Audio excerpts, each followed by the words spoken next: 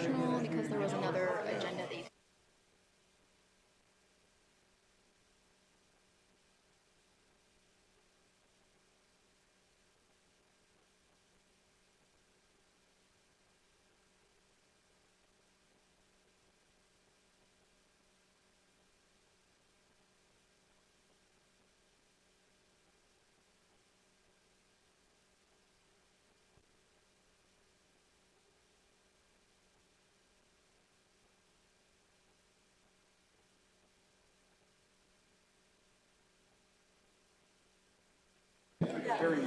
Council members,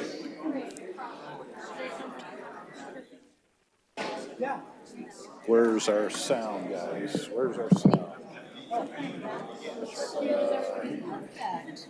sorry I'm so emotional. I'm usually not. Just like super down. It's a lot.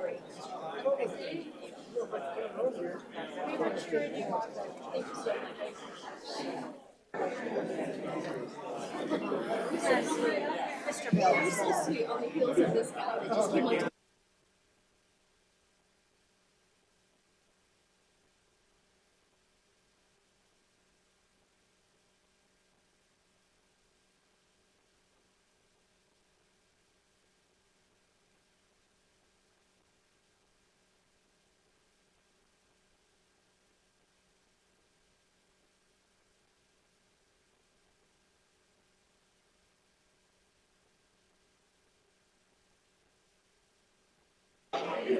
We're going to call the meeting to order.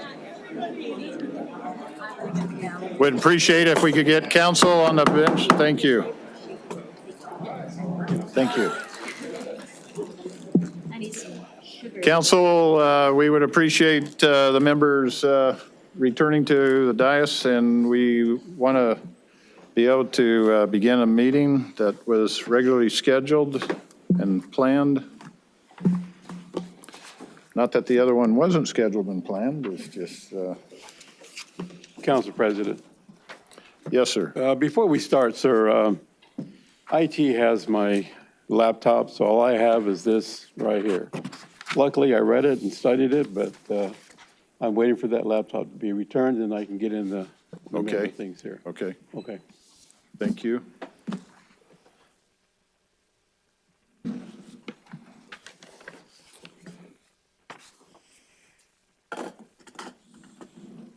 Councilman Griffin, we're missing you.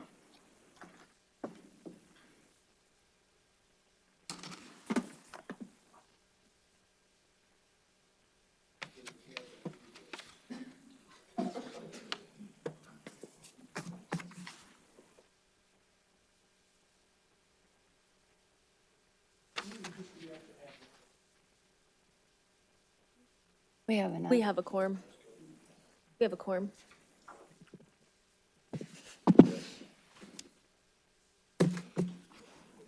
Sorry, I'm still making the transition.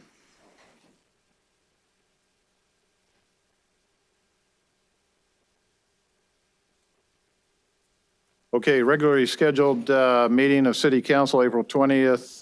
We're going to call the meeting to order. Clerk will call the roll. Yes.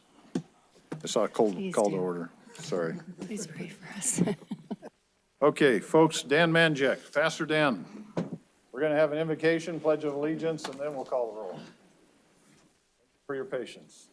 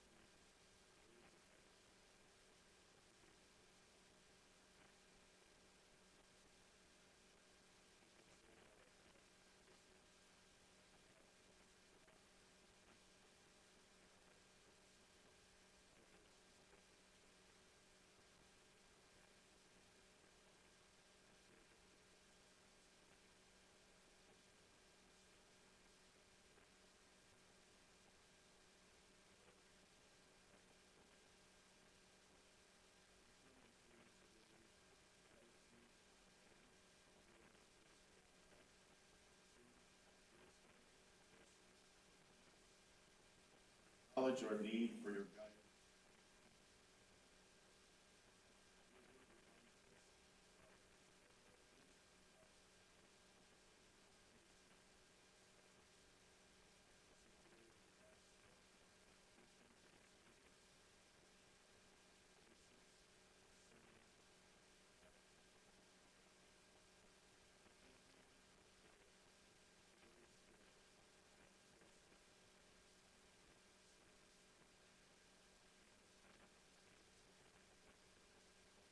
We pray for clarity of mind, unity of spirit, integrity in every discussion and decision.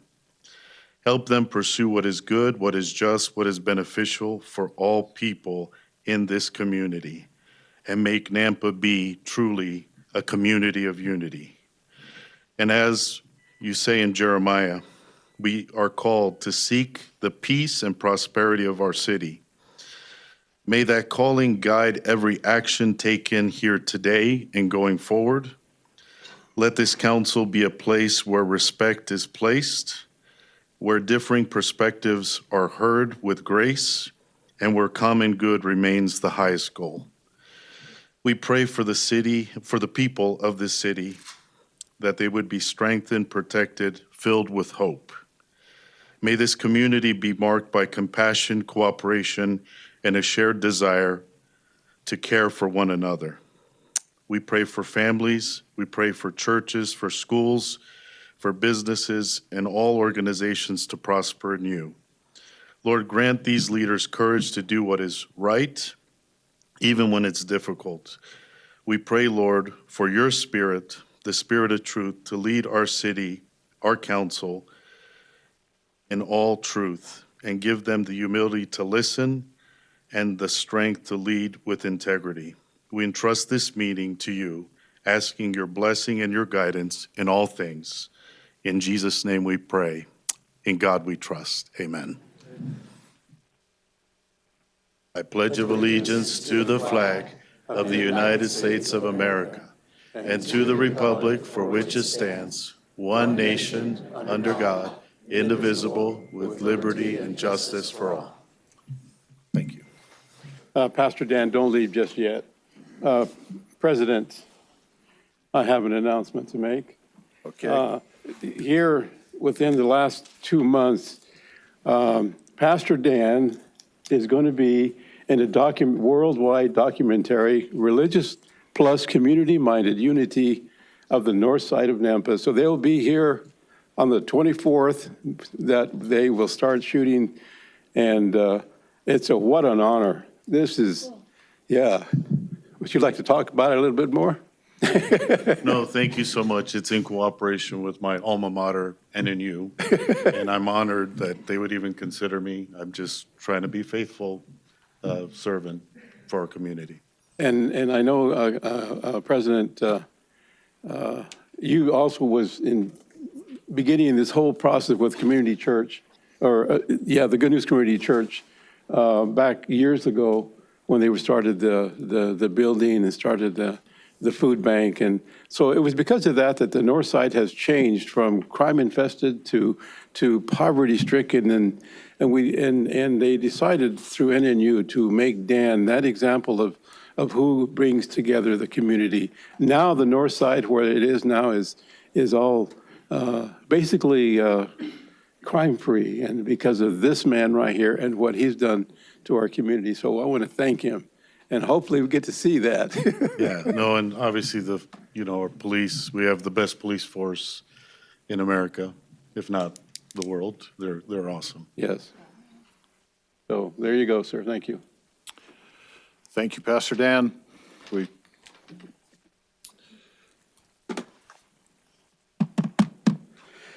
Thank you, Shar. And so, we're going to do roll call. Gog. Present. Chingula. Here. Bills. Here. Reynolds. Here. Rodriguez. Here. Griffin. Here. All present. So, we're going to have a couple of things for clarification here in a moment. Right now, we have two proclamations to cover.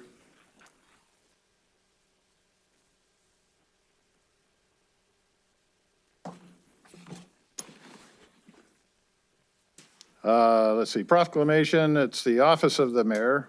And whereas April 2026 marks the 58th anniversary of the passage of Title VIII of the Civil Rights Act of 1968, popularly known as Federal Fair Housing Act, the Idaho Human Rights Commission Act has prohibited discrimination in housing since 1969.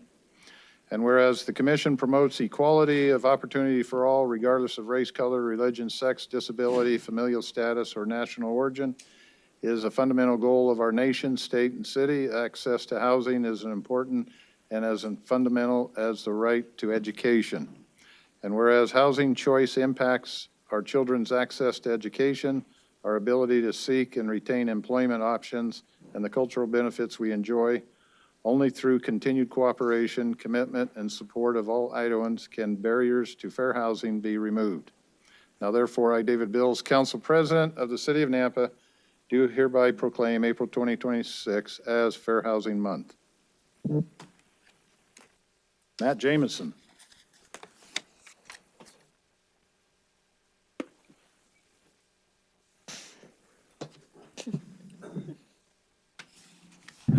Council, Matt Jamison, Community and Economic Development. Thank you for the proclamation. It's an important thing we do each year, not only just to reinforce that that we support fair housing initiatives in the city of Nampa, but also by doing so, what I get oftentimes are of outside entities that are looking to develop housing and direct resources to our community. They actually call me to confirm that we actually have something like that proclamation on file. And so that helps us direct additional resources to our community to help further get housing created. So it's kind of a win-win for us. We support it and it helps possibly build some housing in our community. Matt, thank you. I personally, I grew up being able to watch the movie It's a Wonderful Life. There's a scene there where Jimmy Stewart is able to get some folks into a house, into a new development, instead of living in Potter's rundown neighborhoods, if you recall the movie. And he brought bread that they would never be hungry, that they would have a house to live in. And their goals, something to the effect that their goals would be realized. I think housing is a crucial thing. Matt, Agreed. thank you. Thank you.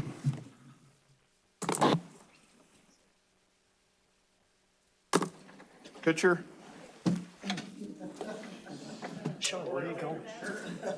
I purposely try to avoid those things, but that didn't work. Don't let you.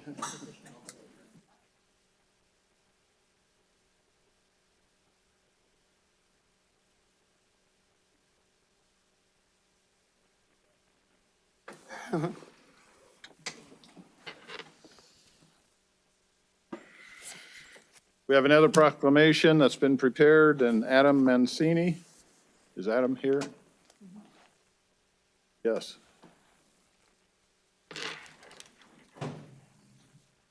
So, whereas in 1872, J. Sterling Morton proposed the Nebraska Board of Agriculture that a special day be set aside for planting of trees.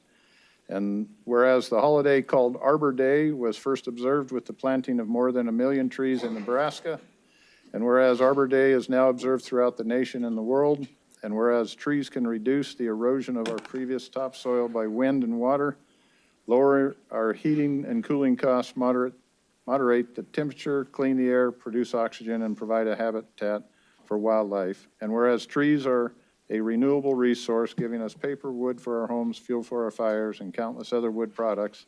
And whereas trees in our city increase property values, enhance the economic vitality of business areas, and beautify our community. And whereas trees, wherever they are planted, are a source of joy and spiritual reward.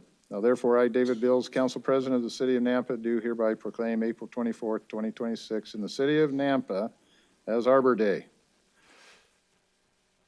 So we appreciate what is done and what comes forward, and we think the City of Trees is beyond just Les Bois, as far as Boise. It's throughout the valley and the state of Idaho. So, Adam, we appreciate what's done and so forth. So we're going to hand that and do another picture.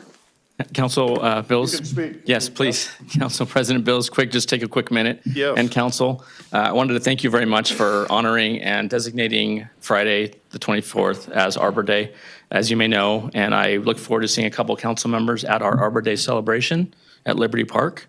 We'll be celebrating it in conjunction with CWI. CWI has the Arbor the Tree City, or the Tree Campus Higher Learning designation, and they'll be celebrating their 4th year. Nampa will be celebrating its 28th year as a Tree City USA. So it'll be my honor to celebrate the 10th year with the city of Nampa on Friday. So thank you very much. Adam, thank you.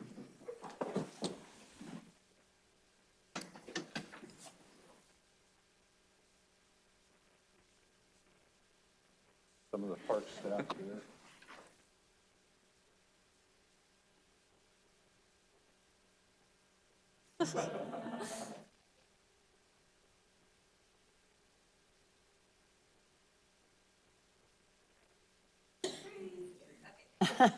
Trees.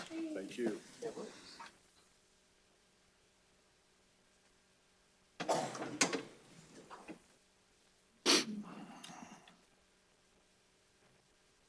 The next on our agenda is the typical, which we've resumed there for a couple of meetings. We had suspended just to get through the length of stuff, is the public forum. Is there anybody signed up for the public forum? Council President, there Yes. is not. Nobody's, so, come forward.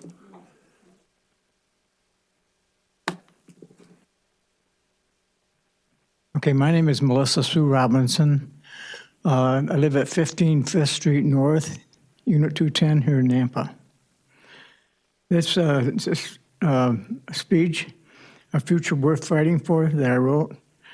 My friends, neighbors, and residents of Nampa, I'm not running. I'm standing here to ask for you for your appointment to serve some other time, because I realize this time is not going to be the time. Because Nampa is at a breaking point, and you feel it. You see it every time you pay your rent or your mortgage and wonder how much higher it'll go. You feel it sitting in traffic that gets worse every single year. You hear it when people say that's just growth. Well, let's be honest with each other. This isn't just growth. It's growth without a plan. It's leadership that reacts instead of leads. And it's families, good, hardworking people being quietly pushed out of the city they built. This is not the Nampa we believe in, and I refuse to accept that as our future. I'm asking for any city appointment I can get in any boards that opens up, because I believe in a different path forward. A Nampa where if you work here, you can afford to live here. A Nampa that builds opportunity, not just apartments, and there's a lot of them, that's for sure. A Nampa that stands on its own, not in the shadow of Boise, but as a strong, independent city with its own identity, its own jobs, and its own future. Because right now, too many decisions are being made without you in mind, and that has to change. If developers profit in Nampa, they should invest in Nampa. If our city grows, our infrastructure should grow with it, not years behind it. And if government stops listening to its people, then it's time for new leadership that will. Now, I'm not talking about you guys, okay? This isn't about politics. This is about fairness. This is about dignity. This is about whether the next generation can build a life right here or whether they will be forced to leave. I'm asking for your appointment somewhere down the road because I will not ignore these challenges. I will confront them. I will bring people together, residents, businesses, and leaders, to create real solutions. I will fight for smart growth, affordable housing, and a stronger local economy. I will make sure every voice in the city matters, because Nampa doesn't belong to politicians, it belongs to you. And the future of the city will not be decided by silence, but it will be decided by the people who stand up and demand better. So today I'm asking for your appointment down the road, your trust and your belief in what Nampa can become. Not a city people are priced out of, but a city people are proud to call home. Thank you. Thank you. While not signed up, is there anybody else who wants to speak on any topic? Not seeing any hands, we'll move on. Is there any proposed amendments to the agenda? Hearing none. Move that we adopt the agenda as prepared. Second.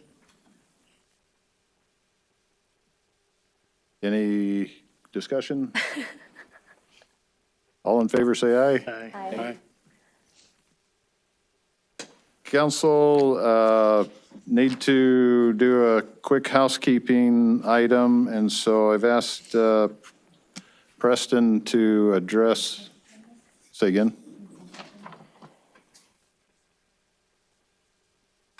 I was going to do the housekeeping item before the consent. Questions come up, and sometimes it's been ambiguity, and so I thought we needed to do the clarity and just a 2-minute reminder of, and clarity, especially when we go into public meetings, has to do with texting. Any texting to a council member during a meeting is inappropriate because it's not a part of the public record unless the phone, yours or ours, is submitted into the public record. And so we want to just do a quick reminder. Thank you. Yeah, thank you, Council President. I'll try to be brief and stay within that 2 minutes. This is just a housekeeping reminder. You recall we adopted bylaws about 2 or so months ago. And to President Bill's point, Section 106 is a reminder that any communications that happen as part of city business, whether it be here at the bench or outside, that's in writing, whether that be electronic or handwritten, would probably be deemed a record, a public record, subject to potential disclosure. And so just exercise caution as we put in our bylaws to ensure that those communications comply with our transparency legal requirements. And when it comes to public hearings, Section 103D, and I know you know these bylaws by heart by now, right? They're near and dear to us.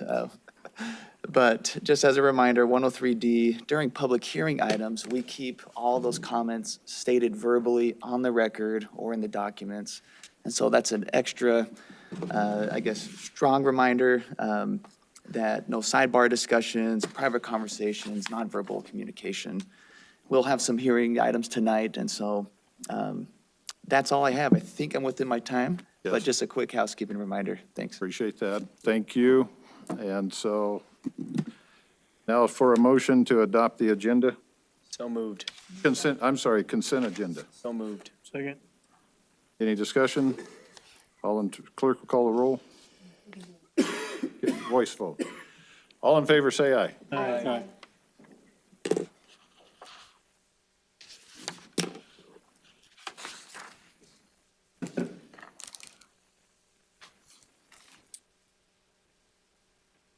Parks and Rec. Update.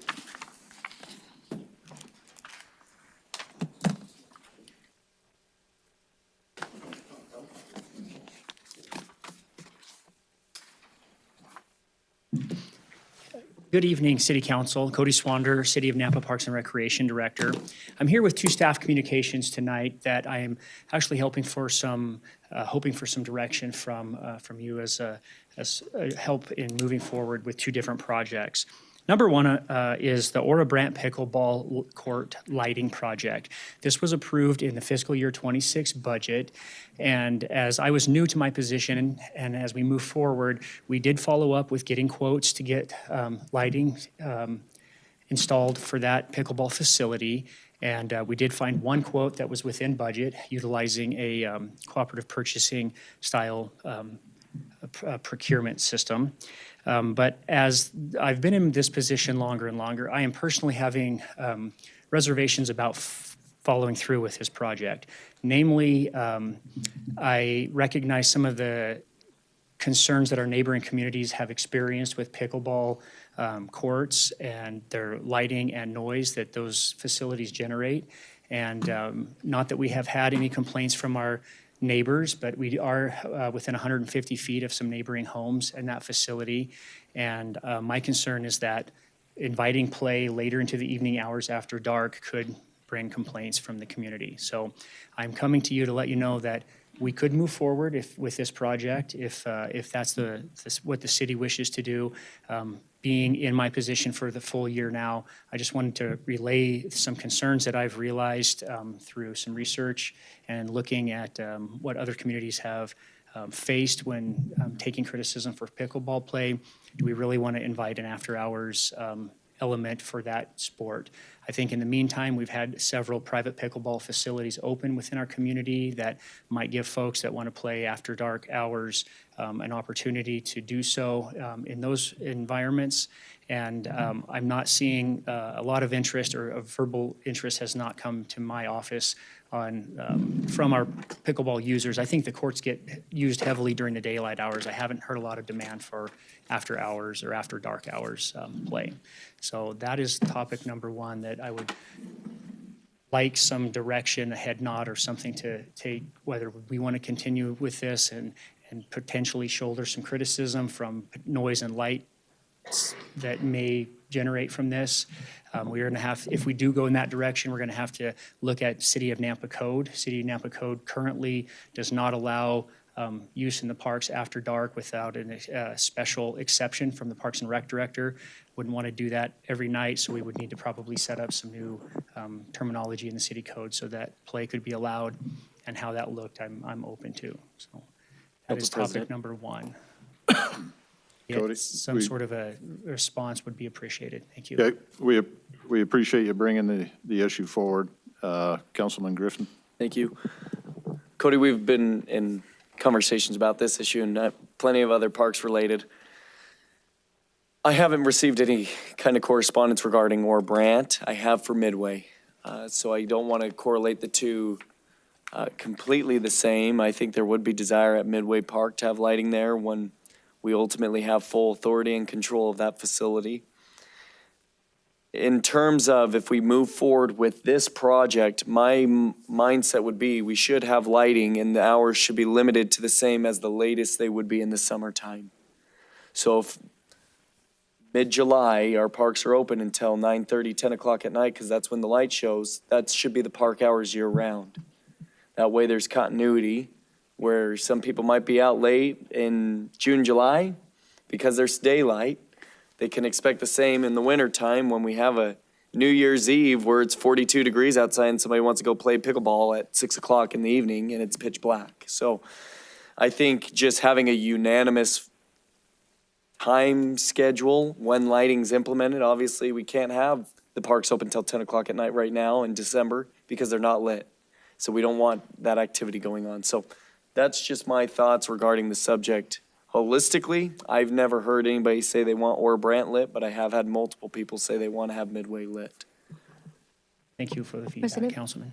Yes, Councilman. This is Dingler. my area, and Councilwoman Skog, I don't know, she might have some input as well, but I have had constituents reach out and want to have lighting in that Aura Brant. So I would be interested in moving forward with it, just making sure that our city codes are adequate as far as the lighting and stuff, and we don't want to put PD in a bad situation or parks. But I'm interested in moving forward. Thank you. Other comments? Council President.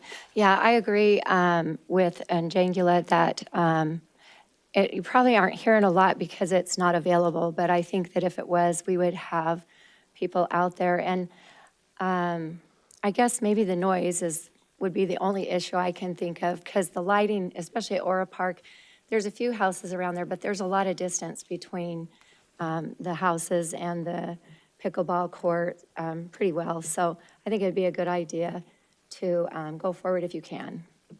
Yeah. President Bills? Yes. Cody, follow up to that. Are those lights, do they turn off when there's no one there, or are they just on all the time? Council President, Councilwoman Jengula, they can be programmed several ways. I imagine we can put a firm final time, like if 10 o'clock PM is the final, that they can hit the button all they want and the lights wouldn't come on. And also if there's not activity, I think there's a time limit. You can run them for 20 minutes or 30 minutes or however long you set the timer, and then they'll automatically shut down. And if you want to fire them back up, you have to hit the button. So if there is no play, the lights would be off. Perfect, thank you. Other comments? Okay. Council President, thank you very much for this feedback. It's very helpful. Appreciate that. We'll plan to continue going forward. I think we keep trying to move forward and be proactive on it, realizing if it's well-received, the community's going to probably want to see some softball fields lit and et Absolutely. cetera. It'll be our first step into lighted facilities, so thank you. Okay, topic number 2 is regarding the Welcome to Nampa signage project that was approved in the fiscal year 26 budget for City of Nampa Parks Department. A couple of members of the City Council are part of our focus group that has been looking at some signage and what we wanted to do. We mocked up the idea of kind of a Hollywood style, but it says the words Nampa on the bluff there at near exit 38 on Interstate 84. We made them in a size that's approximately 8.5 feet tall, and our committee kind of stood back and looked at a mocked up version of that, and it was determined that it just wasn't large enough to make the impact that we would really want to make among the community, especially interstate travelers. And so we went back with requests for quotes on larger size, doubling the size, unfortunately more than doubled the budget and put it outside the scope of the $160,000 budget that was approved. In the middle of my wrangling of what do I do, I received a very nice call from our Director of Transportation from Public Works. Crystal had said that she has been working closely with ITD on the Highway 16 interchange and has some assurances from them that there's going to be locations for public art in that location. So if there's questions regarding that, I'm sure she could speak to it. But one of the directions I thought maybe we could go with this project, we could choose to just kind of let it not happen because I don't want to spend the money on something that's not impactful and serving the need of the whole. The thought behind the project is maybe we wait for a future year when Highway 16 is complete and let the transportation director and her team perhaps address the Welcome to Nampa signage or lighting or whatever that might be at that time. So that is some new come to light information since I put this packet together. But I guess I would stand for any comments or suggestions from council that you may have. Council, any feedback, comments? Start. Councilman Bills? Yes. Myself and Councilman Griffin are on that committee, and so I'm fine tabling it to see what Crystal has to come forward there. I still love the project. I think it's awesome and it's going to look great, but I agree, when we stood back and looked at it, it just didn't have the impact that we were hoping for. So I'm fine tabling it until we have a budget for it. Thank you. Council President Bills. Yes. I'm also fine tabling. I think I'm in agreement that we should do it and we should do it well and we should do it right. The idea, I originally gave the Darren 3.5 years ago, so I'll keep with it. I would encourage you, if we're able to connect maybe with planning and zoning or the development team, is reaching out to some of the big time developers that frequent the city of Nampa and see if they might be willing to kick something over as a generous contribution to the community that they're working very, very well in and continuing on for lots of years. If they'd be interested in supporting something like that, that's where I don't know that we'll necessarily be able to chalk up another $180,000 for this project or however much is allocated now times 2. But if we show the city's willing to do a 50-50 match with some of our public-private partners, I would like to further that conversation. I can give you some contacts, and I'm sure we have contacts available to see this through. I think something that our water tower was a big part of that, and we don't have it anymore. We have the new water holding facility, but it's not the same. So something that lets everybody know when they come for state competitions, coming to spend money in Nampa, coming to stay in Nampa, know that they're in Nampa. So we can continue further on with that discussion. Thank you, Councilman. Else? Councilman President, I had just a question of possibly maybe just for the public also, but the artwork that you were talking about that Crystal had mentioned, is that donated art projects rather than the city paid for projects of art? Council President and Councilwoman Skog, I believe it's just agreements with ITD for artwork to be located Okay. on their right-of-way areas rather than an actual project. Okay, thank you. Cody, thank you. Okay, Council, thank you. This has been very helpful. I appreciate the feedback. Rodney? Thank you, Council President and Council. Rodney Ashby, Planning and Zoning Director, for the record. I have two items today, so I'll report on Planning and Zoning Commission meeting action items, and then I'd like to give you a quick update on the comprehensive plan and get a little bit of feedback, essentially head nods for where we go from here. So the first one is the Planning and Zoning Commission meeting held last week. The first couple of them were not even, they were just on consent, but they were extensions of a final plat and a preliminary plat. Those were for Sunnyvale East, number 1, and Wilson Landing, and both of those were approved for extension, one year extension. And then the two public hearings I'd like to report on is a conditional use permit for Reflections Edge. That's at the corner of Happy Valley and Railroad Street. And they're doing commercial buildings with flex space buildings with the ability, they were requesting the ability to have some outdoor storage of equipment and product. And so that one was approved. And then the next one is an annexation and zoning, planned unit development, and subdivision preliminary plat for Oaks Landing.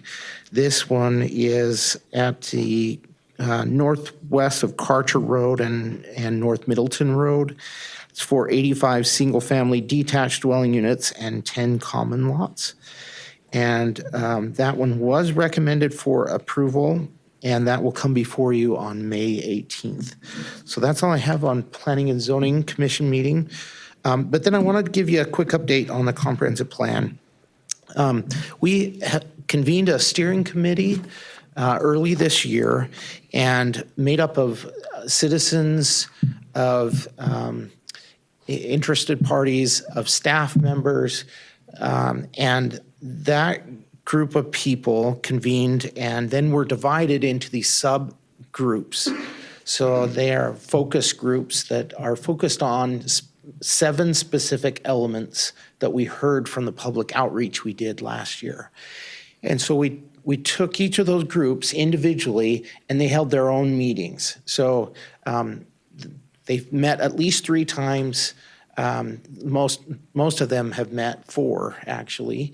And so that's 7 times 3, 21, getting close to 25. I've been told I should never do math in a public setting, but you can see that a lot of work has been done, and this has been a couple of hours for each of those focus groups. And they've really dug into the details. So they requested information, they looked at data, they asked for feedback on or details about the public involvement and the public input that we received.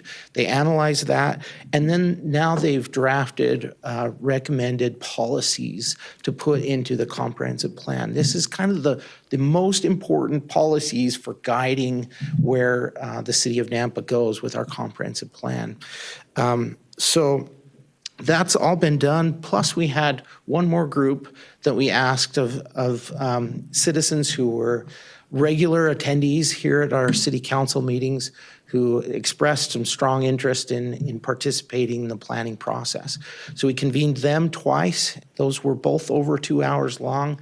And they gave us some input as well, and drafted some policies that we'll have to present back to the steering committee. So essentially, where we're at is we need to come before you and work through these policies and share with you what those policies are, so that you can give a thumbs up to us to continue. I don't want to move along this process without having an assurance that we're going a direction that the city council feels comfortable. So I was looking for workshops over the past, workshop dates over the past month or two, actually. And unfortunately, we have every Thursday scheduled out, every third Thursday scheduled out for months to come. We really need to get this done before mid-June, and I know you've got budget hearings and meetings coming up. So I guess I'm just looking for your direction. Is it okay for us to try to schedule a couple-hour workshop, whether that's early in the morning and we have breakfast, or maybe over lunch, or even at the end of the workday? I just need to get confirmation that this is a good direction to go. I'm seeing some head nods. Is there any specific time that works best? Rodney, so council members, possibly a need to schedule a special meeting, and it might be best to do it on a Monday, but on the off week from our Okay. normal first and Great. third. And I would propose the second as opposed to the fourth. And so if that's doable, don't have a calendar right in front of me at the moment to be able to say, but I think we could work with staff and see what we could put together for possibly the second Monday of June. May or June? June. Or May is back, so I'm trying to. Okay, thank you for that direction. That really helps me. Let's think about that, and then we'll get it confirmed. Thank you. Okay. You have a time on that? Mornings work best for me. It would be trying to do a morning meeting, so similar to our budget workshops of either 7 or 7:30 on a That's Monday. May 12th? Say again? May 12th? No, I think June it's June 8th June 8th. is where we're looking. 6, 8, 7 a.m. Council President, just to confirm, Shar will be sending this out as a notice and calendar invite, correct? Correct. Thank you, Shar. Yep. No, it'll come out as a regular scheduled meeting and Thank you. so forth. Thank you. So we have one more, John Spencer, regarding public work communication. Crystal's up. Tom Points is on deck. Good evening, Mr. President and Council. My name is Crystal Craig, Director of Transportation for the Public Works. I'm actually going to defer my time to Tomas Chavez to bring up and speak to you about our equipment rodeo. Tomas is a general equipment operator, and he volunteered to run our equipment rodeo this year. Excellent.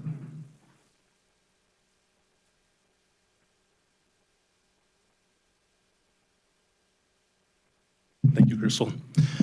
Council President, council members, as you all know, we have hosted a equipment rodeo the last 3 years at the Streets Division. It's been a successful event. It's fun. It's open to all of Public Works. And I would like to formally invite you guys to our 4th annual heavy equipment rodeo. It will be held Thursday, May 7th. This is, excuse me, this is a good opportunity for you guys to come out and watch the guys hone their skills, and also see firsthand some of the training that will be provided to some of our newer operators. I know your presence would mean a lot to the guys as they show off their skills. I know some of you have been present in the past and just know how much fun this event is. As always, we encourage you guys to come out and jump in some of the equipment, drive the course, and just see how challenging it is. Also, at the conclusion of the event, we will be naming our first place winners for the competitions. That would be first place loader, first place skidster, first place snowplow, and first place overall. These individuals will get the opportunity to attend this year's National Snow and Ice Rodeo in Loveland, Colorado.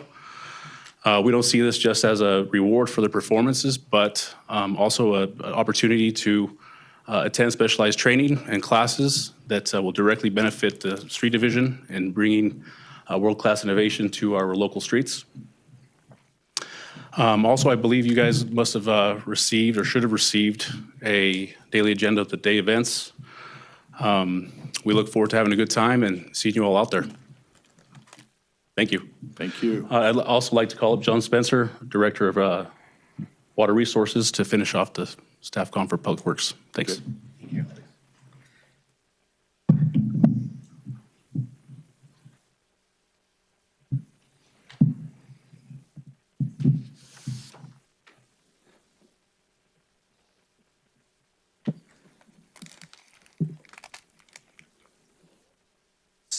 Not sharing.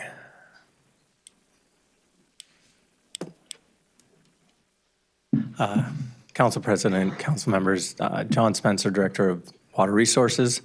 I'm just here to give you a very brief update on the Eustick or Purdom sewer replacement or project, sorry. So this is the deep sewer project that's going on in Eustick near Treeline. Work package 1 began in January. And since that start date, they've gotten about 375 feet. That was the day of this draft of this this communication. They've obviously continued. They're probably closer to 400, 420 feet by now. It is a slow-moving project, but they're gaining steam and working towards getting that pipeline in. Work package 2 should be coming to council on May 4th. That will follow behind work package 1, pave Eustick Road, and then continue on the sewer from the Miller lateral to 11th. Work package 3 will come in later this calendar year.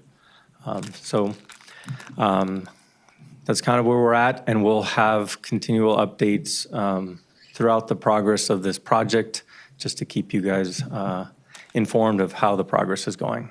So with that, if there's any questions or comments. John, thank you. Any questions for John? Yep, appreciate the update. Thank you. Council, we're past our public hearing notification time, so we're going to suspend new business and move to the public hearings. And as we begin the public hearings, if you plan to testify, are we doing sign-ups? I need a little.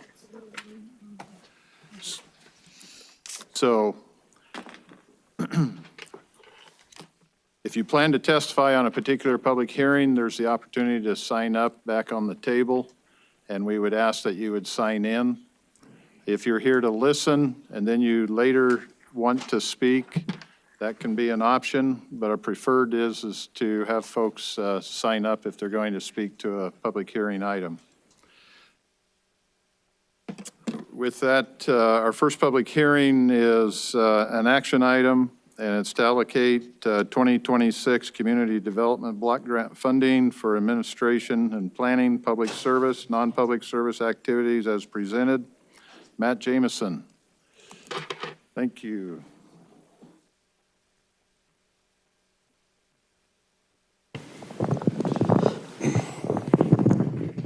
Good evening, Council President Bills and Council. Sorry about that. Can you hear me if it's just down here? Oh, thank you. That's great. Yes, today we're here to talk about our Community Development Block Grant annual allocation process. That will be all the funds currently available to commit to activities. We will ask you to allocate into those funding categories. This will be the 2026 annual action plan. There will be funding today which is our 5th year in our 5-year consolidated planning process, which will all be carried out beginning in the 2027 fiscal year. So this is something that will be upcoming. We'll still need to create and submit a plan to HUD for approval. But today we'll be asking you to fund funds available to commit to activities into 3 categories. First being administration and planning, the second being public services, and the third being non-public service activities. The funding that we have available today to commit, our current allocation that we received in this upcoming fiscal year was $649,360. It's just a slight decrease from last year, but actually a lot better than we've seen in prior years as far as a decrease year over year. So that was good. And then we have $370,240.73 in prior year funds that are available to commit that were from underspent activities, which is good. On a lot of construction that came in under budget, things like that. So we now can move it into the current plan. That brings us to a total of $1,020,240.73.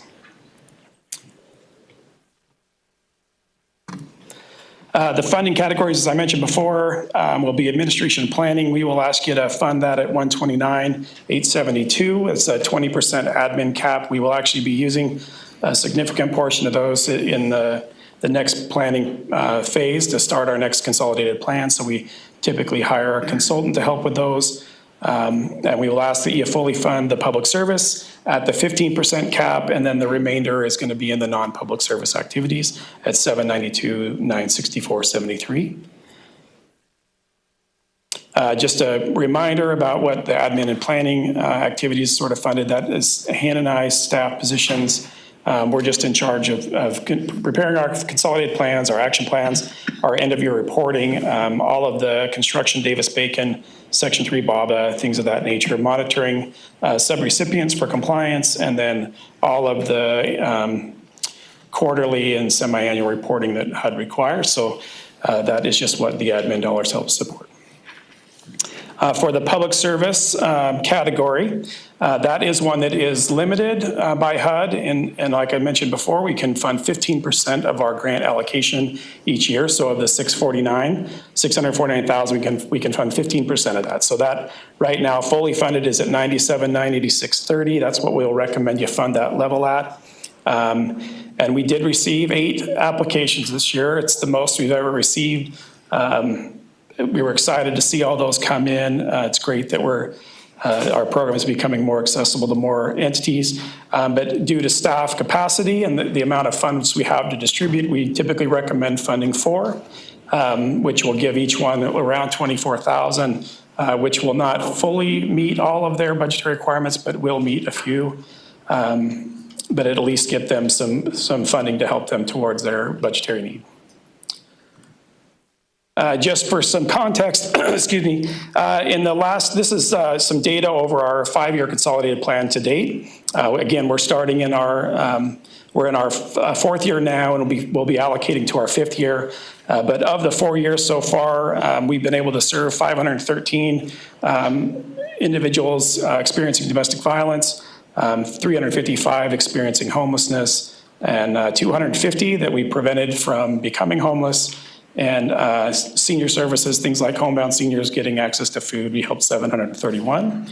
And these are all the categories as we've defined them in our 5-year plan. 2 of the categories we have not yet been able to have any traction in was substance abuse and mental health and youth services. We just haven't had an application come in yet. We have 3 total applications that qualify today that all meet the risk and criteria necessary. So all of those have moved forward today. So we do have 3 candidates that can meet those needs, but they've been previously unmet so far in our plan. This is just a summary of the dollar amounts funded to activities over the last 4 years. I won't spend a lot of time on this. The After Eat, Boys and Girls, and SIRCC would all be new recipients, so they hadn't had any funding prior. That's why those are 0. The others are just ones that we've funded throughout the year. Non-public service activities. So that is the remainder. It's where HUD allows us to spend the most money. This is typically funds that are spent on city projects like infrastructure, facility improvements, things of that nature. We received a total of 4 from city departments, with 3 from Parks and Forestry for a total of 238, 208, 72. I've listed them here on the slide and in your packet in their order of priority. So the Sunset Oaks Park or playground replacement and Lions Park were their first and second priority. Based on the funding available to commit, in order to fund everything else fully, Hunters Park is the only one that was slightly underfunded. So I'm asking today, you'll fund it at the level we've provided. I do anticipate at the end of this program year, we'll have funds that did not get spent. I already know a couple that are coming in under budgeted amounts. So we will make up that difference when we close out these activities. I'll come back and ask you to fully fund Hunters. So we should be able to get all 3 done next fiscal year. Public Works, they had a request for Stanley Creek and Roosevelt Avenue. That one is a ADA ped ramp and a crossing improvement, and that was at 191-102. That one was funded as budgetary as requested. And so that's the only application we had from them, and so we anticipate that one will move forward in fiscal year 27. The housing affordability, today I'm just going to ask you to allocate the $100,000. We typically do that amount every year.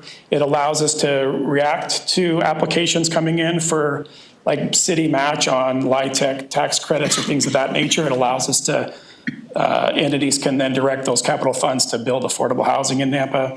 But if we don't have it in our plan, then we have to ask them to wait till the next year or amend the plan. So this just gives us the ability to move if somebody applies. We did have an applicant for this current application round that wants to do some down payment assistance. It was LEAP Housing, and they have some homes, and I think it's a good potential to carry out that type of activity, but I want to come back to you in May with a regular action item. So today I'll just ask you to fund $100,000 here, and then I want to see if council would be willing to take the funds we have set aside this year that are available to spend now instead of next year's, and we will move on the money we have today with their application rather than wait.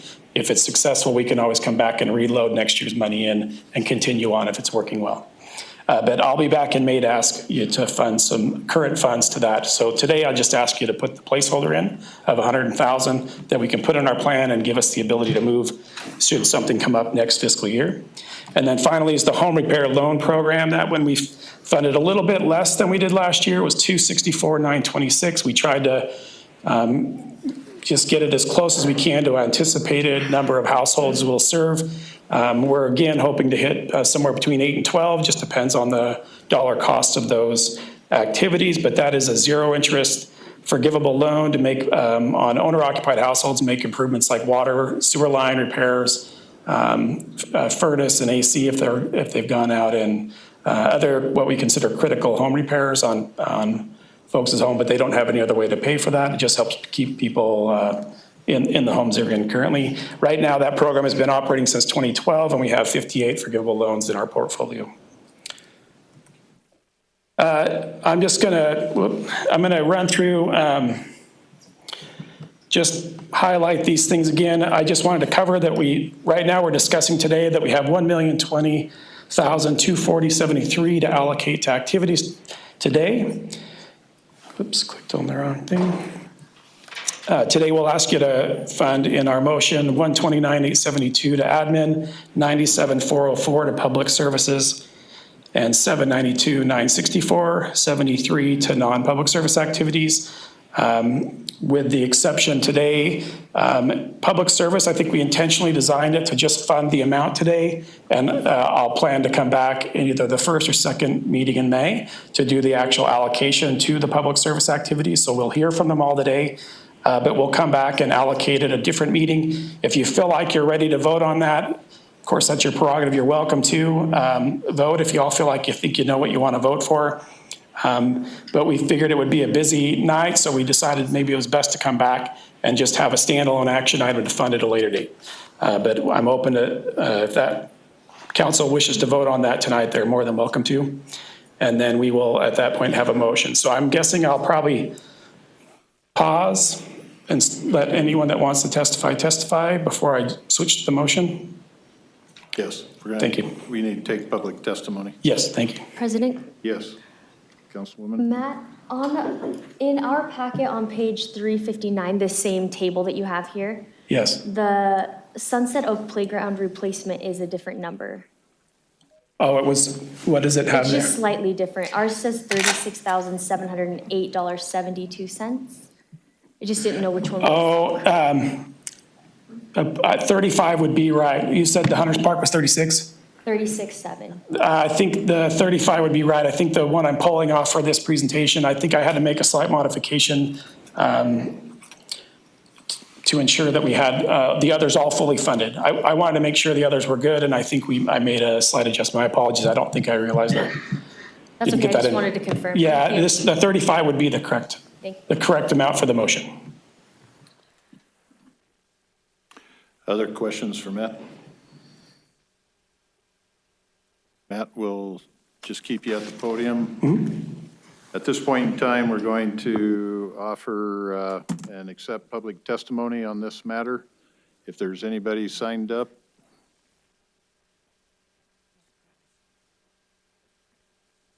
Excellent. Paul, thank you. Council President, we do have 2 people that have signed up in advance. Our first speaker is Marie Haverfield.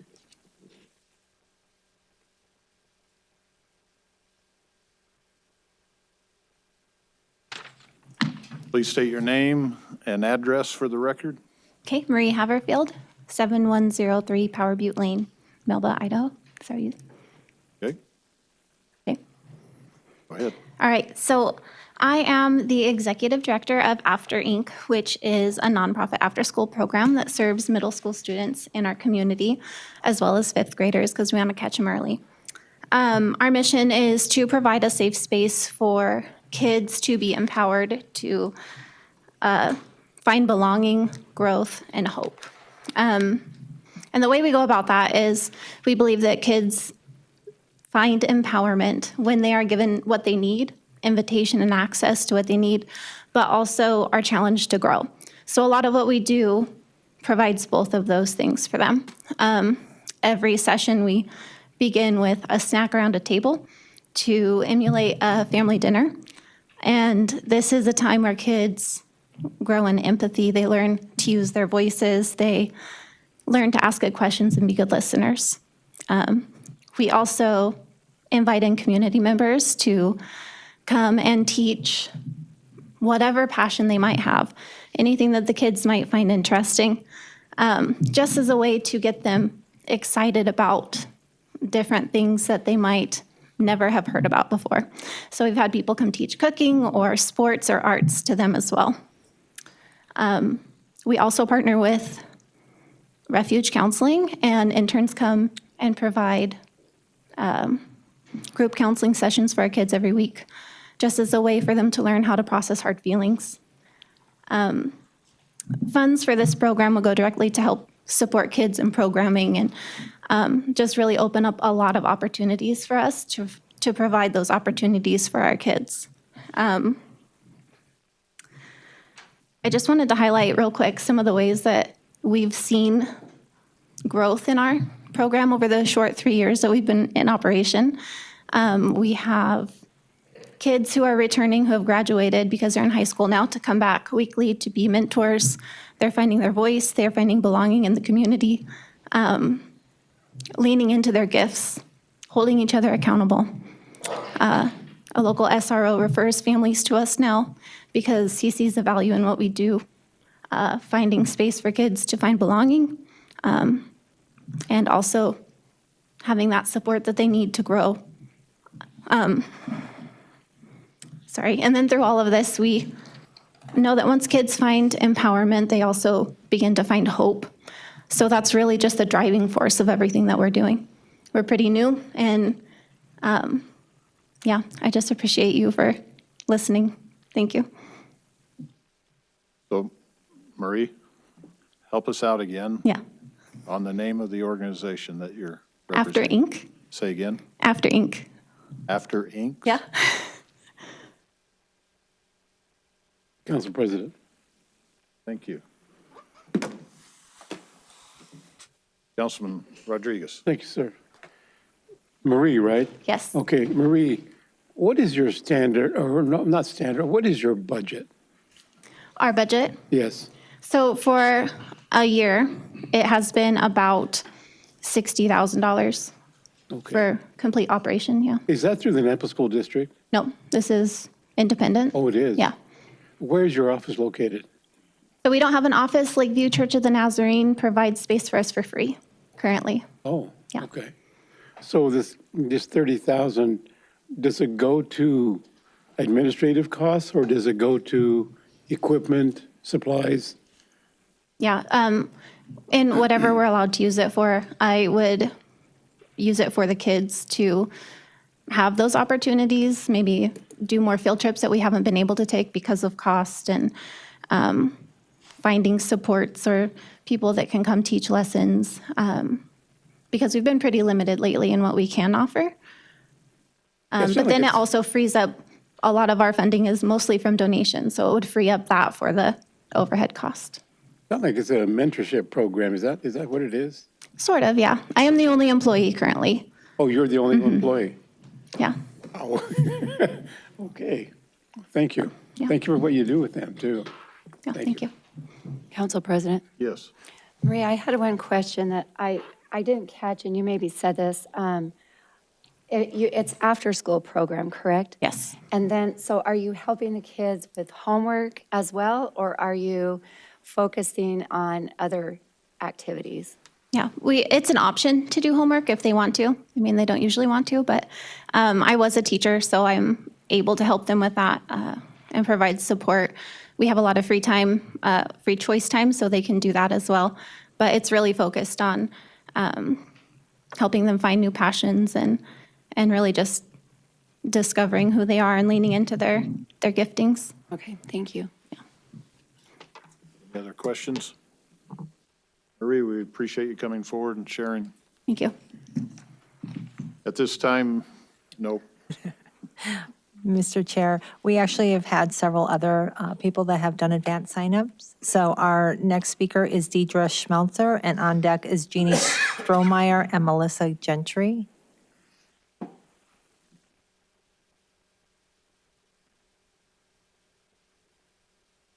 And if you will, state your name and address for the record.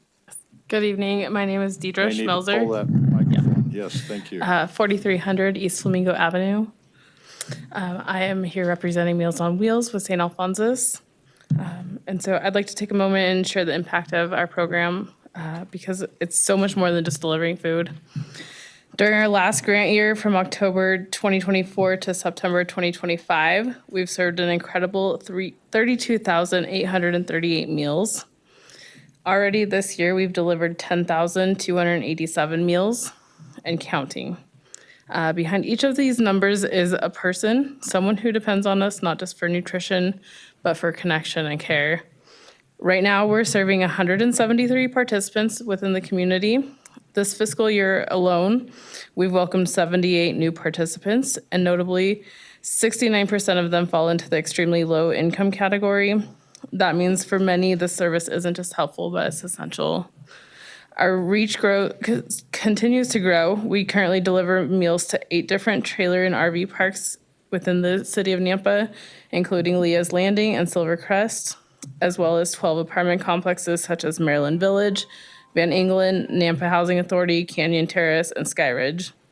These aren't just delivery stops, they're communities where we build relationships and provide consistency. What makes our program especially unique is that we are the only hospital in this region offering a Meals on Wheels program. Even more, we prepare and package every meal on site. While many programs rely on outside vendors, we take pride in ensuring freshness and care in every single meal we send out. And none of this would be possible without our volunteers. We do have some of those today. If you guys would like to stand and support, they're there day in and day out to help support our program. Which we appreciate the hands-on. And so we operate this program almost entirely volunteer run with just myself and a cook who are paid employees. Their dedication is the heart of everything that we do. Because at the end of the day, we're not just delivering meals, we're delivering wellness, checks, offering companionship and supporting proper nutrition, and simply providing a friendly face and sometimes a moment of connection that might be the highlight of somebody's day. Thank you. Council Questions? President, you're getting tired of me tonight. I don't know why I'm talking so much, but I love this program. I delivered meals for over 9 years for Meals on Wheels a few years ago. And I do agree that it's great that you're taking a meal, but I've helped several people up off the floor that have fallen and couldn't get up on their own, and helped them just with simple things, you know, how I can't get, this is stuck in my door and I can't get my door closed. And so it's so essential that we're reaching out and touching these needy elderly, usually elderly people that otherwise would never get a visitor. Yeah. So thank you. President? Yes. Thank you, Debbie, because I feel the same way. And I'm going to tell you right now, folks, 24,000 isn't enough. And I'm going to be splitting that up with others so you can have more, because our seniors are difficult times right now. Thank you for what you do. Council President? Yes. Councilwoman Skog is talking and I'm crying, so welcome to the women of the council. So can you repeat that amount of meals that you said that you guys did last year? The 32,000 number? Yes, 32,838. 838? Yes. Thank you so much. Any other comments from council? No tears? Well, well. President, I do appreciate this program. Fight hard for this because it might.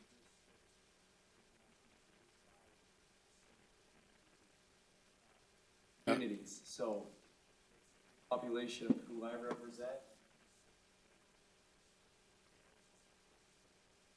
Very much.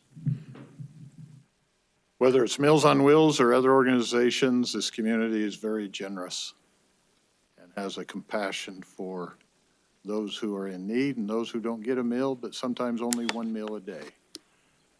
And we're appreciative to you who are participating in helping that need. So, Indeed. Thank you very much. Mr. Chair, our next speaker is Jeannie Strohmeyer, and on deck is Melissa Gentry and Allison Struck. welcome, Jeannie. Thank you. You want my address? Jeannie Strohmeyer. My address is 2109 Rock Creek Drive in Nampa, Idaho.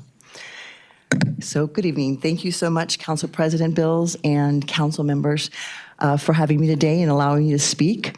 I'm here to request funding for our housing specialist position at the Nampa Family Justice Center. Let me share a brief story that highlights the impact of our housing specialist. Her name is Crystal.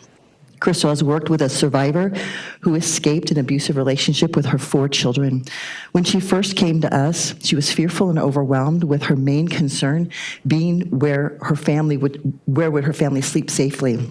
Crystal guided her through the process of entering a shelter, even navigating the challenge of finding a place for her older sons. Over time, and with Crystal's support, this survivor, sorry, my glasses are, I need to get closer to me. This survivor secured a RV and a safe parking spot. Despite health setbacks, she focused on building a better life for her children. Today, she's in her 2nd year of college and is actively working with a realtor to buy her first home. Recently, she returned to the center, not in crisis, but to express her gratitude to Crystal for her unwavering support. This is the power of our housing specialist. She is an expert in safe and sustainable housing, working directly with victims to secure emergency shelter and develop step-by-step housing plans. She builds relationship with property managers, shelters, and housing programs to advocate for victims facing barriers like past evictions or financial struggles. As a bilingual specialist, she ensures that language is not a barrier to safety. We are not just serving victims at the Family Justice Center. We are protecting the next generation. Violence does not end on its own. Without intervention, trauma is passed from one generation to the next, creating tomorrow's victims, perpetrators, and burdens on our community. The Nampa Family Justice Center breaks that chain. We break cycles, protect families, and put our next generation on a trajectory of giving back and thriving in our community, making Nampa a safer and healthier place to live. The need for this work is urgent. In Idaho, domestic violence is the leading cause of homelessness. Survivors often leave their homes suddenly without financial resources, facing a challenging housing market. Last year, Crystal assisted nearly 300 victims and their families. The Nampa Family Justice Center relies on grant funding to provide this service at no cost to victims. Safe housing is essential for rebuilding lives free from violence. By funding this position, and this is a portion of the position, a third of the position, by funding this position, you're helping survivors move from crisis to stability, from fear to safety, and toward a hopeful future. Thank you for your time and consideration. Council President. Jeannie, thank you. Yes, Councilman. Yes, I have, do you work with Catch of Canyon County and the other one, Jesse's Tree? We do. We often call them, we work together, yes. Okay, so isn't this kind of redundant? Right. Well, so what happens is people come into our center when they're fleeing domestic violence, and then we have to help them give applications and make the referrals and all that. So without having that person, it's a real challenge to mine through that, because some people will go to Catch, some people we're going to put in an emergency shelter, some people we're going to connect right into a domestic violence shelter, so there's all these different avenues of where people can go, and so we are helping them mine through that. Okay, thank you. Yes. Any other questions? Jeannie, we always appreciate you sharing. Thank you. Appreciate you guys. Thank you. Mr. Chair, our next speaker is Melissa Gentry, and on deck is Allison Struck and Evan Stewart. Good evening, City Council. My name is Melissa Gentry. I'm the CEO of the Boys and Girls Clubs of Canyon County. Address is 6211 Sunrise Avenue. The Boys and Girls Club is primarily a after-school program, but I say that really lightly. We have a before-school program, an after-school program, and now with the Nampa School District going to a 4-day school week, we have an all-day Friday program as well. We're open 7 a.m. till 6:30 p.m.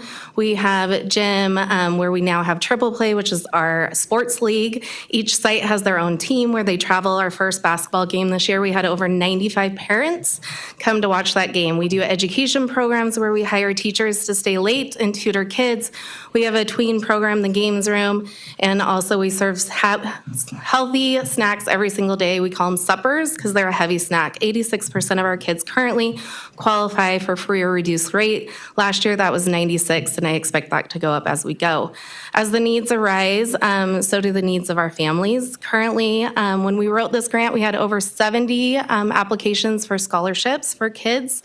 Currently, as when I left the club today, we have 101 scholarships for kids representing 47 families.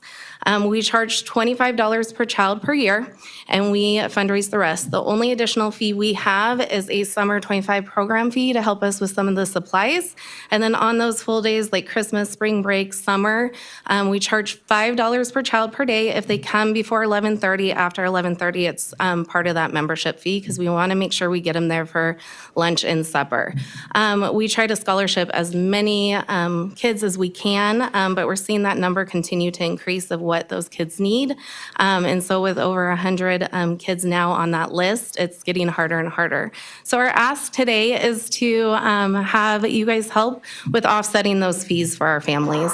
If they came every single day, it's just over $500 a year for a kid to come. If they came every morning before school, every full day, it's just getting harder for the club to continue to fundraise as the need continues to rise. Our parents bring in less than 3% of our annual budget every year. So every penny counts, especially right now. And as we expand into Centennial and that full Fridays, if we did not expand on Fridays and kept our normal operations at our one location, it would have cost the club an extra $200,000 a year in food and staff alone. And now we've expanded into Centennial as well. We just also started a new robotics club we're super excited about and proud to announce our Youth of the Year just was named the State Youth of the Year, and we'll be going to regionals in a couple of months and couldn't do it without the community support. So thank you. Thank you. Council, any questions? I just have a comment. So how did the girls do in Florida with their speech? So Florida, so our plan is to send 8 youth from our Key Club, which is our leadership program, and 4 staff to Florida. It's in July, so they're currently working hard. We just partnered with the Nampa Housing Society because as part of that, they have to each group, so Centennial and Help Install, have to get 400 community hours. So we just did a cleanup at the Nampa Housing, and they just last week hit their 400 hours each club, so over 800 hours, service hours, and they're hoping to go the end of July. So they're still fundraising hard. So you'll see them out with bake sales and car washes and all the things. So How much, no, these get 14,000, right? so each site is about 14,000. It's $2,500 per kid and staff to go. So they're trying to take 8 of our, so it's our president, vice president, treasurer, and secretary of those leadership groups to go. And they're working super hard. So Thank you for all Yes, you do. thank And by you. the way, 30,000 ain't enough. yes. Other comments, questions? Thank you very much. Thank you. Mr. Chair, our next speaker is Allison Struck, and on deck is Evan Stewart and Margie Potter. Good evening, Council, President, and Council. My name is Captain Allison Struck. My address is 18401 Hush Creek Way, Nampa. I am representing tonight the Salvation Army of Nampa, specifically our emergency cold weather family shelter. We, for a variety of reasons, with the changing landscape in our nation, the Salvation Army this year will not receive any government funding for any of our programs. We've had to make some decisions around government funding and who it allows us to serve, and the Salvation Army has had to take a step back from government funding. So this funding would be the only government funding that the Salvation Army receives of any kind in the next fiscal year to fund our emergency programs. It doesn't matter if it's 80 degrees outside or 40 degrees outside or -5 degrees outside. Families should not sleep in cars. Families should not sleep in RVs with no power. Children should not be deciding if they should go to work or go to school. And that's what happens when families are homeless. And some shelters do excellent work, but it requires the family to be split. The Salvation Army shelter allows families to stay together and work on case management together, work on employment together. One of the stories that I'm the most excited about, and I share this story with permission, is David and Courtney. Last year in February, it was snowing outside, and they came into our church service, and they'd been sleeping in their car with their 2-year-old son, and she was pregnant. We were able to immediately get them into our family shelter, and then through the rest of the programming, they got into an apartment. And this month, they are the first in their family in 3 generations to not receive any kind of government assistance at all. We're very, very excited for them. And those are the kinds of stories of transformation and hope that people find. The funding that this particular grant allows is about 30 days of the 6 months that we hope to have the shelter open. It costs us around $250,000 to keep it open for 6 months. We would love to have the rest of that money to keep it open year-round so that we can continue to keep families together to work on holistic and full family rehabilitation when it's needed, and simply sometimes just coming alongside of a family and saying, you're not alone, and we want to help you. Our shelter can hold up to 14 families at a time. They receive all of their meals, a safe place to stay, and case management for the duration of the time that they're in our program. We appreciate the time and the consideration tonight. Thank you. Questions? Mr. Chair, our next speaker is Evan Stewart, and on deck is Margie Potter. Council President, council members, my name is Evan Stewart. I'm the Executive Director of Jesse Tree. We have an office located at 1007 South Elder Street. Jesse Tree is an eviction and homelessness prevention organization, meaning that we help keep our neighbors housed. And we primarily serve low-income renters going through the eviction process. And we offer supportive services, which includes budgeting, financial literacy, housing stability planning. We provide direct services for community resources and temporary financial assistance. I mean, what we're seeing in the community is that families are really just one financial emergency way from losing their housing. That's a parent who just lost their child care. That's an elder who lost, some of their income. That is also a person whose vehicle broke down.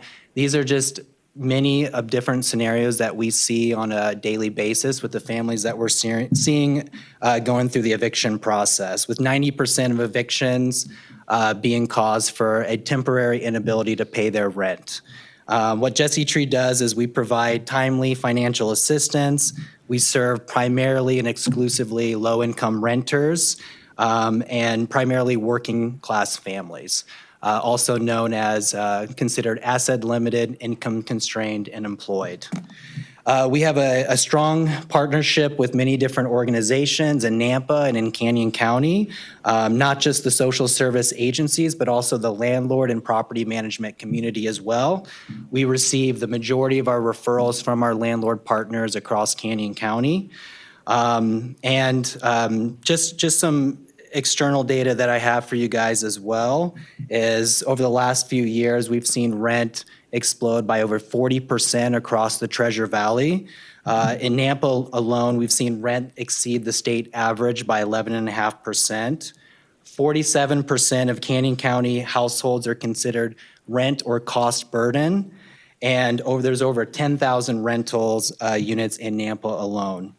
And just from data that Jesse Tree has also collected internally, there were over 655 evictions filed in Canyon County. That's the highest year on record because we're seeing the need increase exponentially across the Treasure Valley and also in Nampa and Canyon County as well.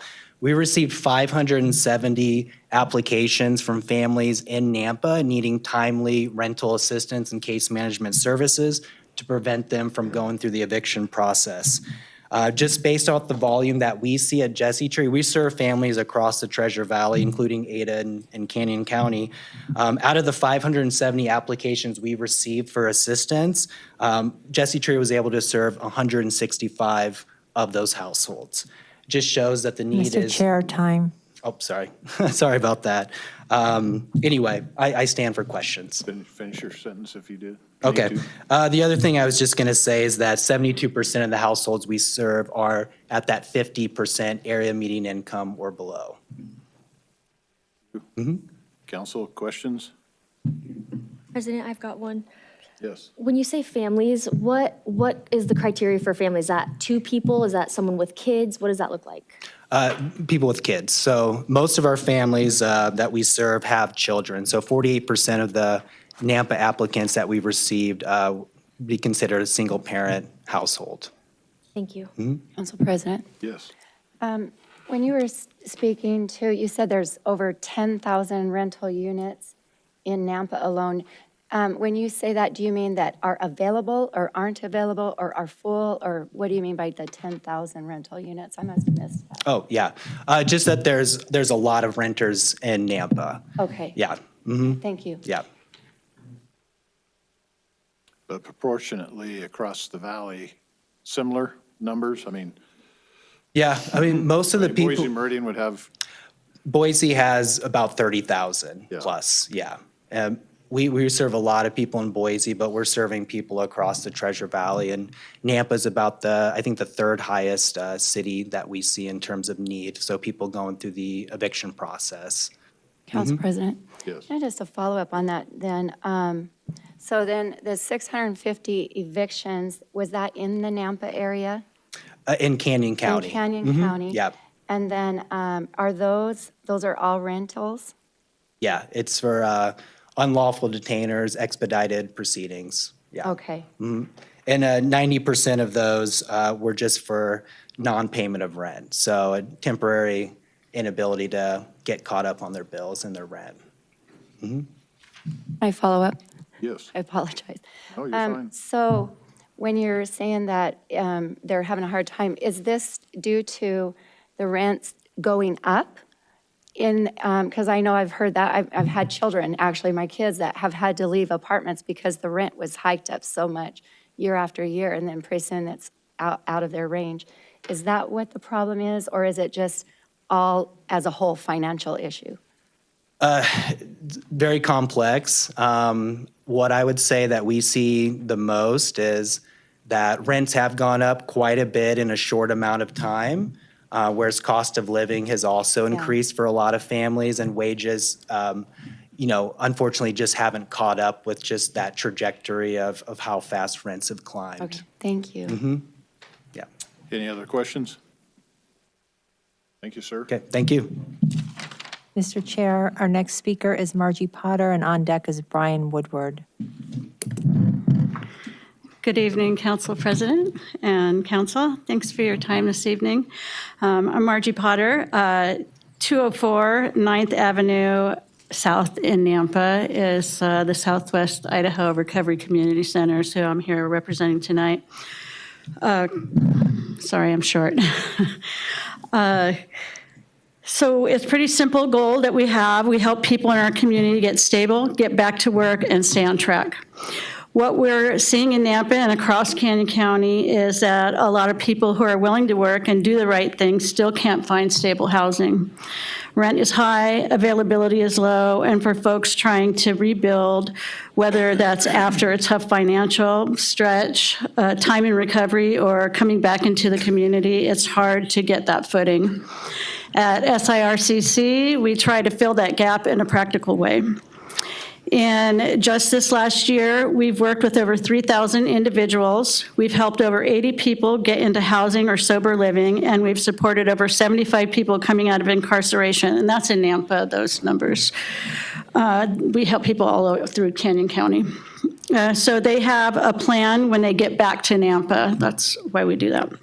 We also provide basic supports like food, transportation, phone access, budgeting, parenting classes, family support, acquiring documents, et cetera, other things, because sometimes those are the small things that keep someone moving forward instead of slipping backward.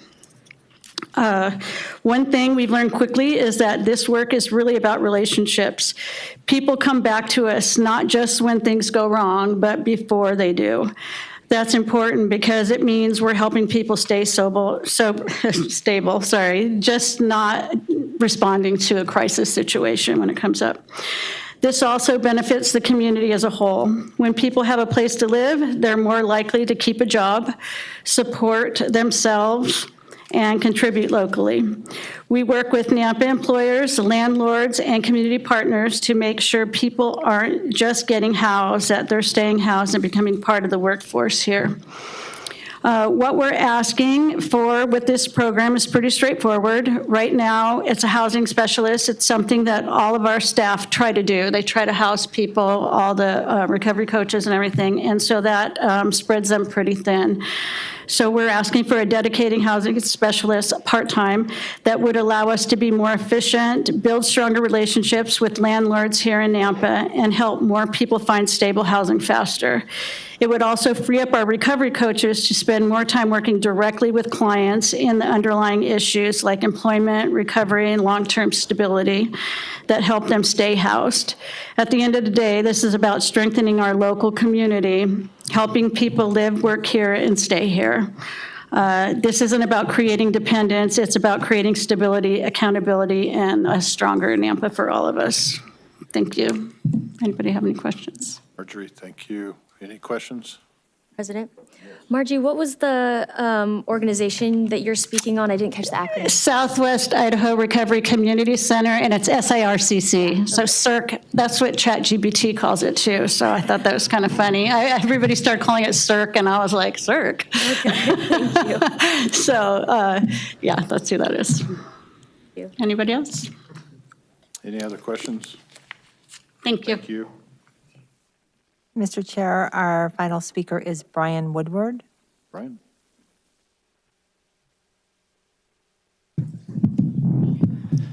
Good evening, Council President and Council members. I'm Brian Woodward. I live at 2314 North Bruins Avenue in Boise, Idaho 83704. I am here on behalf of Leap Housing as its COO. We are an Idaho-based 501c3 nonprofit, and we develop and preserve affordable community housing. We primarily complete our mission by building multifamily apartments for low to moderate income households, but we are unique among our peers because we also create affordable home ownership opportunities. And these are all for income-limited households. To that end, LEAP is requesting that the city allocate funds to support homebuyer education and down payment assistance to create affordable home ownership for 18 households, which would be about 50 Nampa citizens throughout Nampa in 2 communities, specifically at Trinity New Hope, located near Trinity Lutheran Church, and 2 brand new housing opportunities at First United Presbyterian Church off of Lake Lowell.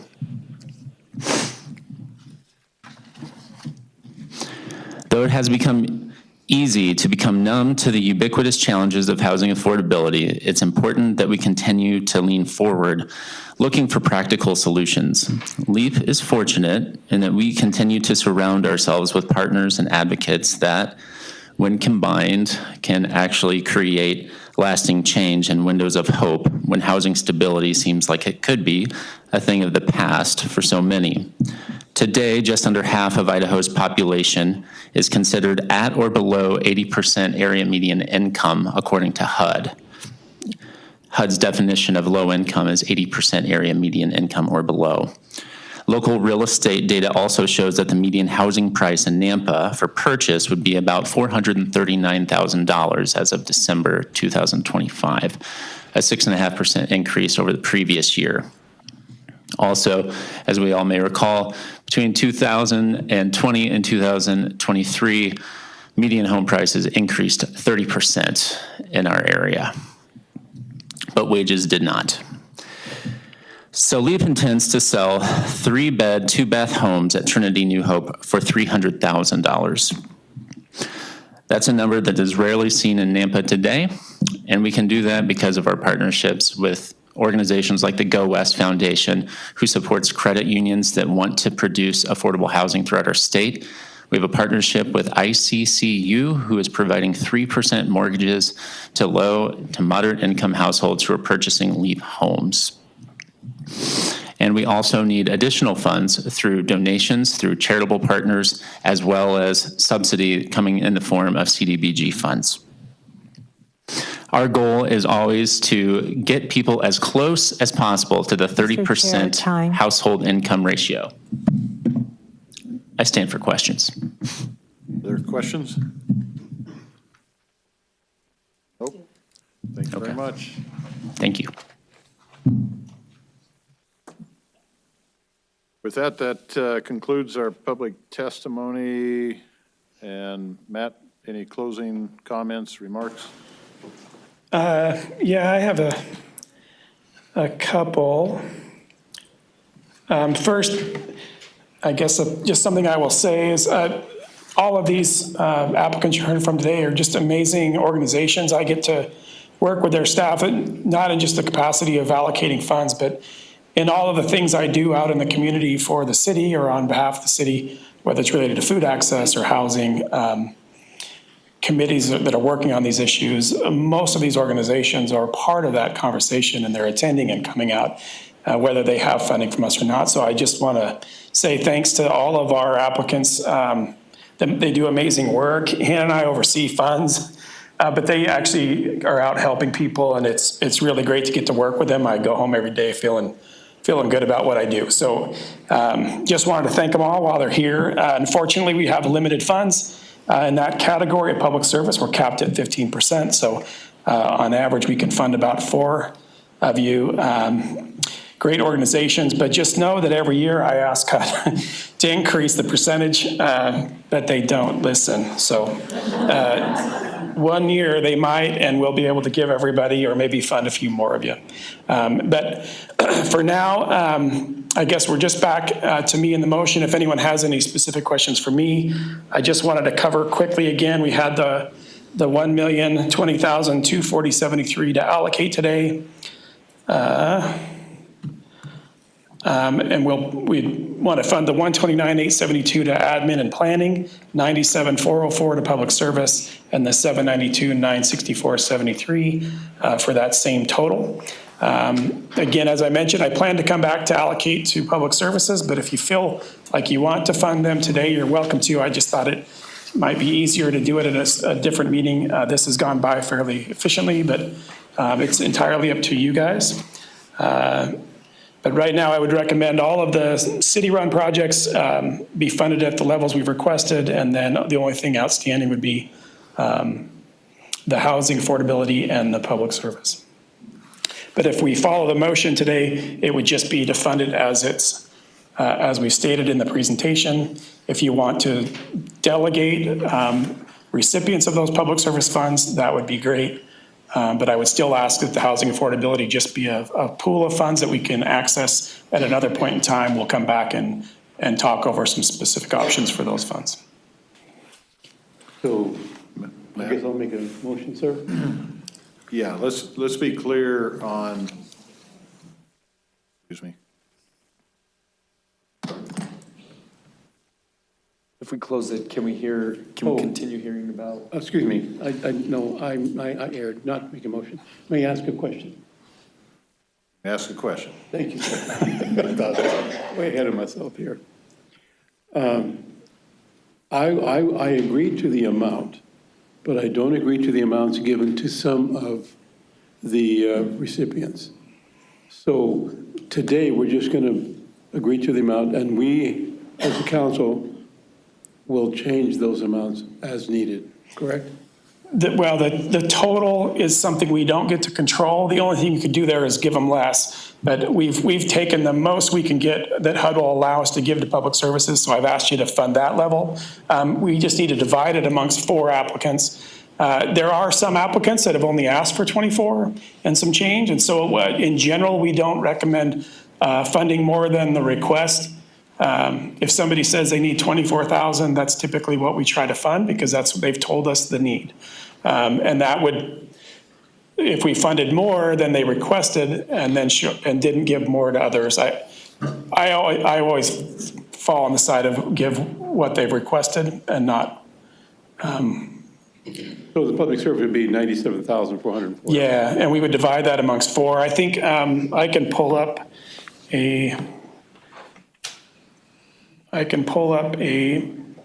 another spreadsheet that just might make it easier to visualize this. Council President, while he's pulling that up.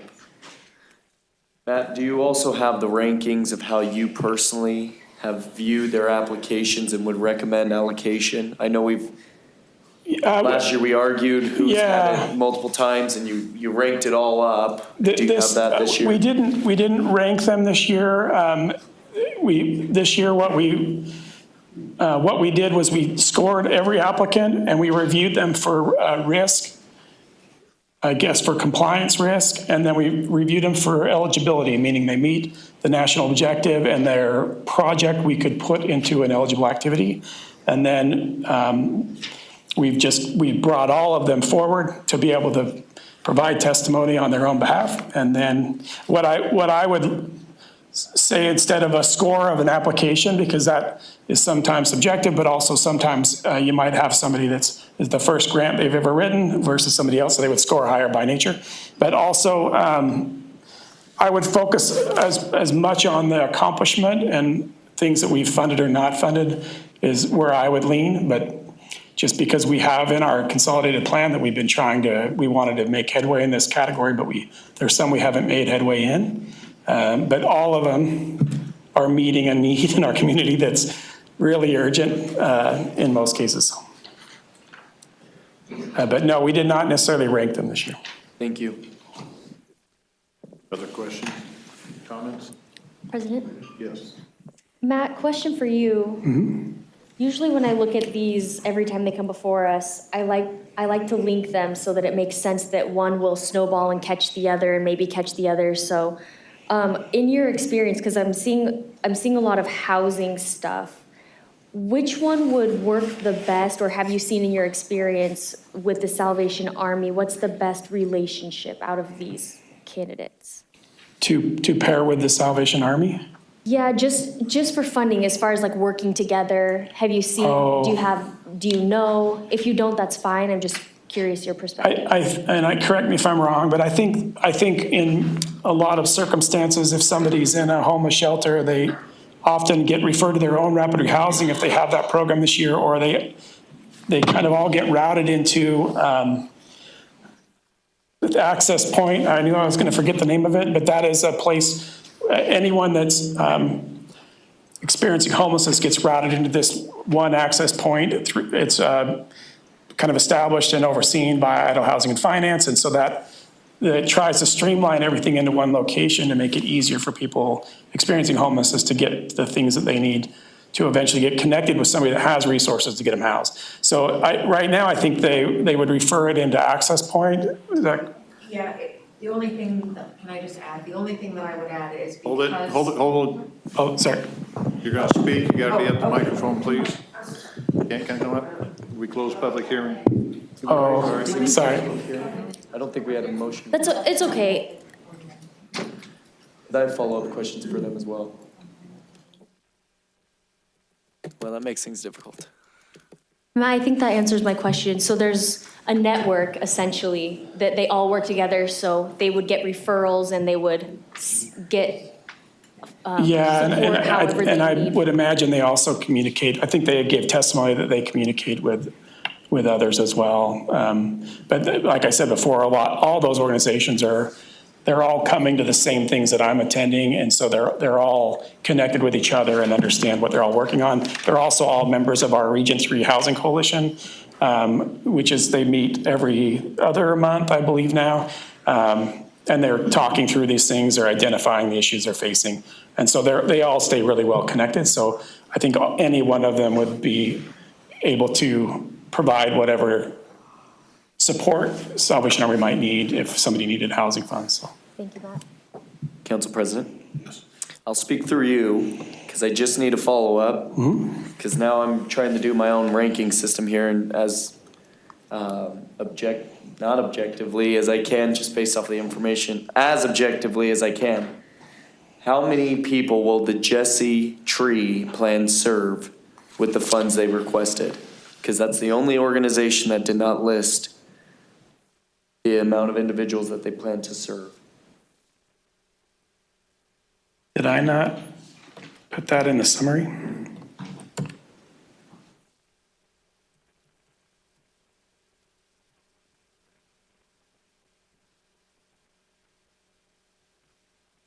Apologies. While you're pulling that up, you can look for that. I just have explanation to council where I'm going, the direction I'm going. I pulled every application and showed them the impact that they'll have. In the ranking order, Nampa Family Justice Center, 260. Meals on Wheels, 250. Catch, 75. Boys and Girls Club, 70. Cirque, 60.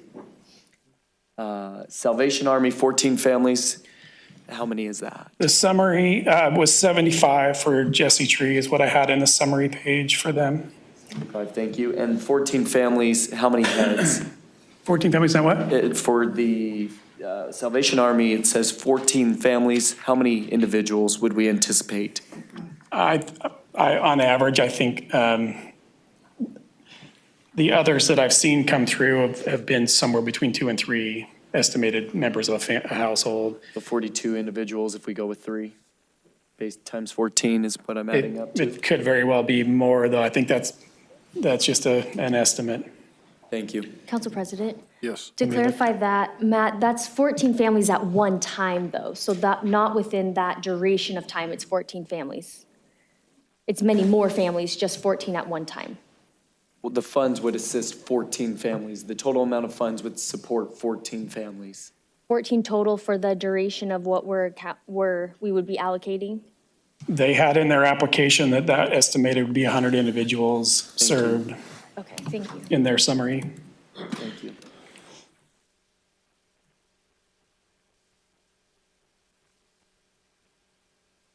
I have a motion to close public hearing. So moved. Second. All in favor? Aye. Any further council discussion? What's, Council President, I have a question for staff. okay? Matt, doesn't look like for the last 4 years we've funded Boys and Girls Club at all. Can you remind me about that? I'm sure you probably told us last year, but I don't remember. In the past, we allocated some funds to them, and in the course of sort of working through what we might write up as an agreement, it was for some facility improvements. But when we consulted our HUD rep, they advised us that they were going to have to change their program significantly enough that in the end, we both just elected to not cause that change at the time. And at this point, I think they've looked at modifying slightly the way they intake some of their clients, which would allow them to do the income piece that we need them to do to stay compliant with the grant, and then offer those scholarships, which will help, I guess, with their overall budgetary need. But it allows them to scholarship families that want to participate, have to provide some additional information. So they've modified their sort of operating procedures. And at that point, would become eligible for us to provide public service support and feel confident they'll meet that requirement. So they've just modified their process a little bit to receive these funds now because of the need, I suspect. Thank you, I appreciate that.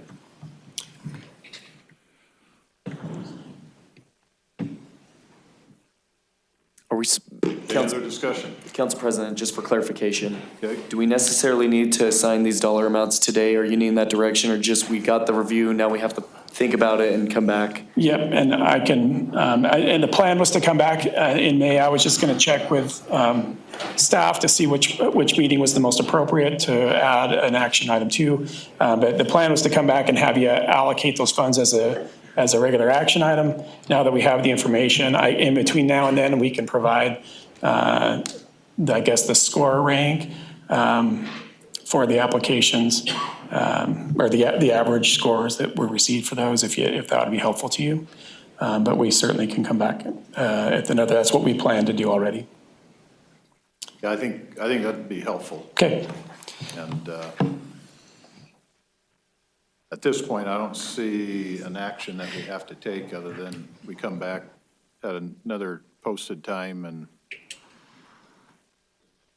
have a chance to study the breakout with the information that we've received tonight. Is that workable? I would just ask, if it's possible, what I would ask is that we make the motion as presented, which is just funding public service as a total dollar amount, but funds all the staff activities and the 100,000 to housing affordability, would fund all the money, at which point we can begin working on our action plan, but we will come back and specifically fund the total amount given to public service to 4 recipients, or 3 if you choose, to 4 recipients most likely, and then we will just include that additional information into the plan when it's completed. But unless that poses an issue for process. Council President? Yes. Just a clarification and then a motion. These funds are not general gov, they're grant dollars, correct? These are all community development block grant dollars, a combination of what we've received currently plus prior years that have been unspent. Council President, I move that we approve the budget as described with the option of coming back at a future date to allocate the public service dollars specifically, whether that be for 3 or 4 programs. I'll second that. We have a motion and a second. Is there discussion? Clerk will call the roll. Gog. Yes. Jingula. Yes. Bills. Yes. Reynolds. Yes. Rodriguez. Yes. Griffin. Yes. All in favor, motion carries. Thank you, council. I'll see you in May.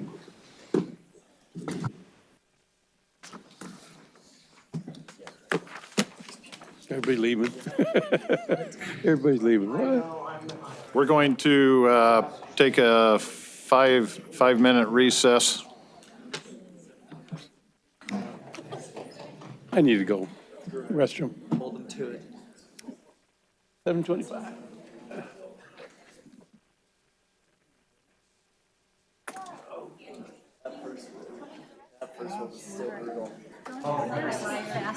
Huh? I'm trying. I don't know. I don't know why they proposed everybody. We should have just ready to go. Shar, this next one I'm gonna fly for. Don't make promises you can't keep.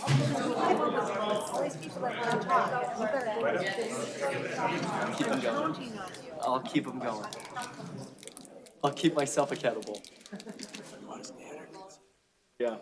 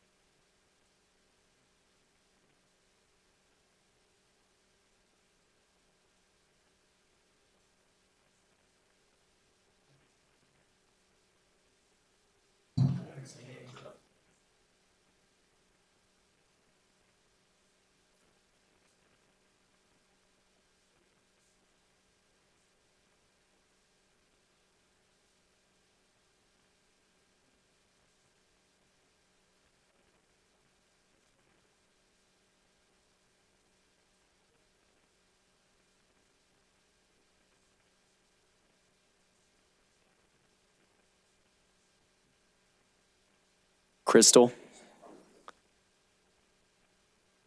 Crystal Craig. I just want to explain to her.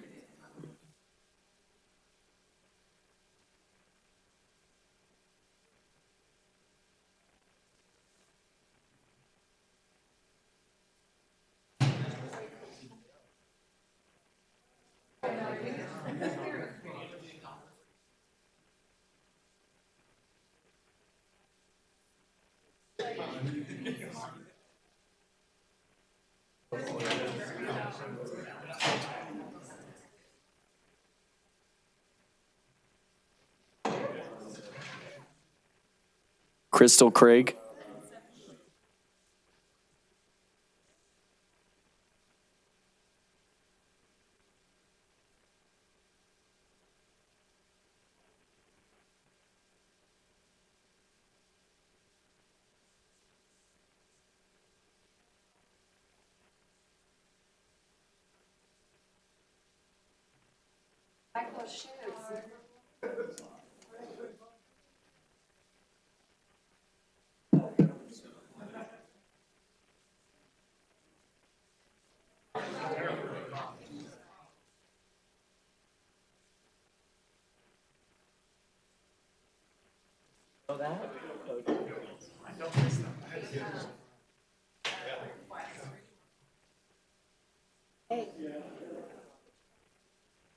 No texting. No, that was me. I'm not texting, I'm calling. I was texting Bruce.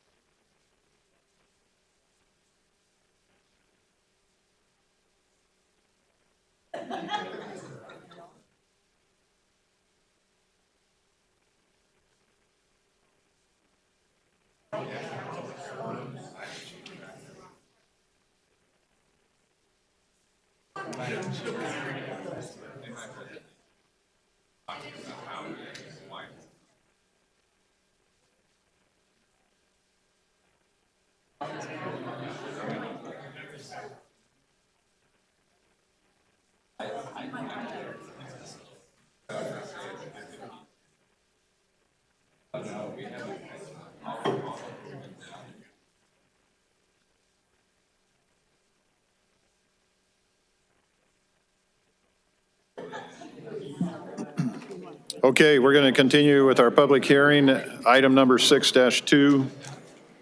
Item 6-2 is a action item. It's a zoning map amendment from RS6, single-family residential, to BC Community Business Zoning District at 1111 11th Avenue North.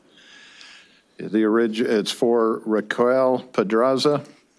And the original concept is mechanic and auto repair, materials and office for mobile auto repair service, and no customers to visit property on approximately 0.46 acres. Is the applicant here? Would you come forward, please?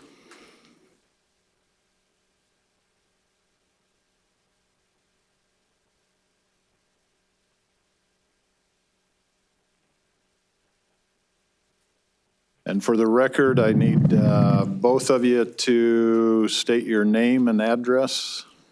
Okay, hi, good evening, everyone. I'm advocating for Raquel Pedraza, so I'll be. I understand, still need to have your name and My home your address? My home address or the address of the property?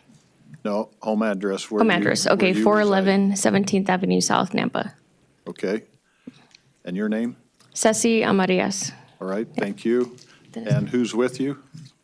Hi, my name is Raquel Pedraza. I'm living in 2724 East Pennsylvania Avenue in Nampa, Idaho. All right, thank you. Okay. Hold that microphone just a little further closer. Yep, thank you. So there is something we did want to correct because the form does say mechanic and auto repair, and it's not mechanic. So I'm going to be reading this on behalf of Raquel. I am requesting a rezoning of my property in order to operate a mobile auto repair business with limited low-impact use of the site. The proposed use is specifically for storage of tools, equipment, and automotive parts, as well as the preparation and dispatch to off-site service locations. The business will operate strictly as a mobile service. No customers will visit the property, and no on-site customer services will be provided. All vehicle repairs and customer interactions will take place at the customer's location, wherever their vehicle is situated.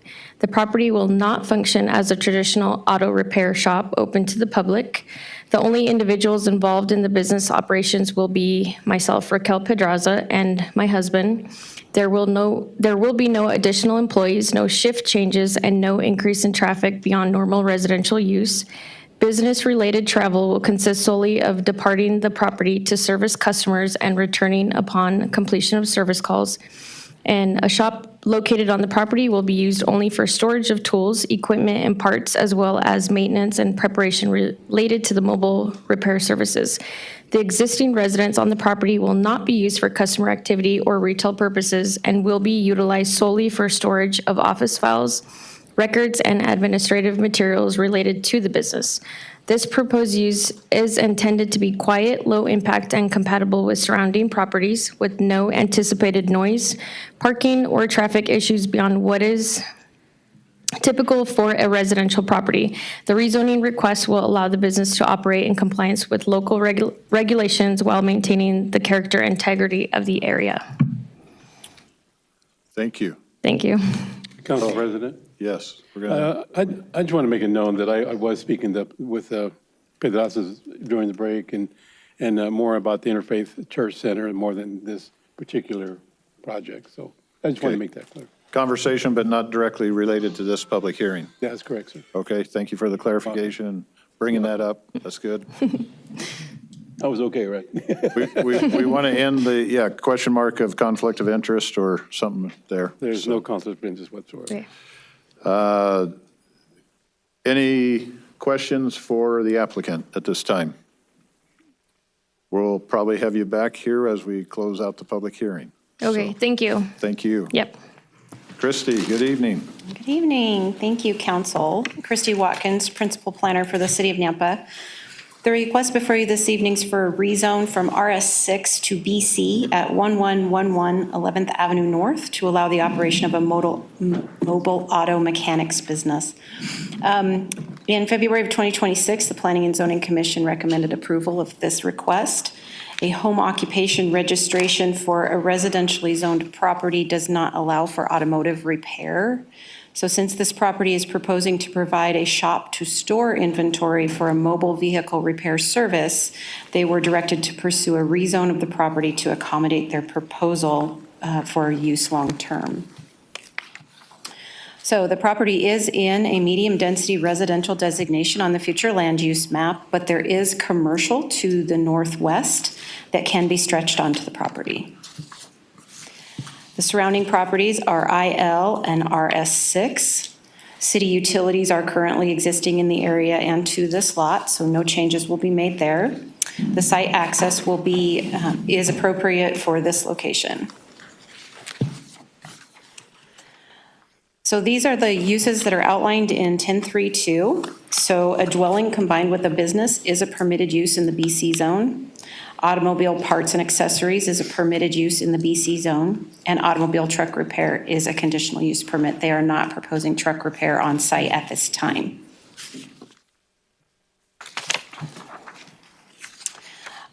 Depending on how they move forward with this, if they do decide to convert the property in the future, they will need to meet building requirements and provide parking.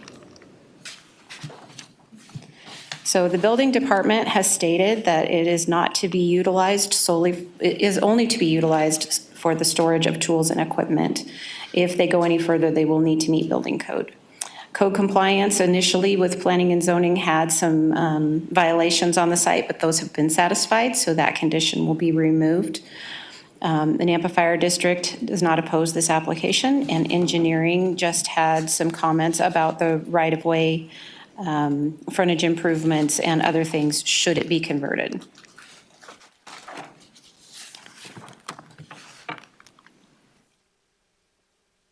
Where are we at? Oh. Didn't switch that around. Sorry about that. So there are facts for rezoning. There are 3 criteria that need to be met. The property is currently designated in the comprehensive future land use map as medium density residential, but is allowed to stretch commercial, so it does meet the comprehensive plan. The uses that have been proposed are compatible with adjacent uses, and it is in the interest of the public because it will provide a service to the community as well as promote small business within our city limits. So these are the proposed conditions of approval. Sorry, why these are not showing up right. The second one that says correct the violations occurring on the property as noted, that will be the one that will be removed because they have satisfied that condition. These are your potential motions, and I'll stand for any questions. Christy, thank you. Council, any questions of Christy? Council President. Yes, sir. Just looking, and I saw your notation on there that the property that in the northeast is a non-conforming, likely commercial use. That has in no way is dealing with the application that's before us today. That's just a standalone issue. They're not dealing in that. They're not a part of that happening, correct? Thank you, Councilman Griffin. They are not a part of that. That is a non-conforming use currently. Is that being taken care of by code compliance? I believe that our building department has reached out to them to try to correct their action, but I don't know that there's been any response back. But no, it is not a part of this application. Thank you. Other questions for the applicant? Or not questions, I'm sorry. For Christie. Hello. Thank you. Okay, so we have a public hearing, and is anybody signed up? No, Mr. Chair. We have nobody signed up on this public hearing, but we'll open it if there's somebody here who didn't sign up but would like to speak to this issue. Seeing nobody raising a hand or coming forward, we would give the applicant the opportunity, if there's any follow-up that you want to give, or if you're okay with what you've spoken. Okay, thank you. Council With President. that, would make a request for closing the public hearing. So moved. We have a motion and a second. All in favor? Aye. Aye. Council President. Discussion or motion? Council President, I move to recommend approval of the zoning map amendment as stated on the screen with all recommended conditions of approval and proposed findings. Second. We have a motion and a second. Any discussion? Clerk will call the roll. Skog. Yes. Jingula. Yes. Bills. Yes. Griffin. Yes. Rodriguez. Yes. Reynolds. Yes. All in favor, motion carries. You received approval, so continue to work with staff. We appreciate it. Wish you well.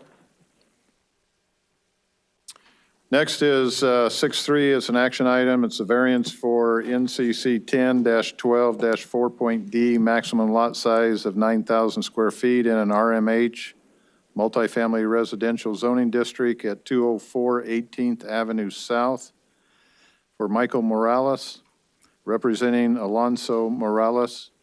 The original concept is convert the basement of a single-family home into a separate dwelling unit to make the building a duplex. Is the applicant here?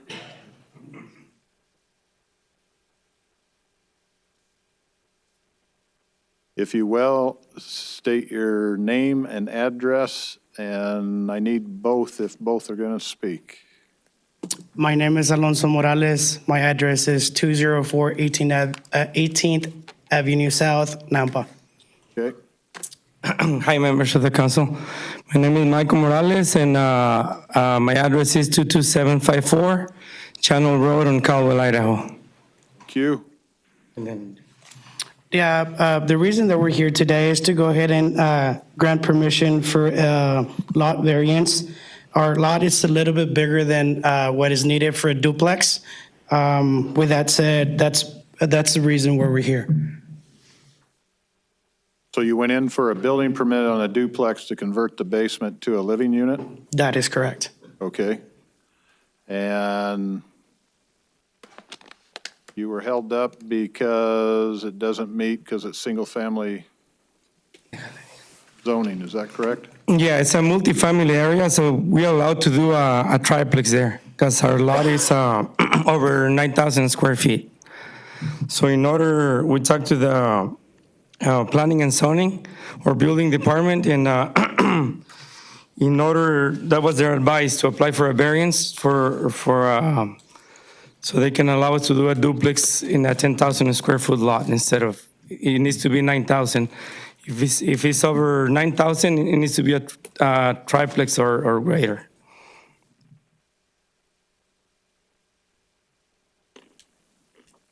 Okay. So we're going to let you have a seat for a moment. Okay. We're going to hear from staff.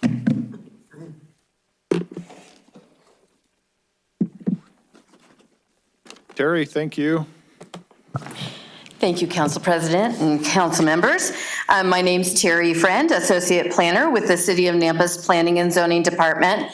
So the application isn't kind of your typical variance. What we're asking for today is a variance to the maximum 9,000 square foot lot size for a duplex in an RMH zone. That's multifamily residential.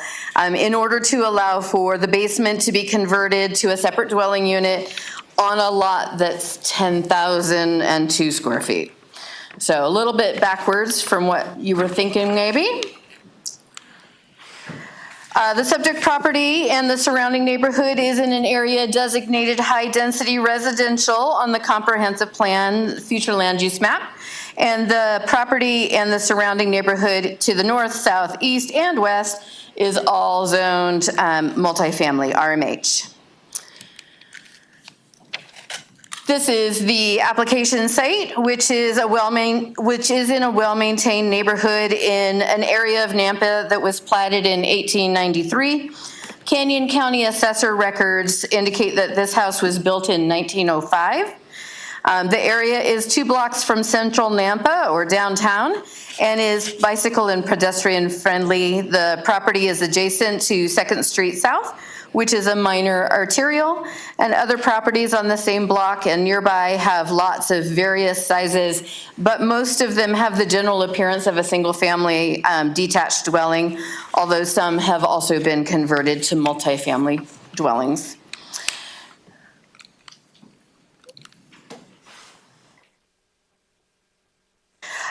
So again, the reason for this variance is because the parcel is too large.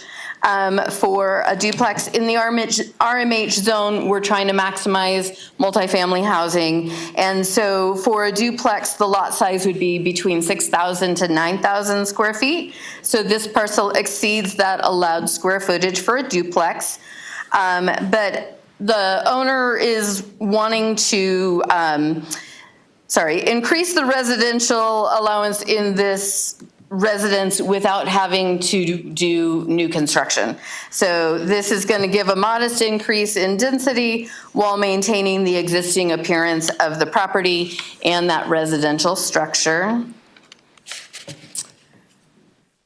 Here are the regulations related to variances. We're looking for an undue hardship for this property, special characteristics that would be applicable to the site, which would deprive it of privileges commonly enjoyed by other properties in the same zone.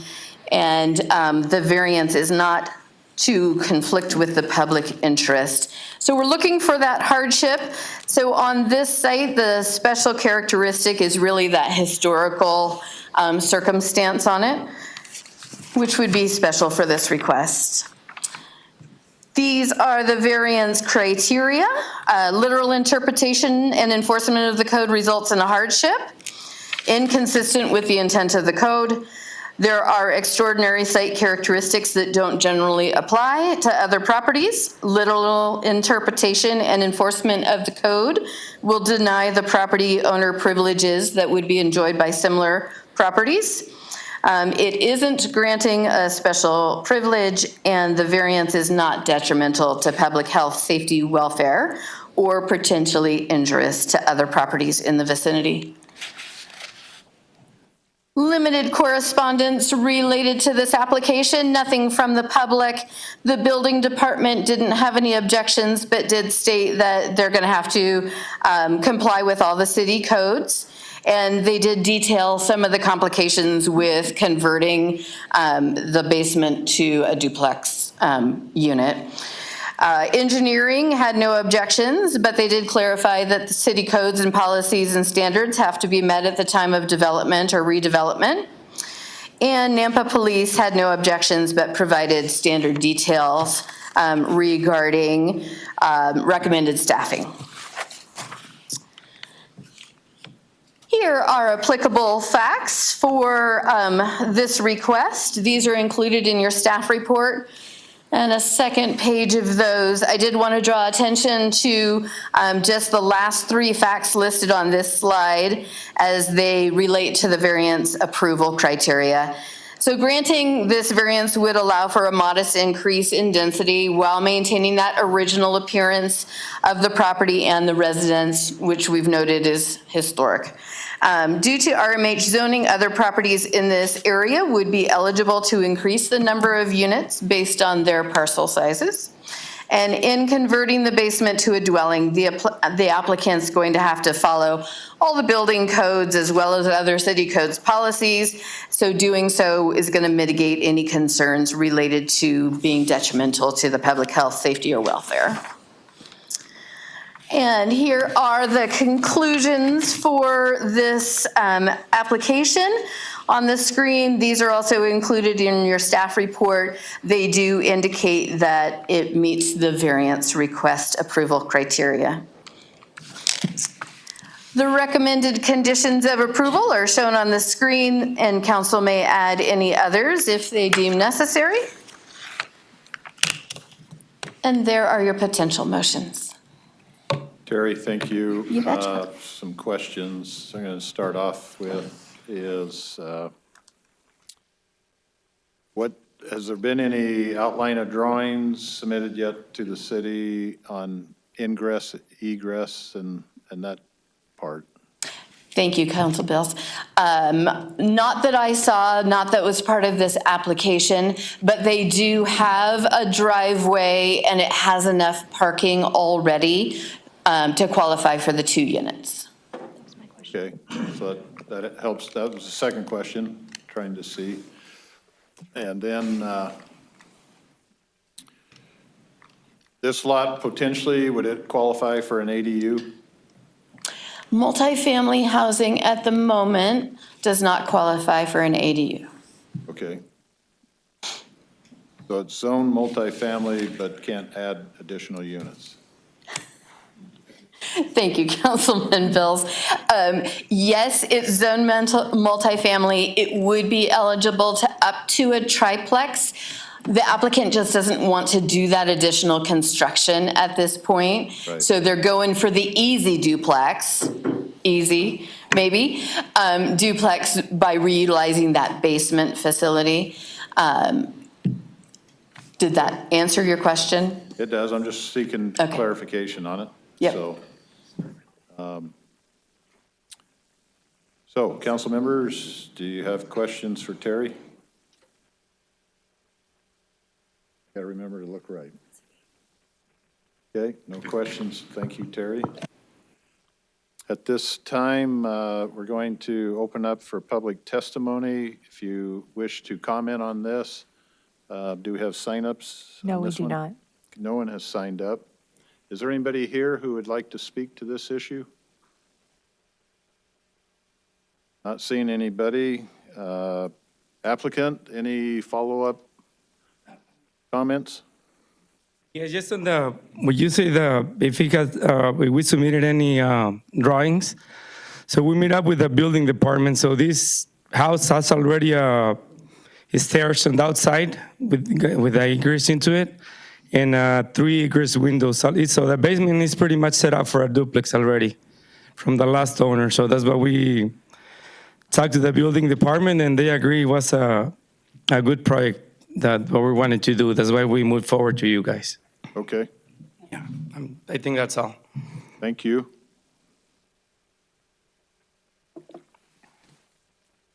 So at this time, take a motion to close public hearing. So moved. We have a motion and a second. Clerk will call. No, all in favor say aye. Aye. Council, discussion or motion? Council President, I move to approve the project as shown on the screen for approval. Second. We have a motion and a second. Any other discussion? Clerk will call the roll. Gog. Yes. Bills. Yes. Reynolds. Yes. Rodriguez. Yes. Jingula. Yes. Griffin. Yes. All in favor, motion carries. So you received approval for your requests. Best wishes on your endeavors. Okay? You're welcome. Next is 6.4 on our public hearing. It's an action item. It's annexation and zoning to RS4 and RS6 single-family residential and BC community business zoning districts at 0 North Franklin Boulevard with corresponding road and canal right-of-way, potential development agreement and subdivision preliminary plat approval for Highline Estates subdivision.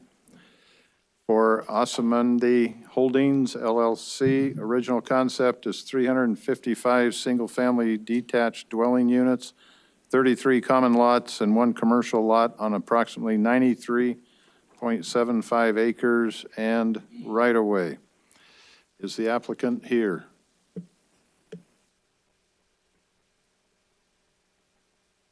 And for the record, name and address, please. Thank you, Council President. Connor Lindstrom with KM Engineering, 5725 North Discovery Way, Boise, Idaho. I work for the engineering firm that's representing Asamundi Holdings. We've had the property owner here tonight. This application before you, it's for Highline Estates subdivision. It's a request for annexation and zoning into the city of Nampa. And we also have a preliminary plat to subdivide the property. We went through Planning and Zoning Commission with a recommendation of approval, and I'll jump into it here. So the property, it's roughly 93 acres. We're directly across Linden Road from Ridgeview High School and Warhawk Elementary there. You have Madison Road on the west, Franklin Road on the east. And then you got this funky, the parcel split in two by the 15-mile creek and the Highline Canal feeder. In total, just over 200 feet of right-of-way width for the creek and the feeder that cuts the property in half. And the property is in the Pioneer Irrigation District. So this is from the Highway 2026 Specific Area Plan that the City of Nampa has adopted within their comprehensive plan. It designates the property as residential mixed use, or RMU. City's looking for a mix of housing types, and that is exactly what we are proposing. And here's the existing zoning map. As you can see, the properties in the county, but to the south we have RS 8.5. To the east is some RML, RS6, RS4, small chunk of BC there at the corner. But we are proposing a mix of zones. So we have RS6 zoning to the north that's around 33 acres of zoned area. The actual, once right-of-way dedication takes place, we're at about 31 acres. And then we have RS4 zoning, 66 or so acres of zone area. And that actual gross acreage, though, for development is 54.44. And then we have the BC zoning designation. We're just proposing one commercial BC zone lot, 6.51 acres. So in total, you're looking at dwelling units ranging in size in that RS6 from about, or I'm sorry, not dwelling units, but actual lot size ranging around 6,000 to 8,000 square feet.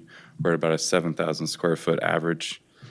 And then the RS4, you're looking at an average of 5,000 square foot lots. If I go forward here, this is the proposed layout that we have. We've got access in a few different locations.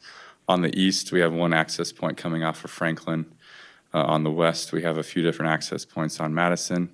And then we have an access on the south off of Linden.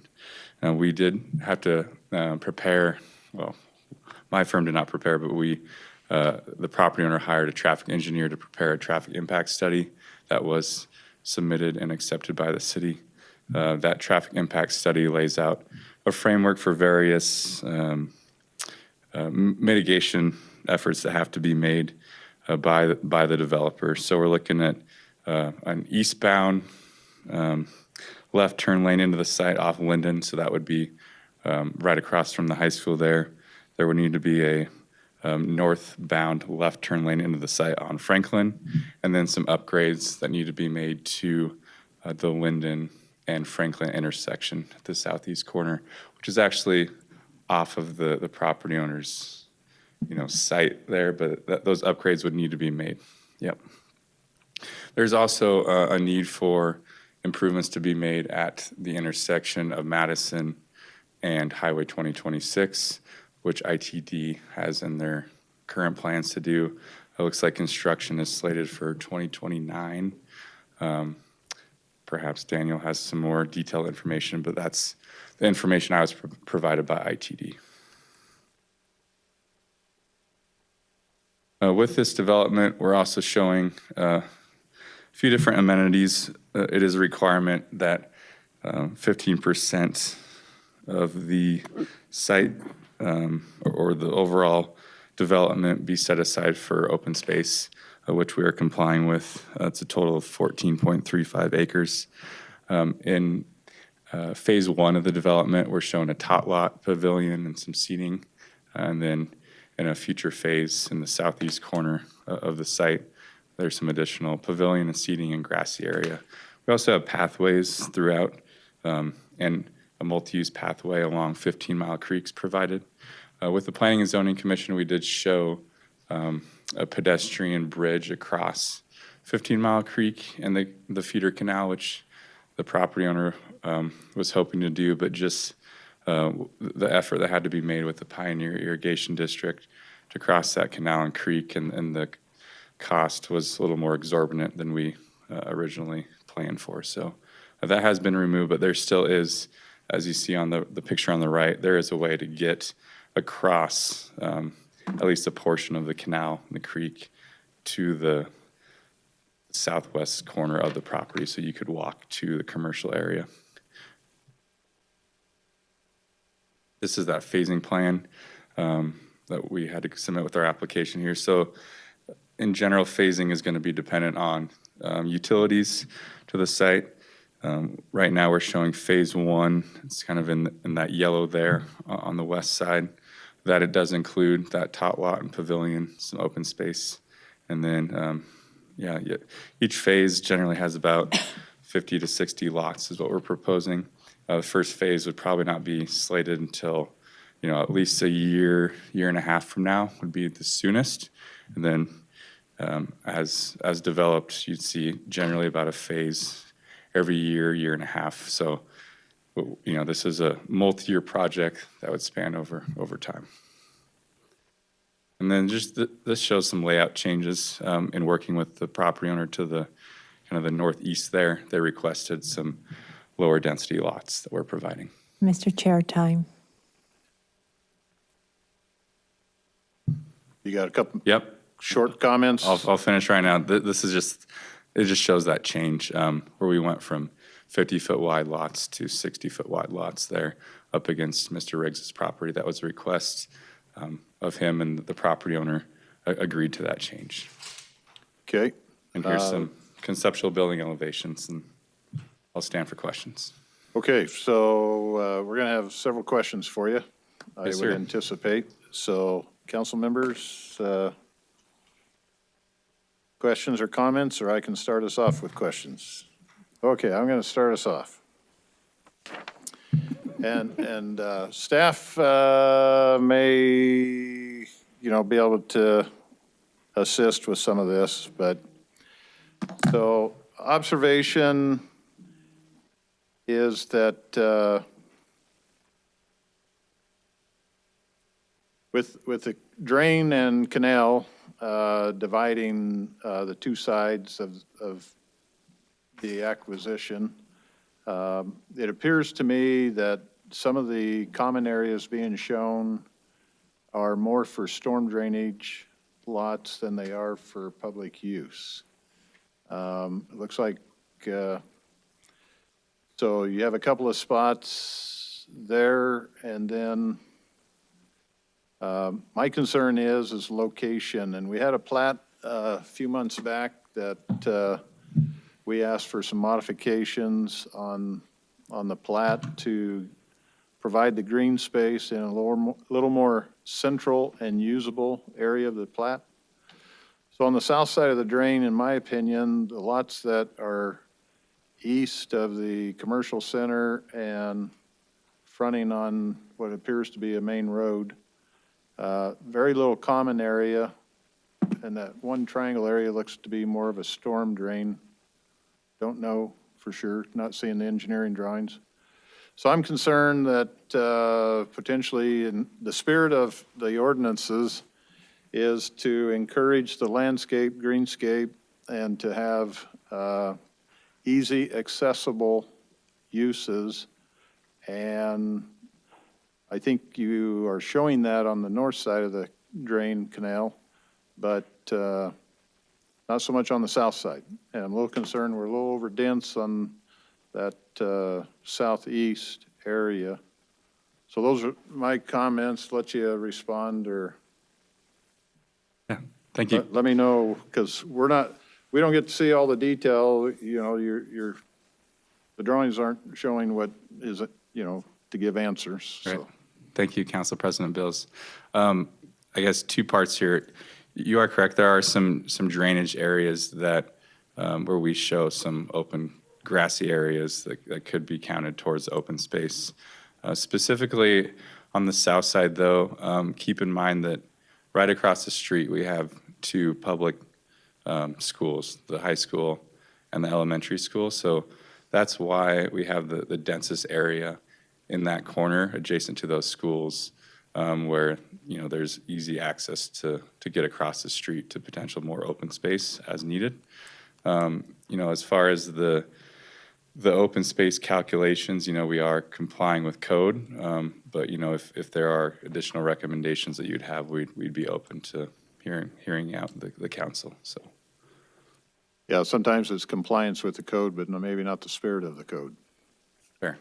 And so, and if our neighborhood ordinances are to provide green space within the plat, relying on getting across the busy road to the schools, it's not necessarily an option in our code. So sure. I think that's an issue. We'll let staff respond as well, but that's what I saw coming up. And again, almost feels, while it's connected, because there is no connectivity, essentially, it really seems like it's two projects or certainly two plats. My initial comments. So, councilors, anybody have comments or questions? President Bills? Yes.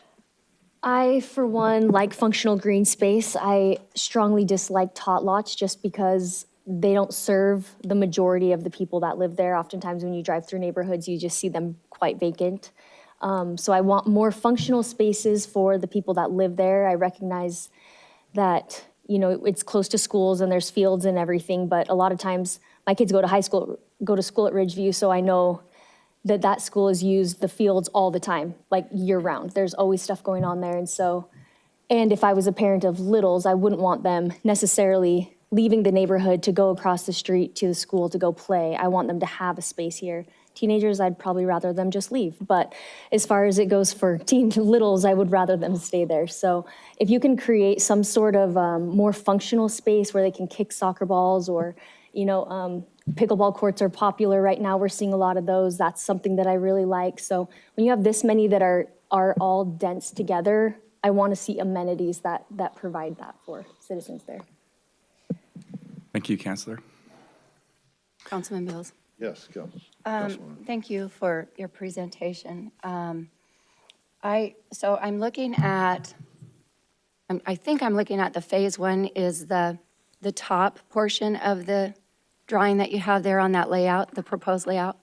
Yeah, let me go to the phasing plan. So Yeah, there you go. the purpley color. Yep. Okay, so how many units are in that first phase?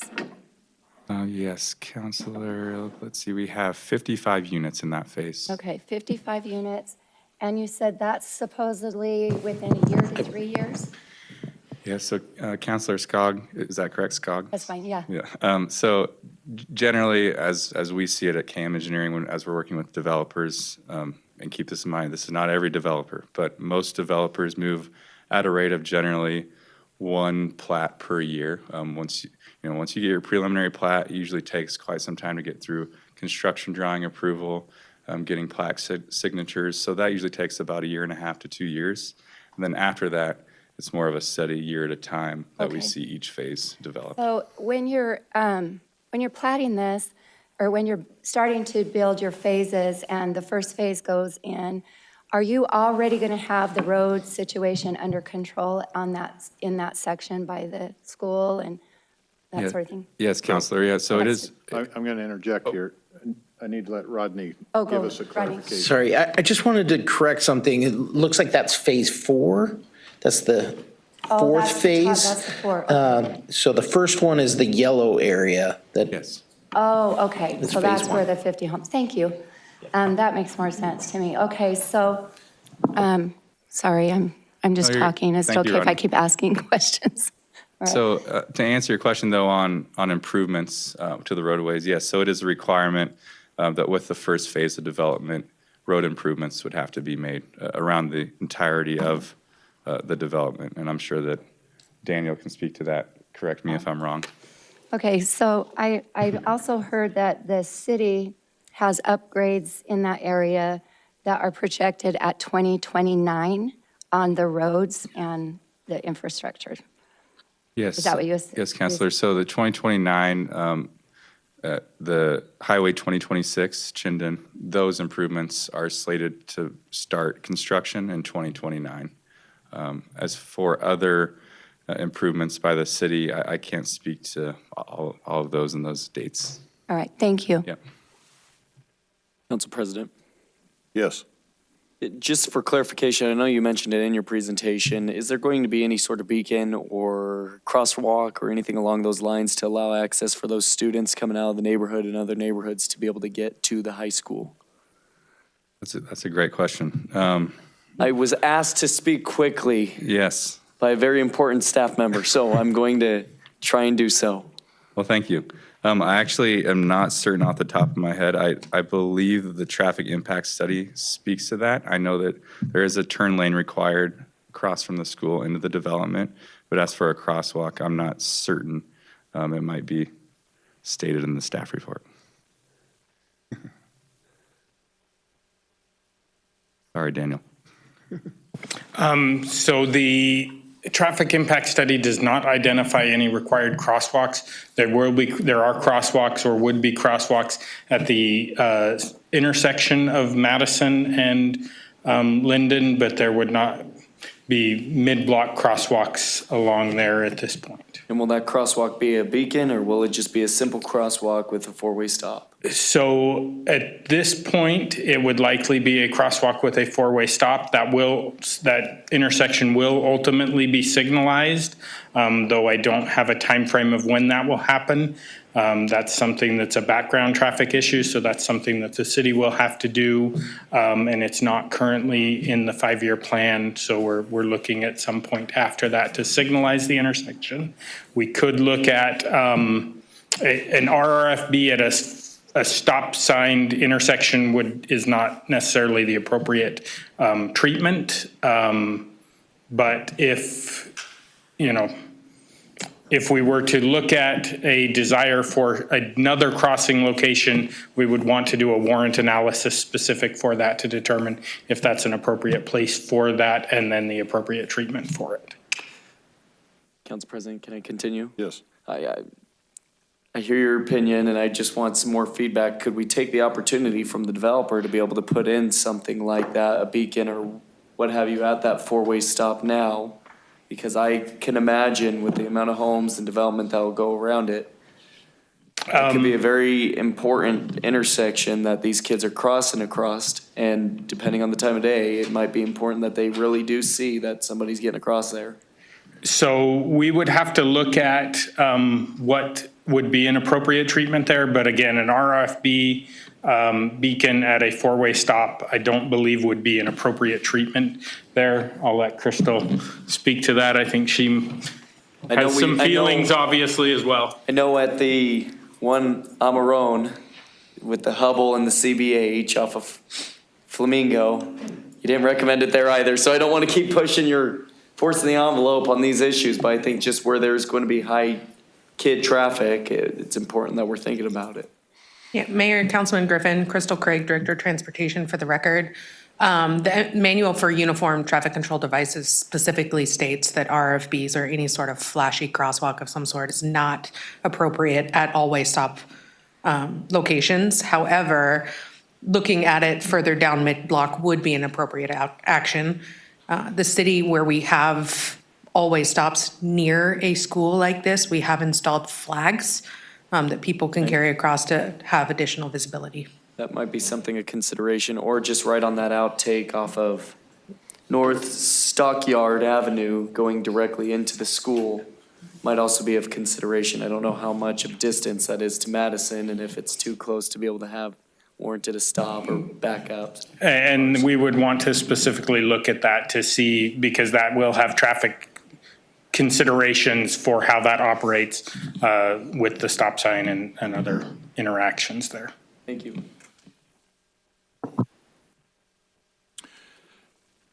Other questions? Okay, we'll reserve ourselves for possible follow-up questions and after we hear from staff and the public. So, Thank you, Council President. thank you.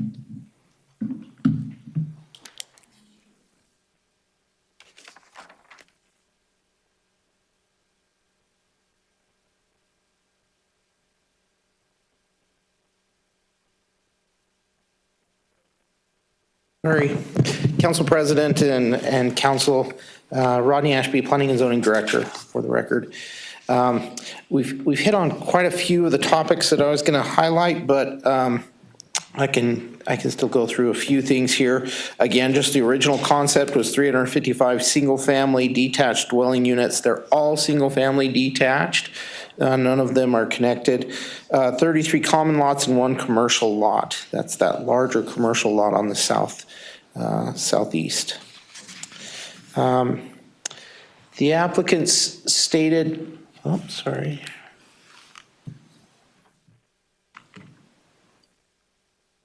Well, oh. All right, there we go.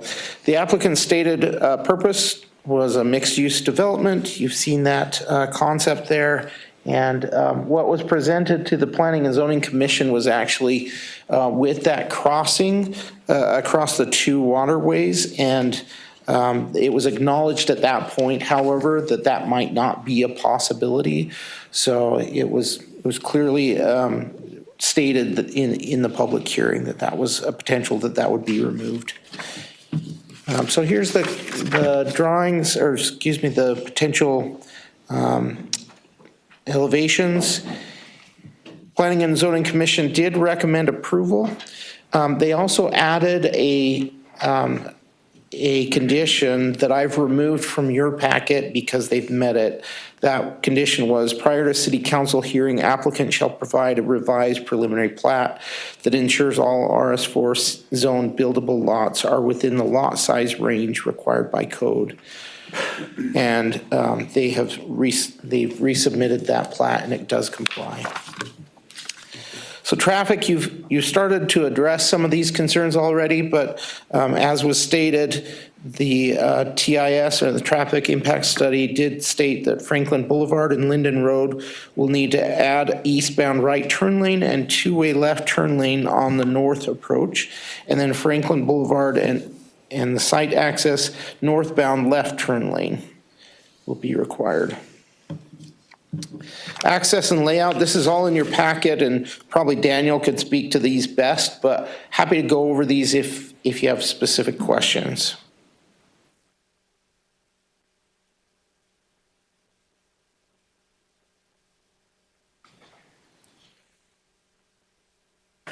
Sorry, my computer's being really slow. All right, so in this area, this is an area that is developing. As you can see here on the screen, the mixed-use residential is the designation for the comp plan. And then the zoning as has been stated, is RS6 around it, BC RML, which is a multifamily zoning to the east. And then I just wanted to highlight a couple of these developments that have occurred over time. The first one is the Ridgeview High and the Warhawk Elementary. Second is the Cherry Grove subdivision. That was zoned RS 8.5 with a development agreement, but they got a PUD on that and revised their development agreement so that they could have the smaller lots in that development. So even though it says RS 8.5, it's a little bit smaller lots than you would typically see in an RS 8.5 zone. Next is the Haltom Heritage Mixed Use Master Plan Community, and that was approved in 2023. Next is Resting Rock, single-family homes annexation was denied because of no commercial on that development, and that was required by our comprehensive plan. Next was in December 2024, the pre-app for single-family homes in this location, and then in 2025, Ridgeview North single-family and townhouse subdivision was approved by council. And then last of all, in 2026, we have an annexation request for single-family homes in these two locations just north of the project. And those will be coming to you in the near future. Okay, the city maintains utilities in the area, 27-inch sewer trunk in the intersection of Madison and Linden, 21-inch sewer main in Linden Road, and 18-inch sewer main in Franklin Boulevard, a 12-inch water main in Linden and Franklin, and a 12-inch pressure irrigation main in Linden and Franklin. So here's the preliminary plat. I think we've addressed this enough so you can see the layout there. I'll skip to the next slide since it's a little more detail here. Maybe. All right, so the density is 4.14 dwelling units per acre, which is well within the comprehensive plan designation. The percentage of qualified open space exceeds that required by code. And as has been noted, our code does allow for seepage beds to be used as your qualified open space if designed for that so that there's not standing water on the property. So it is well within your rights to require a specific treatment of those kinds of drainage facilities. 355 residential lots, 29 common lots, and 1 commercial lot. Here's the layout of the description for the zone lot sizes. And originally they were just not compliant with those lot sizes. They redid their layout and they are now compliant. So here's the preliminary plat open space that they've highlighted there in green. A 20-foot landscape buffer is required. Parking will be assessed at the time of development, but it's pretty clear 2 per dwelling unit on a single property. And one of those needs to be covered for both the RS6 and RS4 zone. The BC zone will be dependent on the land use when that comes in. You've seen the comments from engineering. I'll kind of skip through these. Forester identified some tree species that needed to be revised. This new one is new from the Planning and Zoning Commission, is Nampa Parks and Grounds indicated the need for the 20-foot wide permanent easement to be given to the city of Nampa along the creek, and then a pathway to be developed to our standards. Nampa Police Department, standard comments about the need for planning for the police officers and support staff as we increase in population. The Nampa Long Range Plan Planning Division indicated it's consistent with the comprehensive plan and the specific area plan and the land use map.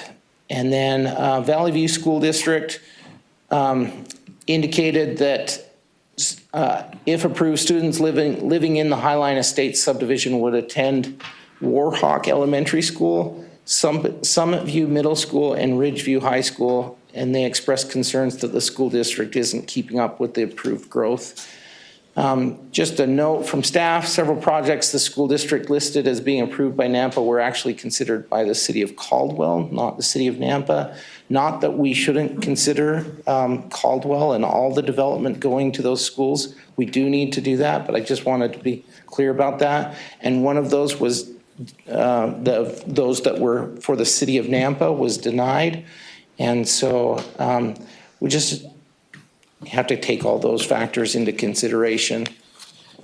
I asked for some information from the city of Caldwell that they had gathered from Valley View School District and found that their capacity is about 80% right now overall for the school district. Different schools have different capacity rates, but overall they're about 80 or 81%, and that's what the city of Caldwell provided me.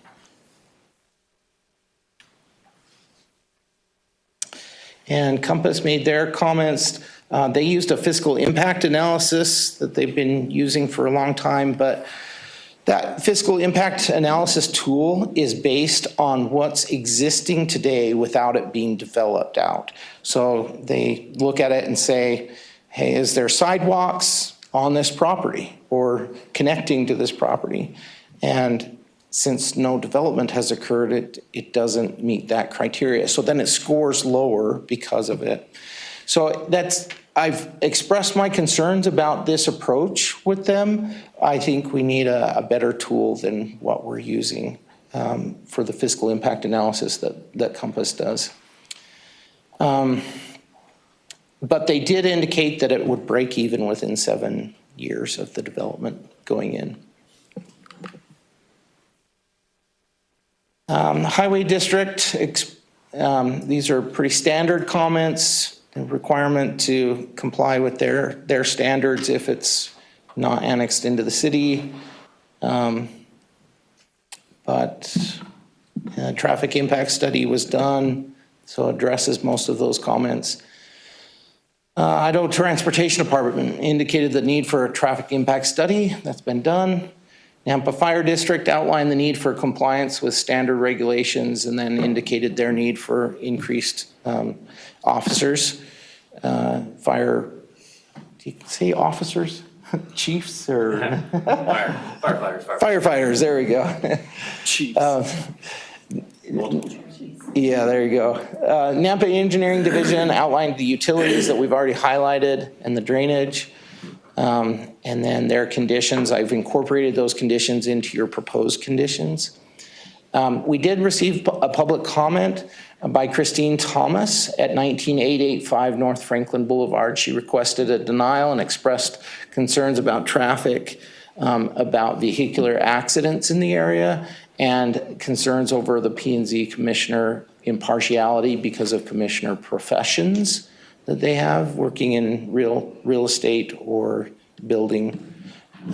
So that was her comments. And then we did receive 2 other comments just over the weekend, and then this even today, one of them today. And I wasn't able to analyze those, but they are before you on your desk.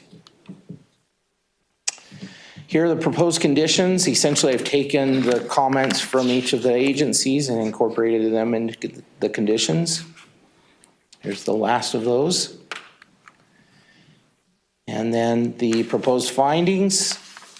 I don't think I need to go through this. For the criteria for annexation, it meets the state criteria. But you have lots of flexibility to deny an annexation if you choose. Then for zoning, the criteria listed at the top, it meets our comprehensive plan. It's consistent with other zones in the same area. There's the conclusion. I'm not going to read that unless you tell me to. The preliminary plat, I've highlighted how it complies with code already. So this is just outlining those specific facts. to show that it does meet code. And here is a couple of motions for your consideration, and I would stand for questions. Rodney, thank you. Council, any questions? Council members? Council President, not necessarily, it kind of is regarding this, but just in the future, I think this will be the second or third time. Can we please bring a code or ordinance forward not allowing drainage fields to be a part of our green space? I just don't feel that they're something that can be actively used and used in the manner that the green space code is intended to be used for. So it doesn't pertain to this per se, but requesting that again if we could, have maybe even a dialogue about it, future council. But I know this is the second or third that we've discussed or it's been brought up and needs to be discussed. Well, response, just having used storm drainage, if it was underground with the proper system put in, we put a basketball court on top. So If it's used that way, sure. there's options versus, but the least cost option is to just put a sunken area and then only the amount of drainage is needed. So there's going to need to be a little clarification on this one and for me, but just letting you know. Thank you. Other comments from council? Council President, I just want to be clear. Am I bringing back something to you with proposed changes, or do we need to have that discussion about changes to our code, or do we handle that on a case-by-case basis? Well, I think there may be a reason to add a little modifier to the code from the standpoint of what we've seen at different times. We got several plats forthcoming and versus us trying to hit the same issue. There's green space and there's usable green space. And so you have the green space where it gets mowed every week and green, but it's really not usable. And then you have the green space where it's truly set up for usability. And not everybody's looking for the tot lot. Some of it's for other activities. And we've seen some master plan communities or large developments come in with a multitude of improvements, not just meeting the green space, but also showing here's an area that's got a seating area, pavilion type setup. Other areas within the development has the tot lot, a couple of tennis courts or pickleball courts, so forth. So I don't think it should be, the reason for the potential correction, well, that's not the right word, modification would be if we're only asking for green space and no other improvements in a large development similar to this that is bounded by multi-arterial streets, then it's difficult for the uses that we would anticipate in this size of a development not being available. And so I'm just looking at, we're meeting green space, but I'm not sure if we're meeting usable green space. And so I'm going back to Midway in Iowa and the plat that was approved there, that we asked for some modifications to the plat, asked for it to come back before we would sign off on the annexation and zoning. The developer was willing to do that. And this particular one I look at and I see from my side, it'd be, I think it's block 15, no, it's next to lot 15, block 6. Yeah, that triangle you were speaking about. Yeah, I see where potentially lots 16 and 17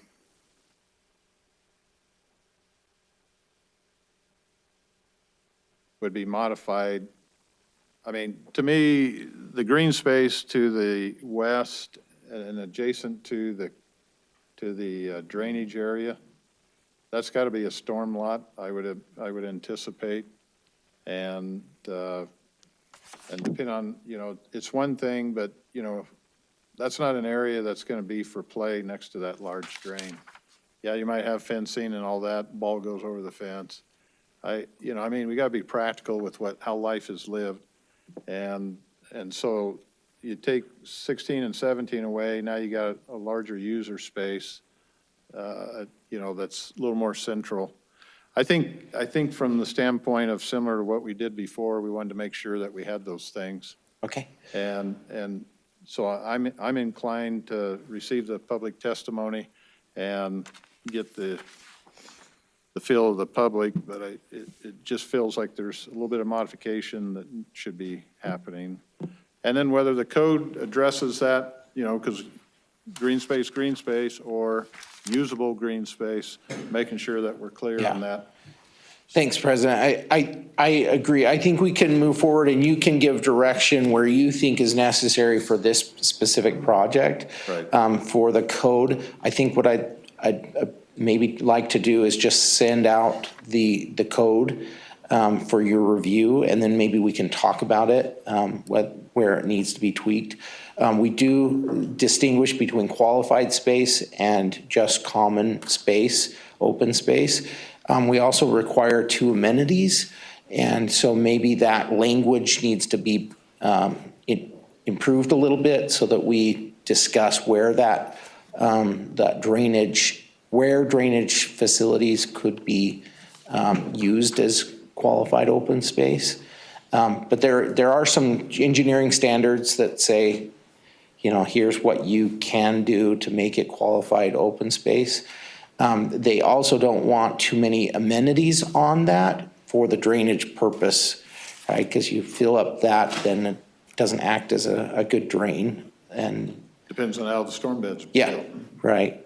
So I think what I'll do is I'll just send that information to you, and then we can have a discussion about that.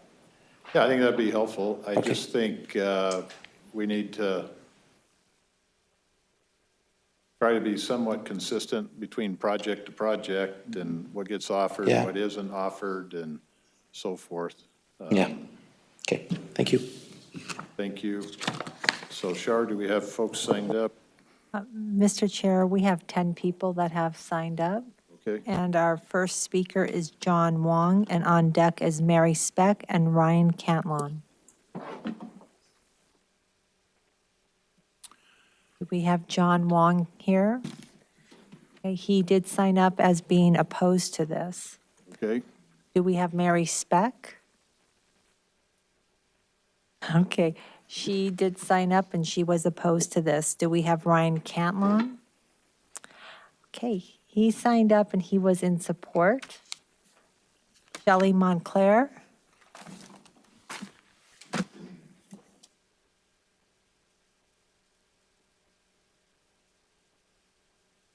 Please state your name and address for the record. Thank you. My name is Shelley Montclair. I live at 19721 Madison Road, Nampa. Excuse me, would you repeat your address again, please?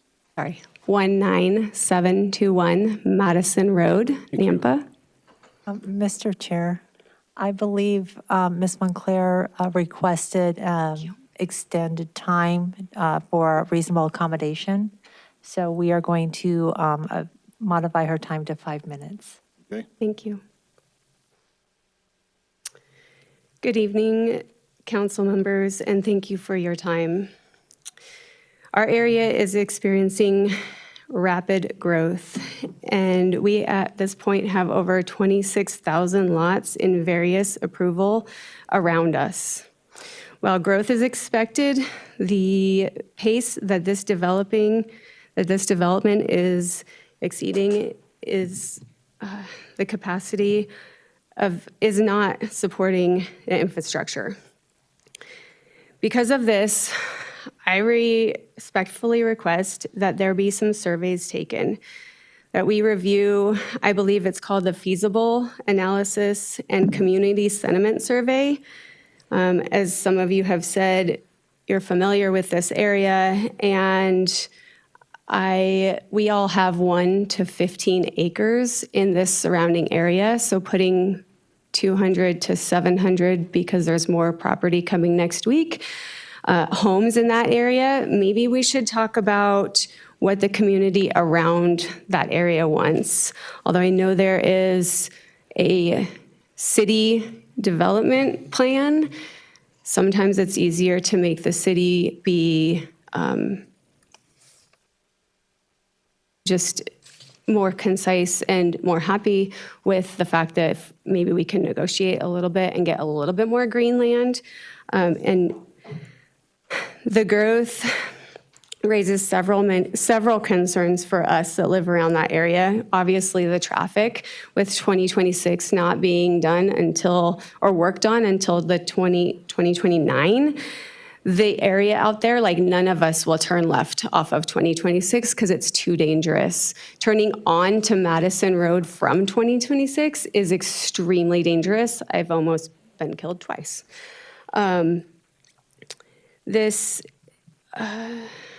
The impact of this is just not feasible for the families and the schools around us.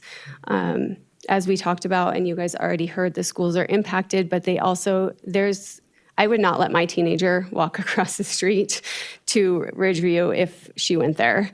We also are concerned about water resources, conducting development without clear sustaining planning risks, overuse and long-term impact of our local water supply is a big issue. We've read that recently from Scott Brock, but we've also seen it throughout the valley, and we are all in wells.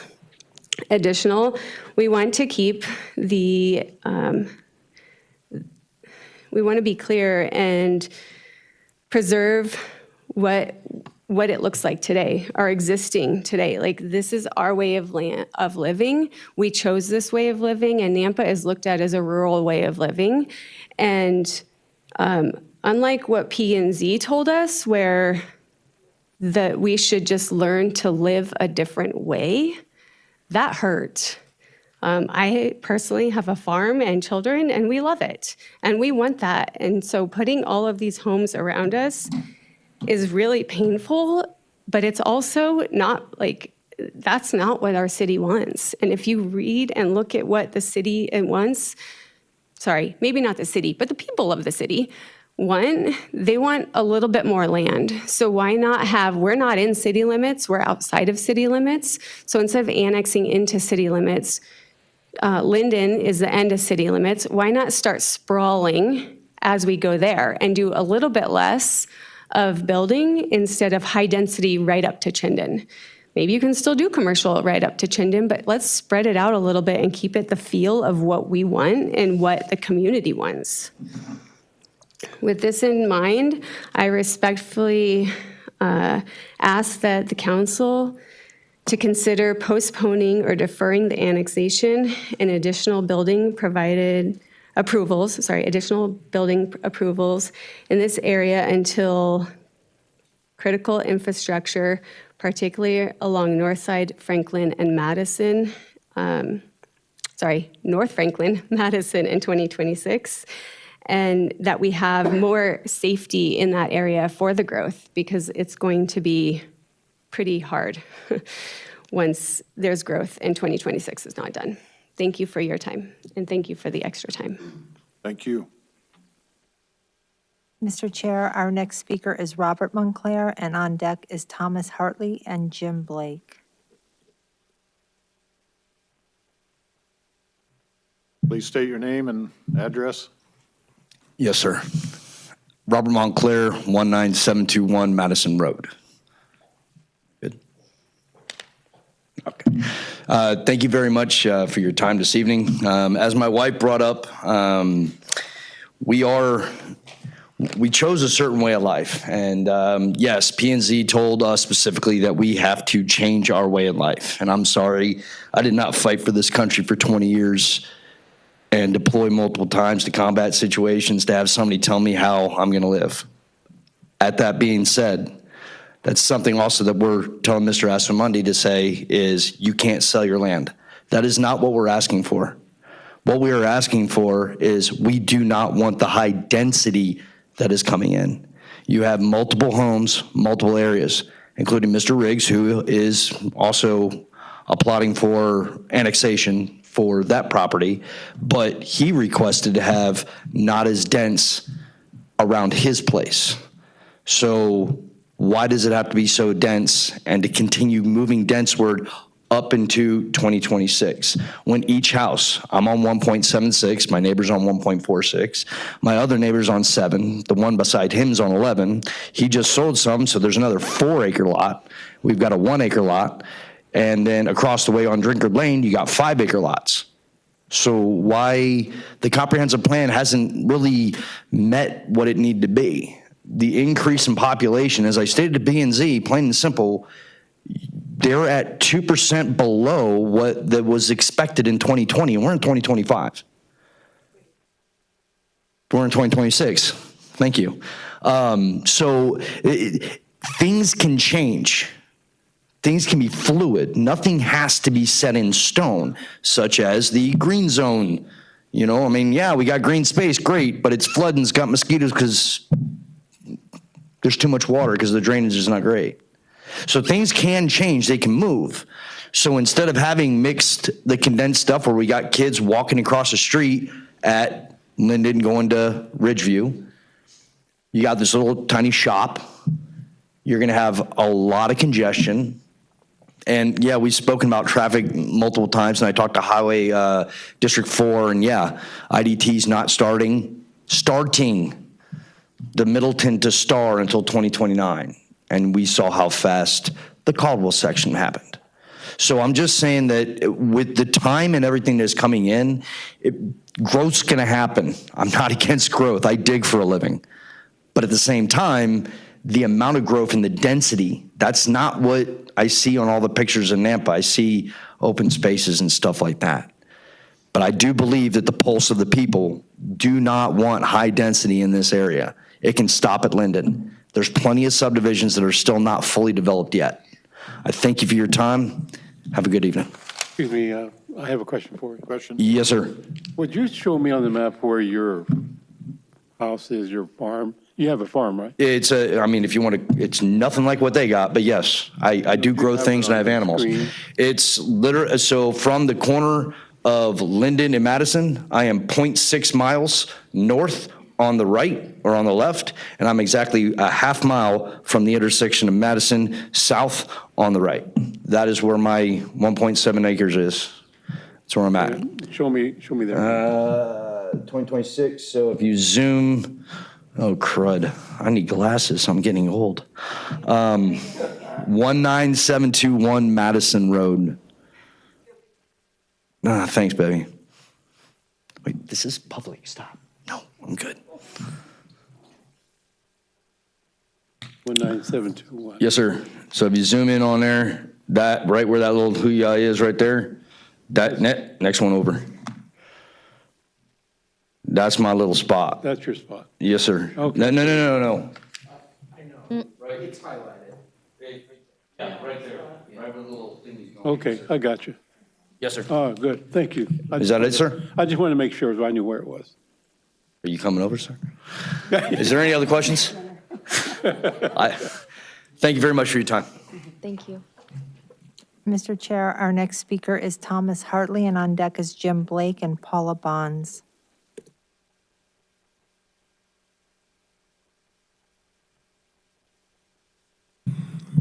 Thomas Hartley, 19225 North Franklin Boulevard, Nampa, Idaho. Now, I see no sense in what's being discussed here at all. That's why we bought out there, is because we were out in the open and didn't have a lot of traffic. Now, you have nothing but traffic, nothing but noise, and you got kids running up and down Franklin on these electric scooters at dusk. And not a cop one out there. They don't even come out. I don't know that they know where it's at. And then you have people that want to sell it because they want the high dollar. But on the other hand, you have got thousands of kids that would like to learn how to farm. All the magazines I read have got that same article in there. And the average farmer right now is over 57 years old. Now, and then besides that, the people that's working for this man ask me, where in the hell are you going to get the food to eat? Selling all the land for housing. Can anybody answer that one? Because I can tell you one thing, this garbage we're getting in the food store is not good. So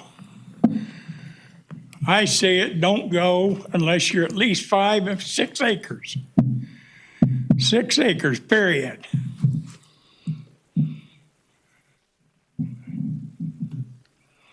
We understand your comments. We appreciate. Mr. Chair, our next speaker is Jim Blake, and on deck is Paula Bonds and Emma Heskett.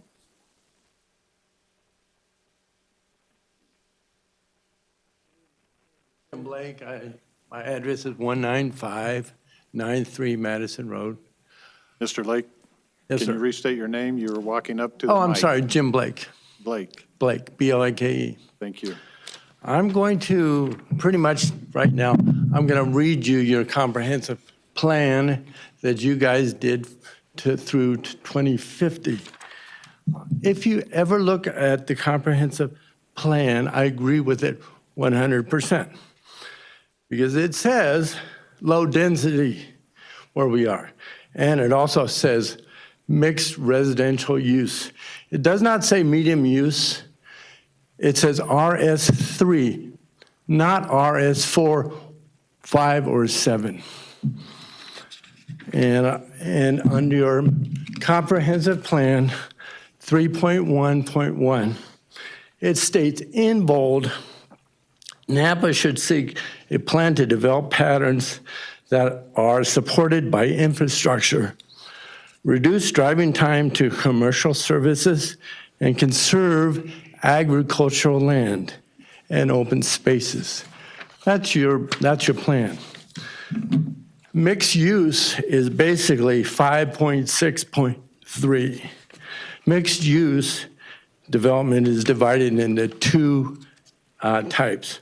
Residential mixed use, which is on the south side of this project, says residential mixed uses, which has a lower density residential focus with existing neighborhoods, commercial services available within 1/4 of a mile walking distance, and community mixed use, which has regional commercial area.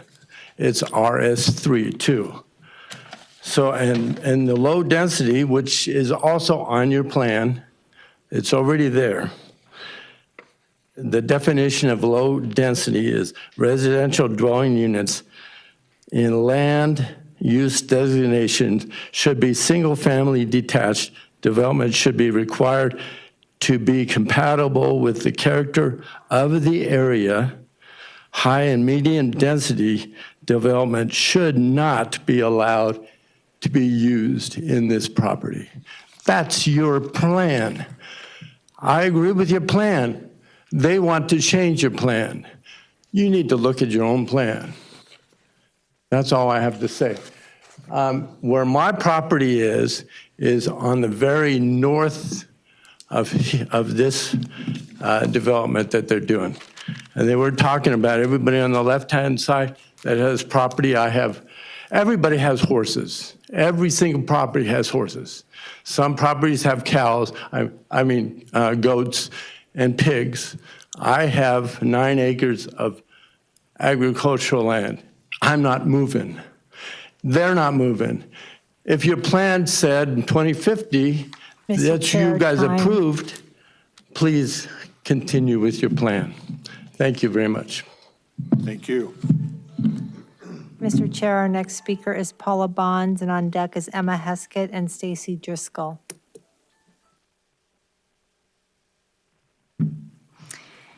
Good evening. I'm Paula Drinkard-Mons. I live at 8080 East Drinkard Lane. I agree with what they have said. We are on 6 acres ourselves. And I represent actually a lot of people that haven't been able to make it tonight. They came, I think last time you had the planning and zoning, and they were really discouraged. So there's a few of us that are still willing to come and put our time. I work with a lot of the kids at Ridgeview, and I have some that come to our house that we have chickens and horses and stuff that we do a little bit of horse therapy with. And I just want to read to you real quick. I'm going to go in, and this is what, as of April 7th, if approved, students residing in these new developments, Madison Ranch, the Highland, would attend Warhack Elementary, Summit View Middle, Ridgeview High School. The proposed development would add 323 residential lots to an already extensive list of projects at various stages of approval and construction that impact these schools. While some of the developments listed below were approved by the City of Caldwell, Valley View believes this information remains relevant as each contributes to the cumulative impact of the schools. I'm just going to list these really quick. Avery Heights, 305 single-family detached. Breckenwood, 296 residential. Brentwood Village, 24. Cambridge Estates, 29. Cherry Grove, 271. Connor Crossing, 3. 18 townhomes. East Canyon, 1,153. Franklin Village North, 354. Halton Heritage, 286.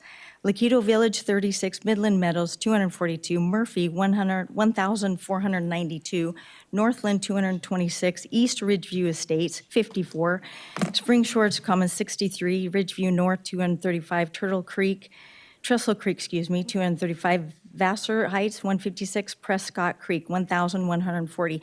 That equals another 6,324 housing units, residentials, duplexes, and in this superintendent that wrote this letter, our greatest concern in Ridgeview High School, which is approaching its design capacity of 1,800 students. So already they are, I believe, closer than what the person said before, the 80%. I think we're closer to that. I just want to really reach out to you guys and let you know, all of us that live out there love our space. We're trying to preserve that for, like someone said earlier, we want the kids to be able to come and know how to do things, how to be, instead of on their phones and on their electronic devices. I know that Caldwell and some of the other areas have talked about the moratoriums and things like that. I really wished we would really look and pay attention to more of a healthy environment for our kids and all these condensed little houses that Mr. are Chair, bringing time. a lot. So anyways, yes, thank you for your time and consideration with that. Thank you. Thank you. Mr. President, I have a Yes. question for Yes. Ma'am, Paula. we have a question for you. Yeah, sorry. How many of those subdivisions that you reference are in the county? You know, when I got this from the superintendent, I didn't even know that many was there, so I didn't have time to look into which counties, and I just know they're all in the areas. But I can research that, Oh, absolutely. Okay. And the second question is, in your letter to council, you said there are building moratoriums being placed all around the Treasure Valley. No, I said in Caldwell. In Caldwell, I know they've talked about moratoriums, and I'm thinking if they're looking at slowing some of this down, because we're getting so much high dense that I'm hearing even the kids in school, they're overwhelmed, they're not getting the teaching that they needed. So I'm just hearing that, and Channel 7 even talked about the aquifers, how, and I know somebody said that earlier too. So I'm trying to go more towards, just give more information on that. But I am coming next week too, so I will find out more detail. Thank you. Mr. Chair, our next speaker is Emma Heskett, and on deck is Stacy Driscoll.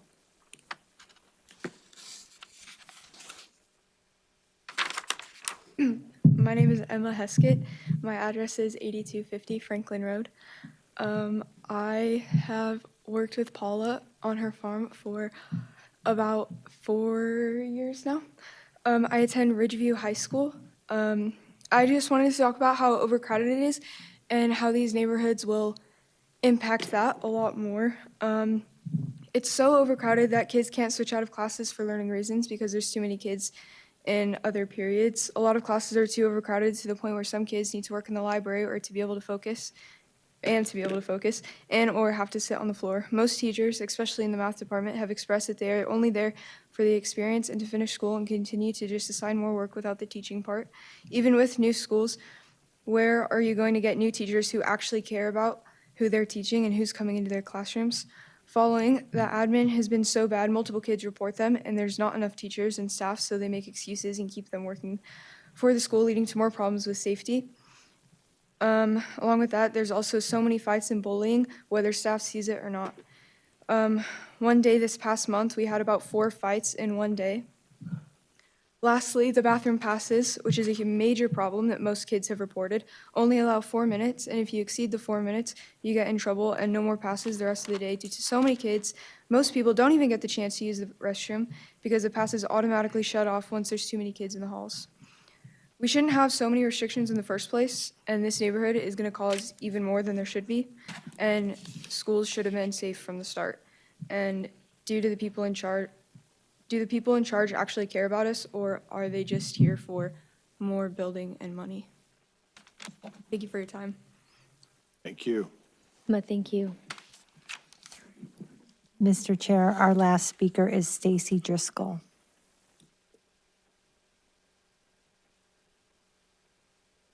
Good evening, Council. I'm Stacy Driscoll. I'm at 8249 East Drinkard Lane, Nampa.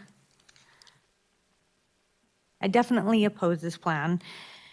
On the meeting of the January 27th, our meeting started with Brent Miller, chair of the board, started off by telling everyone that they had seen on social media that people from our community felt like they weren't listened to or knew how we felt. He assured us that they really do care how we feel and stated that they do really listen and take into account of our comments. And they read all of our incoming letters that are sent in. I was optimistic that we would have been heard during this meeting. There was approximately 20 to 25 community members that spoke up about numerous issues, such as the capacity of the school being almost completely to max, especially Ridgeview High School, across from where they're wanting to build. They still haven't finished the neighborhood on the other side of Ridgeview that still has over 200 plus homes being built. The infrastructure was a huge topic throughout the night, as always. Time waiting at stop signs, especially trying to get onto Chinden, waiting up to several minutes at a time. Linden to Franklin, Madison to Chinden, just to name a few. The amount of car wrecks on Chinden is at an all-time high. The water table for those of us with wells. We are bringing in so many starter homes, they are practically sitting on top of each other, and it's feeling like it's bringing down our property values. Since 2020, there have been an average of 2,500 plus building permits issued per year.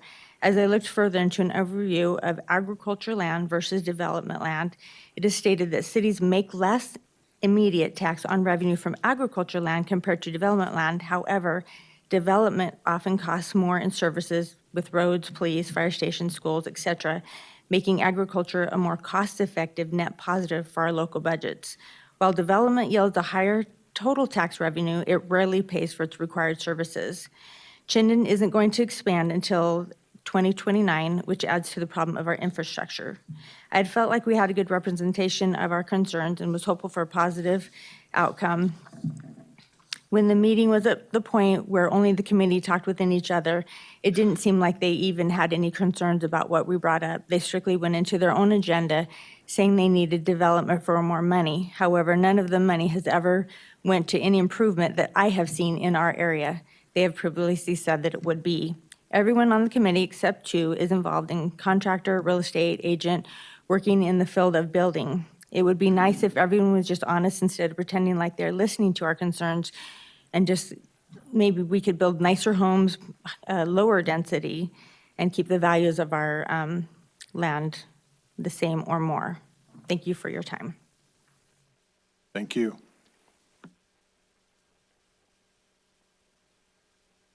More? Is there anybody who didn't sign up and wishes to speak? Yes, sir.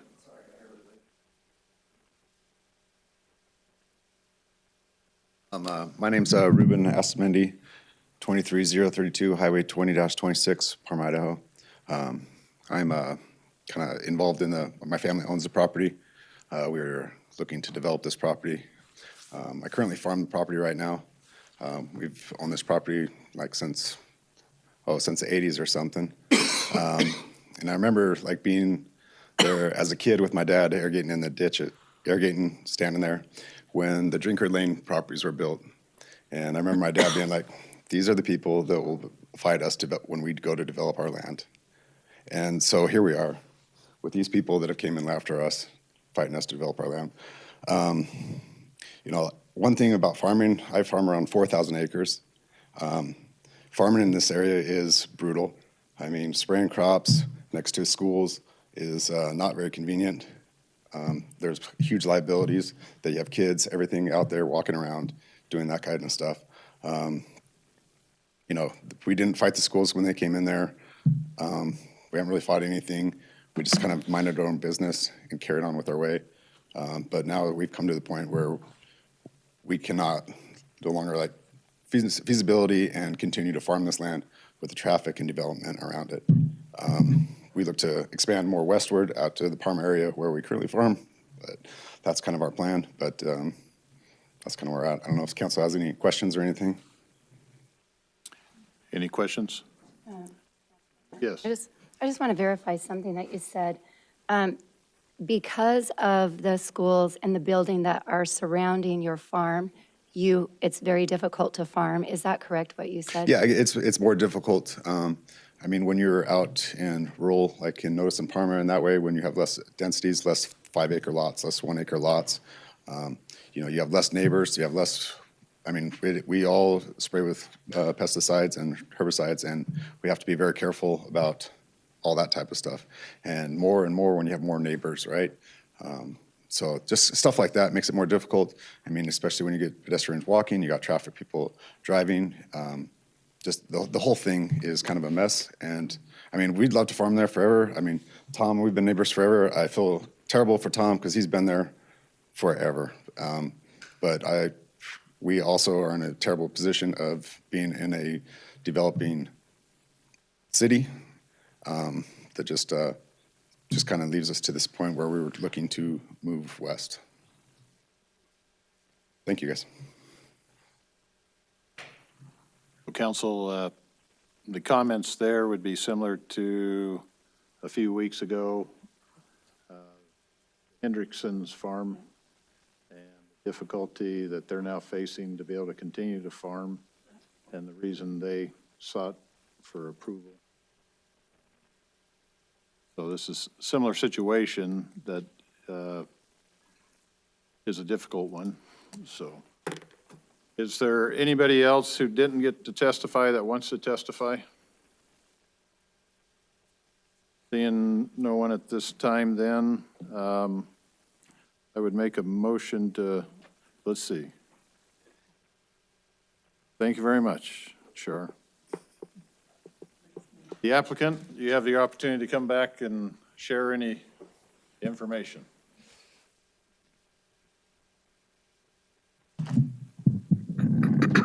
Help us solve the world tonight. Thank you, Council President. Oh, I wish I could. All right, so a few things to know. I don't know, Rodney, if you can bring up my presentation again, that might help us. I wanted to walk through some of the statements that were made, see if I can provide some answers, and we'll go from there.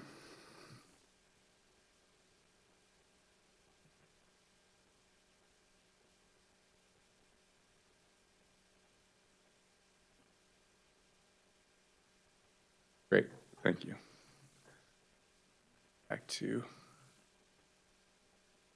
actually I'll go over here. So as far as some of the comments that were made about usable open space, green space, and you mentioned there were a couple of lots there that you had mentioned perhaps providing some more green space in that area. I think it was block 6, lots 16 and 17. In total, if we remove those 2 lots there and added them to the existing green space, you're looking at about 0.45 acres. So that is something that we would be amenable to, is removing those 2 lots there so we could have additional usable green space to provide, space for a field of some kind, or, if folks just wanted to throw a ball around it, what have you. I think we would be amenable to that. The next point I wanted to make was about amenities. Rodney kind of spoke to it, but I think we were required to have 2 amenities, which we have the tot lot pavilion and the seating area. We also have the regional pathway, I believe it's referred to, along 15 Mile Creek. It's going to act as somewhat of a green belt through there. So that's another amenity. As far as kind of the notion of the comprehensive plan and us not fulfilling it, we're actually at the lower end of the density for what the comprehensive plan would like to see. Actually, here, I'll go back to one of my first slides. So the residential mixed use, it's looking at between 2 and 9 dwelling units per acre. Right now, what we're showing is 3.58 dwelling units per acre in the RS6 and 4.45 dwelling units per acre. So, we are at the lower end of density for what the city comprehensive plan that's been adopted is looking for. We have to keep in mind there is a school across the street. I know that there is some concerns with overcrowding as development continues to take place, but if we don't have higher density right next to the school, then I don't know where else would be a better place for it, as well as with some commercial there too that the comprehensive plan is looking for. So with Ruben's property, we're requesting to meet the comprehensive plan. We're meeting the goals of the zoning code, and we intend to move forward with a high quality product that the city of Nampa can be happy with long term. So if you have any additional questions for me or for Ruben, we're happy to answer them. So question, comment, if you could go back to your plat. Yes, sir.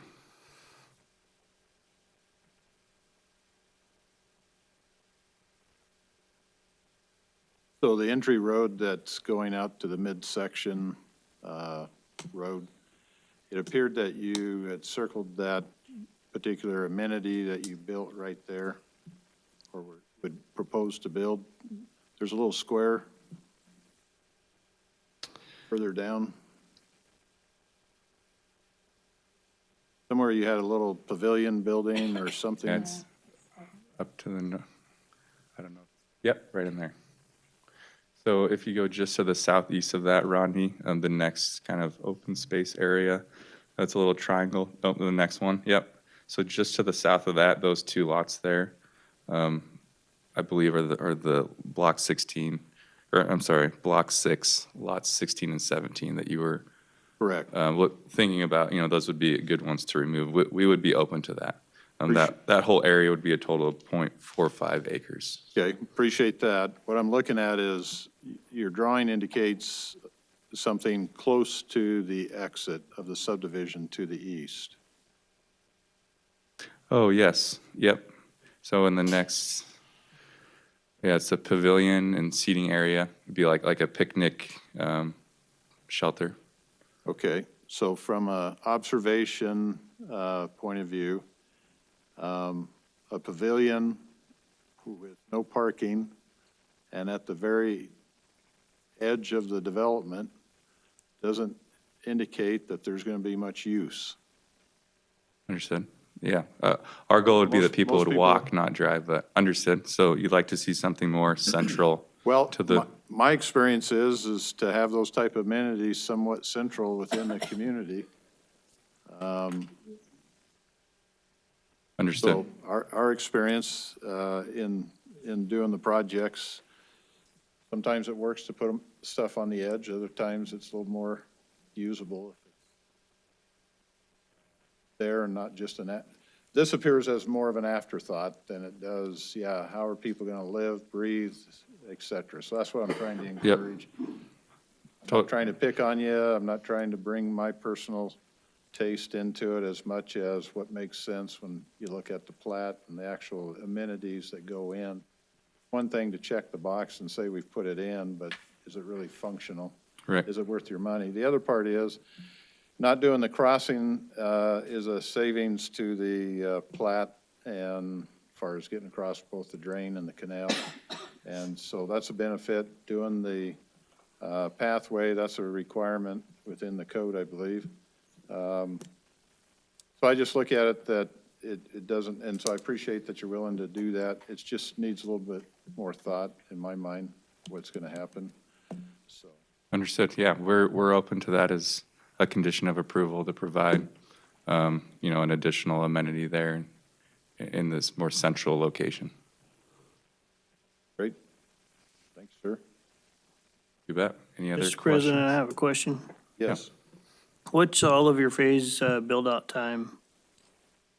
Let me go to the phasing plan. So in total, we anticipate with normal growth, we're looking at probably 2032 to 2035, kind of in that window. What would be a full build out if we're looking at a year to year and a half per phase. I know that's like a 3-year difference, but in that window. About 10 years. Yep. Thank you. Thank you very much. Thank you. So, be okay to move on closing the public hearing? Second. Got a motion and a second to close the public hearing. All in favor? Aye. The council, there's a couple options I see, so we can have some discussion on it. I think there's a modification that's needed to the project. Certainly, we could try to describe it. We wouldn't see it again. We could table a decision and allow for the modification similar to what we did at Midland and Iowa, and let the developer come back with those modifications and confirmation of what we want to see annexed and developed. Is one option. The other is we just communicate it and rely on Rodney and team to incorporate and have it in the notes when this thing comes forward. So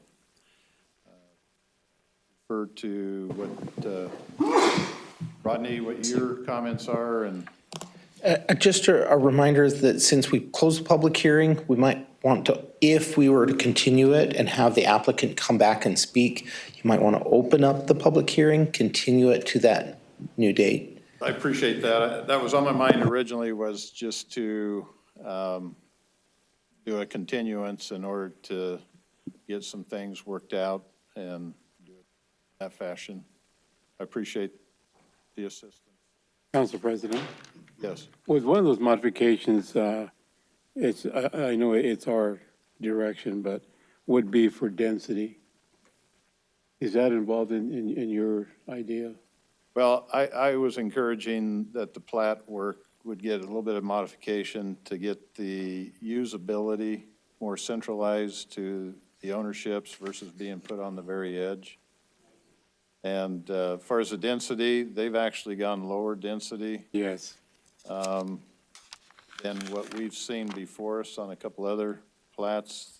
This one's, in that respect, while it's a bird to the neighbors and so forth, this is actually a lower density than we've seen before us or have coming before us.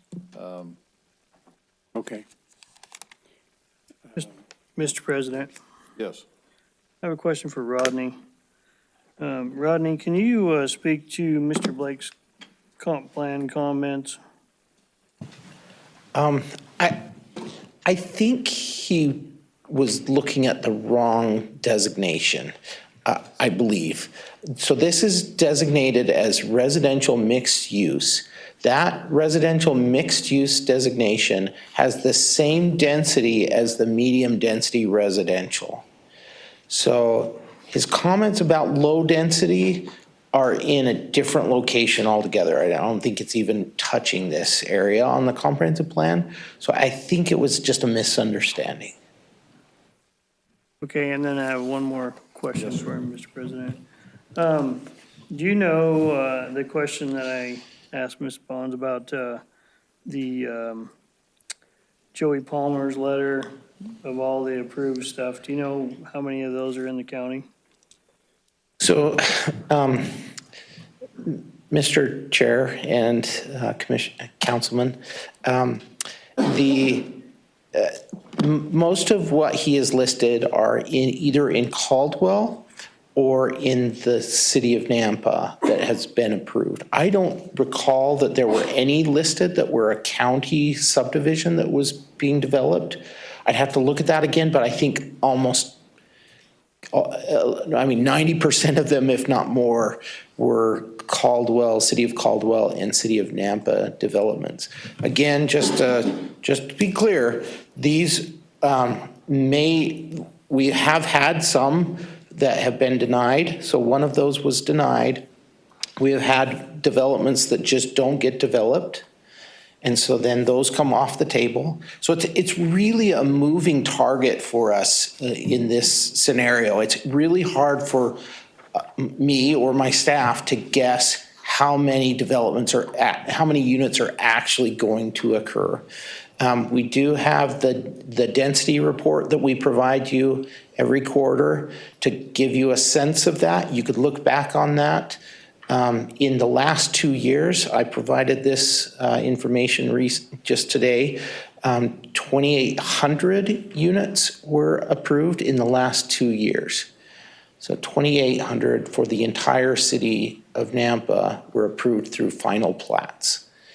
So that might give you an indication of what's being done, but if you look back for years and years and years, there may have been approvals, but then if they expire, they don't move forward. So again, it's just a really difficult thing to hit the target on.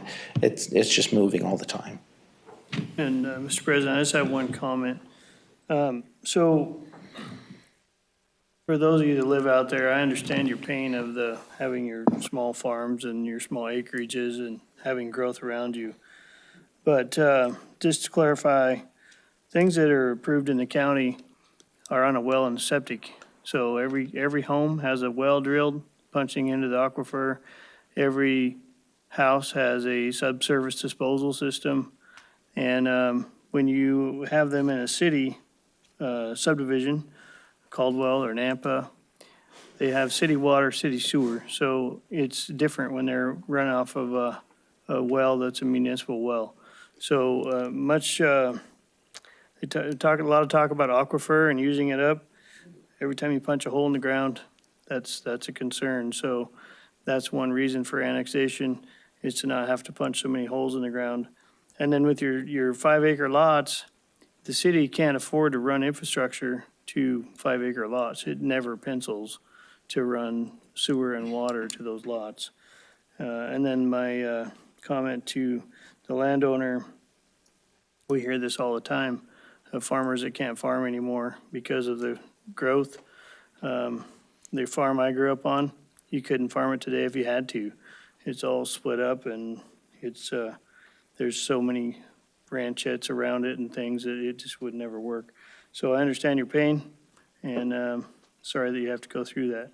I think our farm ground is important, but for these farmers that can't find, I had a conversation last year on the ag tour, the Treasure Valley Ag Tour, with a farmer out south of Nampa. And I asked him point blank, I said, what are you going to do when you are ready to retire? He goes, I'm going to sell my ground for development. He said, my kids don't want anything to do with it. And I thought, well, that was interesting. And he's farming about 4,000 or 5,000 acres. And he's like, I don't know. Like, I can't find people that want to do this. And to me, that's sad because we need farm ground. But also, for those starting up, they can't afford to. So that's something to keep in mind as well. President? Yes. Rodney, is it possible to see how many homes have been approved within like a mile radius of this location? I don't have, I'm sorry, Council President and Council Member Jangula. I don't have that information ready right now, but if that's a direction you want to give me, if you continue this, I'm happy to provide that back to you. If it comes back before, will you provide that for us? Just a mile radius, is that what you said? Yeah, maybe just around the location, just Okay. like the input, whatever you feel like would be informative for us to Yeah. understand the traffic and kind of just what's happening in that general area. Okay, yeah. Thank you, I appreciate that. And then, yeah, to piggyback a little bit on Councilman Reynolds, Ruben, we do hear this so often, you know, with the way that our city's growing, and I think a lot of times people forget that your land is oftentimes your retirement, your 401ks, and so property rights are very important. So we are sensitive to that, and then just knowing that this is no longer feasible for you to continue to farm that area. And I just want to say, Emma, thank you for coming and testifying. There are so many other things that teenagers want to do on a Monday night, and you're here with us. So when Paula said that she does horse therapy, I thought of you, and it was cool to see you speak to that. So thanks for being here. I appreciate that. And as far as this development goes, I definitely need to kind of see a reorganization. I would like a little bit less density, more of a green space centric. I just feel like when we put this many things together in one spot, coming with the bare minimum of green space doesn't really work for me. I know it fits within the criteria, but I would like to see it come with a little bit more effort in that regard. So if it comes back before us, those would be my recommendations. Council, I'd make a motion to reopen this issue as a public hearing. Have a motion and a second. Do we do that? Can I make a statement for a second? Or are you already? That's okay. I'd Go like to ahead. know if we're going to do that, and then we'll continue the thank you. discussion. Oh, go ahead. Yes. That's not a roll call, right? All in favor? Aye. Aye. Thank you. Mr. Chair, just real quickly. Let me defer. Okay. If That's you fine. hold for a moment and let I can wait. Councilwoman Skog, or do you I can wait for his. want to yeah. hear? Okay. I just wanted to state that if you want to continue this meeting, the June 15th meeting is the easiest for us to schedule, and the applicant has indicated their willingness to go to that meeting. Comments? Okay, just my comment, thank you. This is another one of those situations that we faced several weeks ago, perhaps even a month, that the approval of a subdivision then, if you will, causes the death of the farms surrounding it. And for some reason, the councils and have continued to do this, whether it's in the county, Caldwell here, to keep approving, and then we sit back and watch these farms fall one at a time. And I do understand, growing up as a farmer's daughter, how difficult it is to farm if you can't move your equipment around, and you really do. You cause the death of a farm. And this is heartbreaking because this isn't the first time we've seen this. And I've been on council since January, and I've seen this already. And it breaks my heart to think that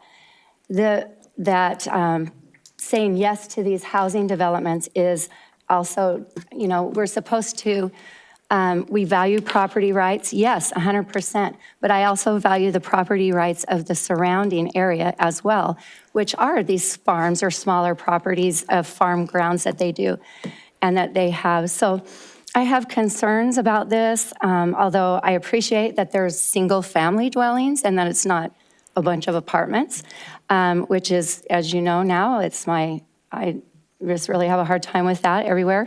I appreciate that there's that. I have concerns about the school and the capacities and the needs that are already there for the police. And we need more police, but we can't afford more police.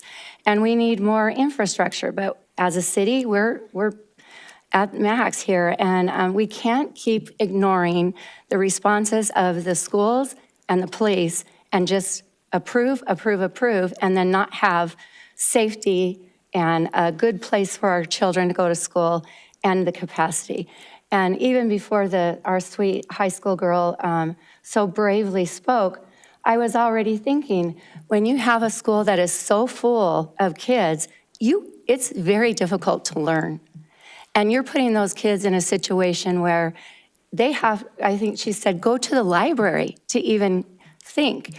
And, you know, you don't have the administration, you don't have, so we need to relook at this and really pay attention to what our police are saying, what our schools are saying, we're learning about the roads and the systems. I've sat there for longer than 10 minutes trying to just turn right on Chinden because people in front of me are trying to turn left. And you just kick yourself that you didn't remember to go down several more miles to the stoplight, right, to get out. So I think we do need to pay attention to this. Thank you. You. Council President. Yes. I was going to say that. Thank you, Councilman Skog. There are 4 farms there, ag land. I know, Arismendi, I know you're having a difficult time, but this is the exact problem that we're dealing with, and we can't ignore that problem any longer. Ag land is a priority to me. I'll always come first with that. Development is second. What's most important is that your property rights as well. So hopefully we can come up with a better solution, because I'm not in favor of this project until we get back to the square one and figure out what we can do. And I hope you do. I hope you do. Otherwise, I probably won't be supporting this. Thank you. I think it'd be helpful to have a motion to continue to 6:15, but before somebody makes that, if you're willing, there's a real balance between property rights, and we understand that. And that's the reason for the state of Idaho years and years ago to put into motion the requirement of a comprehensive plan map for a city that wants to do things or approve projects. And so that began 50, 60 years ago. And so consequently, we get caught into that. Then you get the aspect of private property rights. One wants to farm, one wants to develop and sell. And there's no easy answer, and that's the reason for the comp plan. And so the city has a comprehensive plan.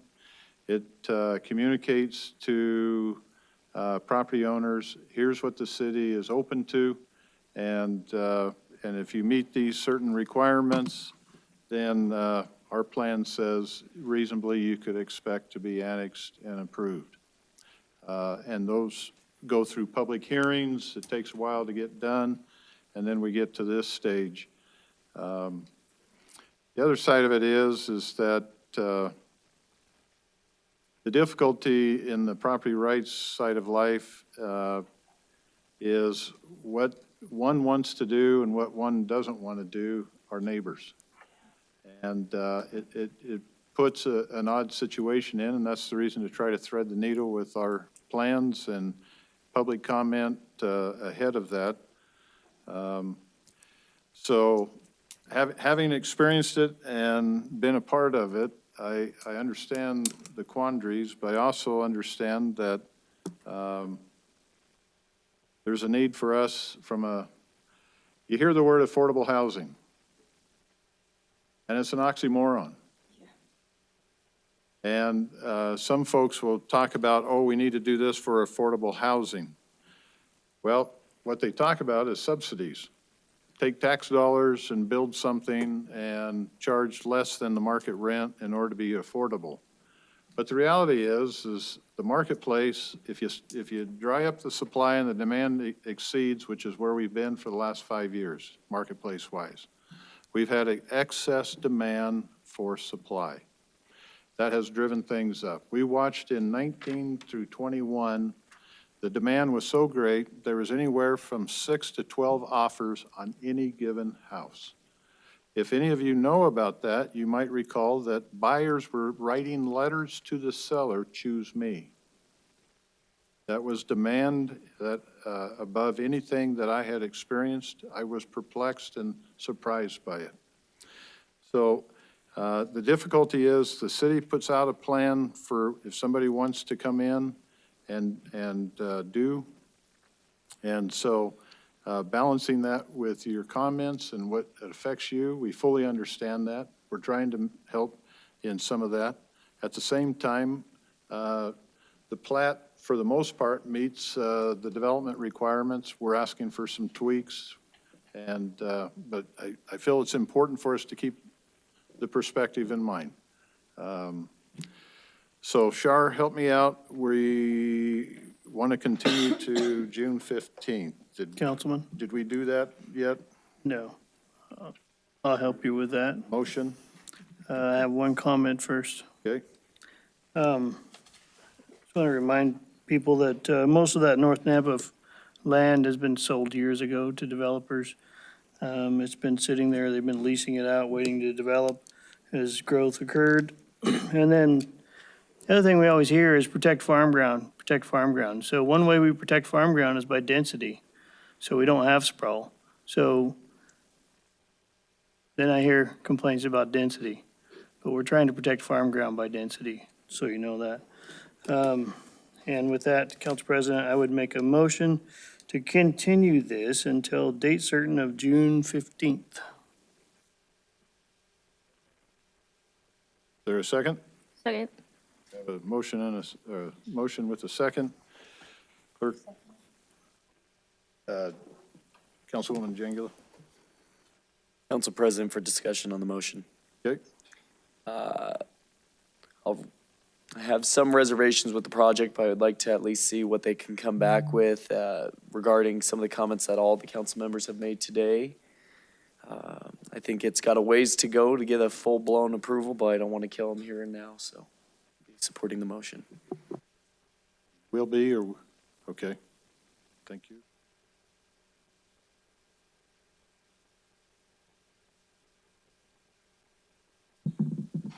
Roll call? Skog. Oh. Bills. Yes. Rodriguez. Griffin. Yes. Pingula. Yes. Reynolds. Yes. Motion carries. So we're going to continue, and we'll let you work with staff, or ask that you work with staff, and see you on June 15th. Next item is an action item. It's 6.5. It's an annexation and zoning to RS6, single-family residential, and BC community business zoning districts. Potential development agreement, plan unit development, and subdivision preliminary plat approval for Breckenwood subdivision, 0 Canada and 0 11th Avenue North. For Todd Campbell Construction, representing TBC Land Holding LLC. The original concept, 296 single-family detached dwelling units, 4 commercial lots, 44 common lots.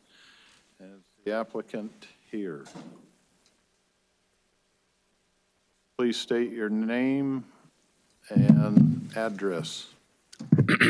Dean Waite, 2154 East Timber Trail Street, Kuna, Idaho. Council President, council members, thank you for your time tonight. I am here to present Breckenwood subdivision. Let me make sure I figure out how to run this thing. Okay. Breckenwood is located on the west side of Canada Road at the northwest corner. Oh, this is not a, there we go. Oh, I can, but I just got to use the other one. Sorry. Oh, does it not go back? Okay. Breckenwood is at the northwest corner of Candid. Oh, it doesn't show on the thing. You're right. That's what you're telling me. I'm not as smart as I think I am. No worries. Thank you. Northwest corner of Landry and Canada. Breckenwood is designed with 296 single-family detached homes, 4 commercial lots on just under 82 acres. The Nampa Comprehensive Plan and Future Land Use Map designate this area for mixed-use, residential mixed use with a lot density range between 2.5 and 8 units per acre. We will be right at 3.6 units per acre with this project. One of the concerns we hear often in development, and we've heard a little bit of it tonight, is the cost of infrastructure and how those costs are shared. With Breckenwood, we have taken a deliberate approach to shoulder a meaningful portion of the infrastructure investment needed. This will reduce burden on City of Nampa and deliver lasting benefits to our surrounding members and our future residents in Breckenwood. These are not just local project-specific improvements. They are local, but they are not just project-specific. They're community-focused enhancements, strengthening the area, and these following slides will demonstrate how. A little over a year ago, the City of Nampa engaged with us and a few other local area landowners to discuss extending 2 miles of sewer infrastructure, the Purdom Sewer Project. We heard a little update on that earlier tonight. Under the noble leadership of Mr. Mark Stoyer, Mark Stoyer, he reached out to us and some other local stakeholders and organized an effort, including a request for shared project funding with private parties with this city project. And we are pleased to partner with the city on this infrastructure initiative. We have committed $850,000, just under $850,000 of our private funds toward this city project, which will bring the sewer past our project.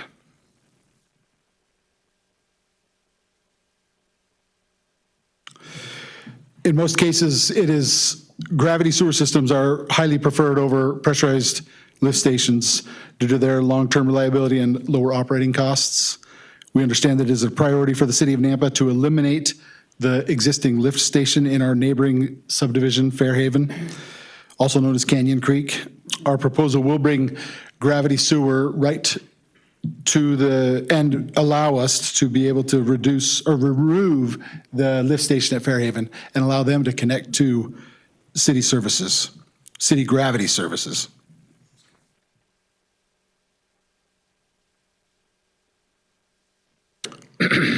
This image shows the current intersection of Landry and Canada, looking to the west down Landry. At the current, it is a partially finished 25-foot asphalt, 25 feet of asphalt roadway. Our project will complete this intersection with turn lanes in both directions, north and south. And this next slide will kind of shows you the layout of that. So now this Landry's pointing the other way now. Landry to the top is going to the east. And then that's Canada going to the north as you go to the left.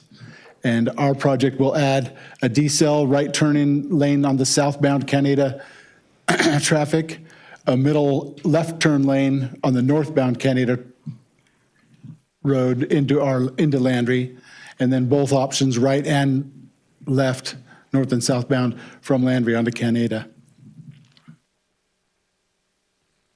These improvements will increase capacity, improve traffic flow, and enhance overall safety in the area. Excuse me, can I interrupt you just a sec? Yeah. It would help if we could see your overall plat and have you point out what you just explained to us. Seeing that particular sketch doesn't tell us location. Okay. So at the bottom right of this screen is where Landry intersects Canada. Okay. Oh, sorry, did I interrupt you? Were you still telling me? No, I'd just like to have the clarity for all of us. Okay. You know what, you've been on it, you know where you're at. Yeah. We have to rely on the drawings. Okay. Yeah, So- bottom right of this screen where the red commercial lot dots are is where that Canada Landry intersection is. Okay, so that's the area that you're going to widen the north half of the road. Yeah, yep. And we'll also fully improve the Landry intersection so that it's a full collector road and then both options right and left out on Landry onto Canada. Okay. The other part of the transportation, one of your drawings indicates that you're going to connect at the west end as well, right? No. That 24 wide is already existing, so you just picked it up on your drawings, or am I misunderstanding? So we do have a parcel of land that does go out to 11th. It's only 20 feet wide, and it does not allow us to connect to 11th with a roadway. It's not wide enough. Okay, so when you're done with your presentation, we'll let staff then clarify what we're seeing in our packet. Okay. But yeah, we have had discussions with the other property owners that are adjacent to us, north and south, on the west end. And we're working toward an idea of how to connect through to 11th, but it will require crossing their property. And when their development application comes through, we'll be able to push that through all the way to 11th. Okay, we'll get clarity on that. Thank you. Okay. Let me see, which slide was I on?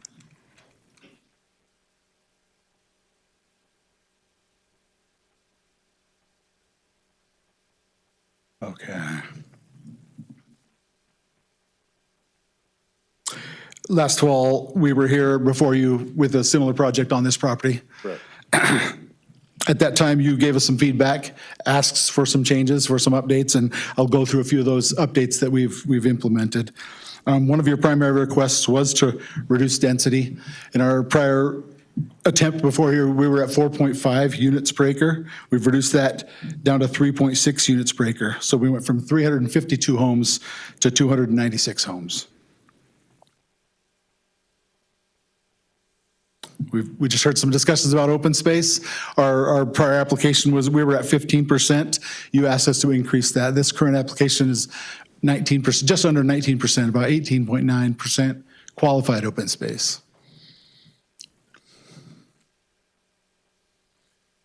You asked us to increase our amenity package as well. We have done that. We heard a request for, we didn't like tot lots, so we swapped out our tot lot and we put a pool in with changing room and showers. And it's the same pool we did recently in a subdivision Eagle that has been very well received and been a nice amenity. We also have included a pedestrian bridge across our 10 Mile Creek to allow for more connectivity in the subdivision for our residents. And also attaches us to that Nampa City pathway that we will be building a part of. Next few slides are just a few pictures of the amenities that we're proposing. This is the pool area. The bottom left box, that's the pool that we've actually built in just last year in Eagle. And we plan to do almost the exact same design here in this subdivision. This is the depiction of our crossing of 10 Mile Creek and then our dog park. Or no, this is the walking path and the fitness loop. And then here's our community picnic area, pretty central to our subdivision, and they show a couple pictures there of what the dog park might look like. Mr. Chair, time. All right. I don't have much more to say other than you guys made suggestions. We tried to listen. We think we did listen, and we have proposed those changes here to you tonight, and we would stand and hope for your approval. Thank you for coming back and presentation. So we appreciate you listening. Yeah, thank you. Okay.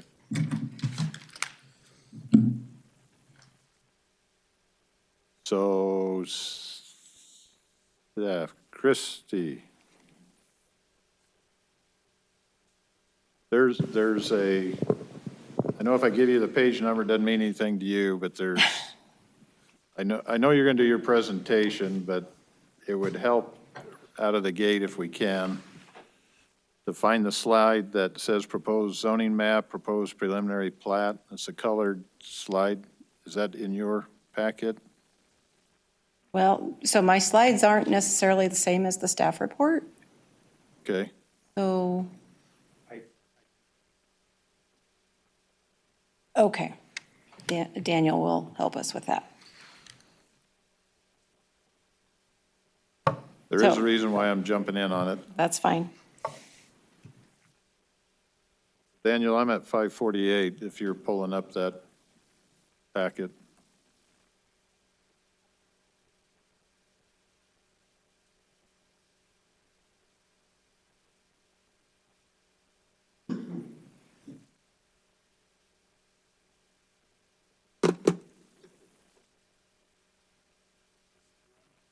Yes, sir. Great. Oh, I do have that one. So in the center of the page, so it may be, Daniel's got to have your input here. Sorry, Chrissy, I know we're a little out of order. It shows a 24 wide road being extended from the southwest corner out to a main road. So, Council President, Council, They own a 24-foot wide strip that goes all the way out to 11th.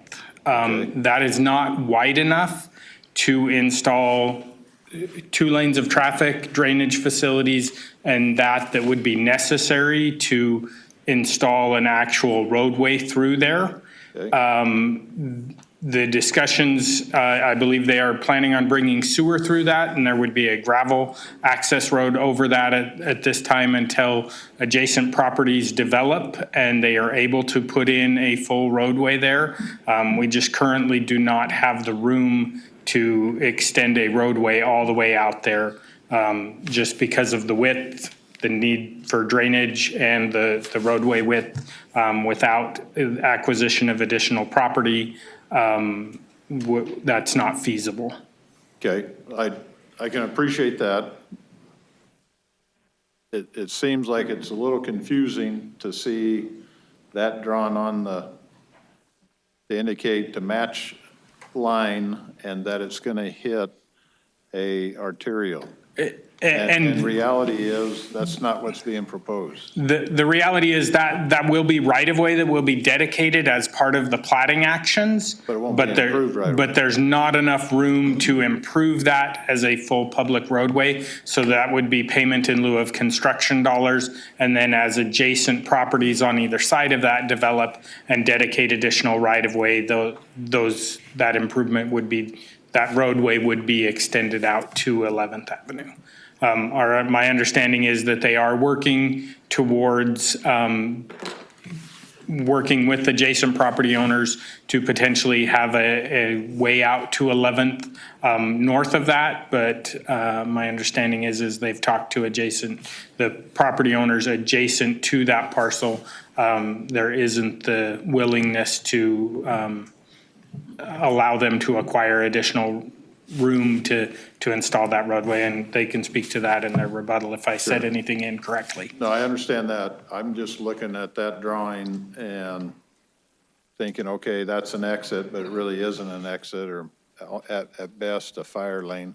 Correct. And it seemed like last meeting, a lot of the issue was density, and all that traffic is exiting out one spot.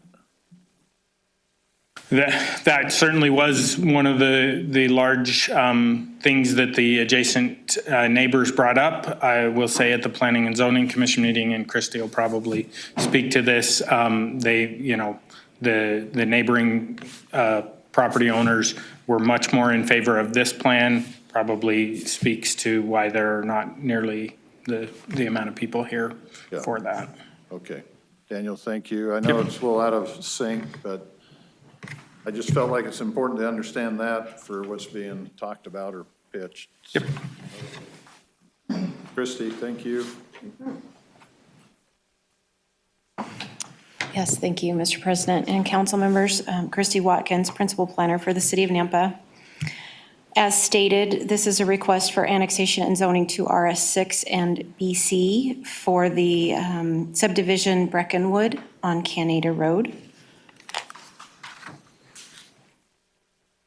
So a little history on this. In June of 2024, we had a pre-application meeting. In October of 2025, the previous application was denied for all of the reasons that he stated.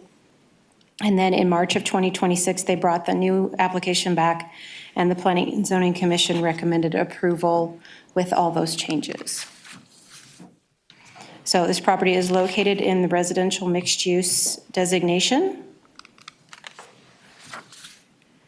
There is Canyon County property, undeveloped Canyon County property to the north, undeveloped Canyon County property to the west, as well as the Spring Shore subdivision, which is RS 8.5. To the south, RS 7, single-family residential, which is Canyon Creek. To the east is another undeveloped Canyon County parcel, and the Murphy development, which is a multifamily development. There are utilities available to this area when they are able to bring the gravity sewer in down Landry. Then it will be available to the entire area, which is in the public interest. 10 Mile Creek has an associated floodplain along which some portions have an undefined floodway. Both plat and construction drawings shall identify this floodplain and address any applicable impacts or mitigations to or for construction in this area. A traffic impact study was prepared in May of 2025 for this development. In the 2030 build-out year, 11th Avenue and Ustick will have a single-lane roundabout or a 3x3 traffic signal. Landry and Canada will have a northbound left turn lane. Cherry Lane and Canada will expand to a dual-lane roundabout. Fort Hall Avenue and Landry will construct the north leg. Flagstaff Way and Landry will construct a north leg. Morley Avenue and Landry will construct a north leg. Landry Street and Canada will do a southbound turn lane. And site access and Landry Street will have an unsignalized T intersection with the improvements that he outlined for you. As far as correspondence, the engineering division had some comments about the preliminary plat that will need to be revised. Surface water, delivery water rights, traffic access, utilities, drainage, irrigation, and the floodplain.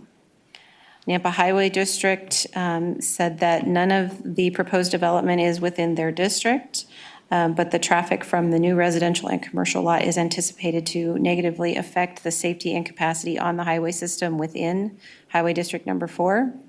They request that the city mitigate traffic impacts from this and other developments through impact fees and development exactions to address the future needs. Valley View School District commented that they have concerns over the capacity of the schools, which we've talked about tonight. Nampa Fire District has concerns about the general access and made some water supply comments.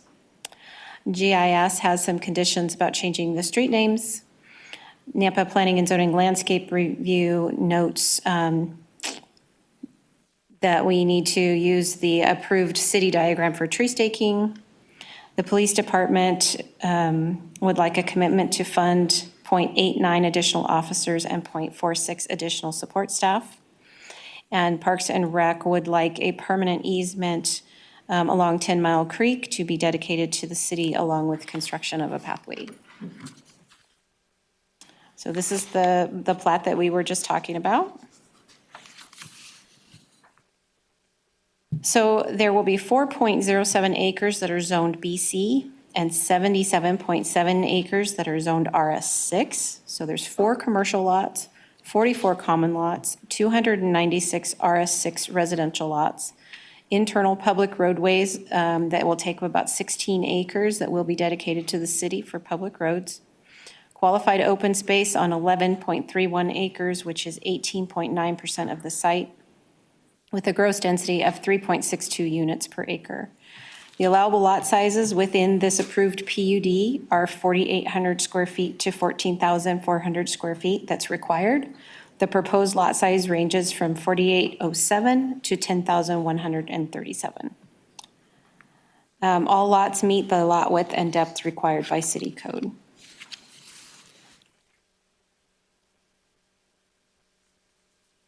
So they did request a PUD with this, so to meet that, the project is within the acreage size that is required for a PUD.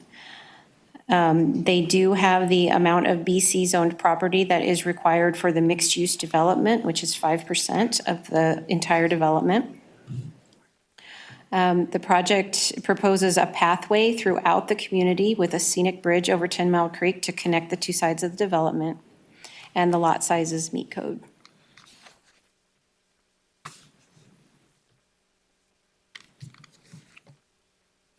So there are 4 criteria to determine the appropriateness of annexation. 1 is that all private landowners have consented to annexation. 2, the property is contiguous to the city limits. 3, the comprehensive plan includes this area for annexation. And this project does meet with the agreement between the city and the highway district. There are 3 criteria for determining the zoning on a property. This project proposes a zone that is compatible with adjoining districts. It proposes a use that is compatible with adjoining uses. And it is in the public interest because it will provide a variety of housing types that comply with adopted city codes, and it will provide city services and utilities to the area. These are the recommended conditions of approval that are listed in your staff report, and these are your potential motions, and I'll stand for any questions. Chrissy, thank you. Thank you. Council members, questions, comments?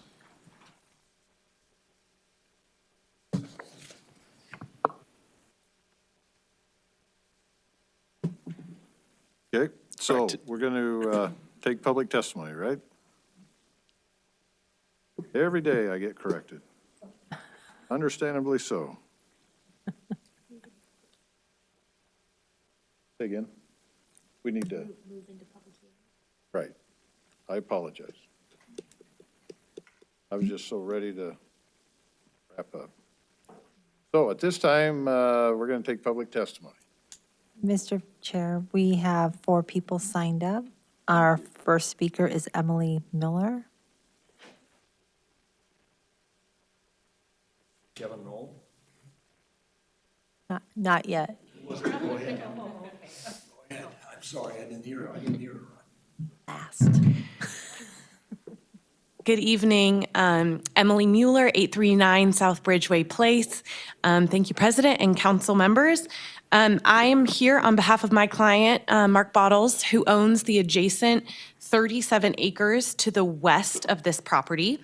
And we have been following this application for a while. We are in support of this application, in support of this community, have been following it, think that the changes that the applicant made are great. It's going to be a great community. You know, specifically their amenities, including a pool, increasing the open space by, you know, almost 3.5 acres is I think what that calculation is, adding in walkways, just everything that they did on top of it just being a great builder. This is going to be a great community in an area that we're all really excited about. As the applicant testified, there have been several developers in this area being willing to contribute significant funds to bring the sewer out here, including this applicant. And we're just, excited for that, excited to see this area of Nampa develop. And this is going to be one of the best communities out there. So we're excited about that. We're in support of it. And then to speak to the question earlier about access, we have been coordinating with the applicant about two access points that we agree where connection will eventually be made out to 11th. So I think the phasing could work out well here in terms of when my client's property might eventually be able to be developed and provide those connection points out to 11th. So we have been in communication with the applicant and are excited to have that cohesion and make those roadways work. So with that, if anyone has any questions. Any questions? Emily, I do. Yes. What's with the holdings there to the west then? So your client controls the ground for widening West Road and making the connection to 11th. Is that correct? President, not all of it. So my client owns, so the 40 acres directly to the west, we own the majority of it, but then there is a 3-acre triangle that would prohibit the connection immediately. So we have worked on alternatives different ways that it could either kind of jog down or jog up. And we're in support of those. And the applicant helped us do some lot layouts and that sort of thing to make sure that it all works. So we don't own all of it. You can see that there's a triangular piece there. Got it. So to actually make connection to 11th, there's got to be a jog up or? A jog up or jog down. Yeah. Mm-hmm. Thank you. Thank you. Mr. Chair, our next speaker is Mary Speck. I'm not sure if she's here. She did state that she was opposed to this. Our next speaker is Victor Doty. And on deck is Kevin Knoll.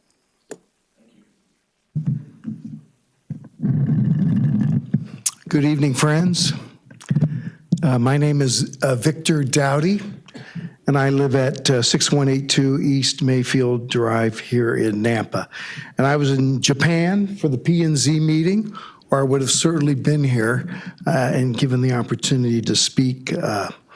This is certainly an improved project, but the serious concerns with traffic congestion and safety at the corner of Landry and Canada have still not been adequately addressed. There is only one point of ingress and one point of egress for this large subdivision. Anyone driving north on Idaho Center Boulevard, past the College of Western Idaho, through the roundabout at Cherry Lane, and on up Canada Road to Ustick Road can see the dire traffic situation being created by existing subdivisions, mega apartment complexes under construction, and numerous other projects in the works. The single point of ingress and egress into this particular project off North Canada Road would constitute an absolute traffic nightmare. So I wonder, why can't the developer wait until there is another point of access to the land? What's the hurry? Why the rush to approve a project with serious traffic safety and congestion issues? It is not up to the city of Nampa to solve this problem for the developer. The neighborhood shouldn't have to accommodate traffic congestion and safety issues caused by the developer's lack of foresight. Our elected officials owe a primary duty to the citizens who live here and our quality of life.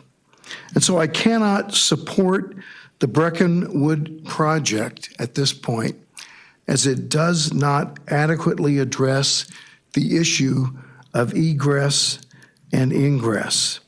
The project unfairly diminishes the quality of life for the people of Nampa who live in this neighborhood. Thank you. Mr. Chair, our last speaker is Kevin Knoll.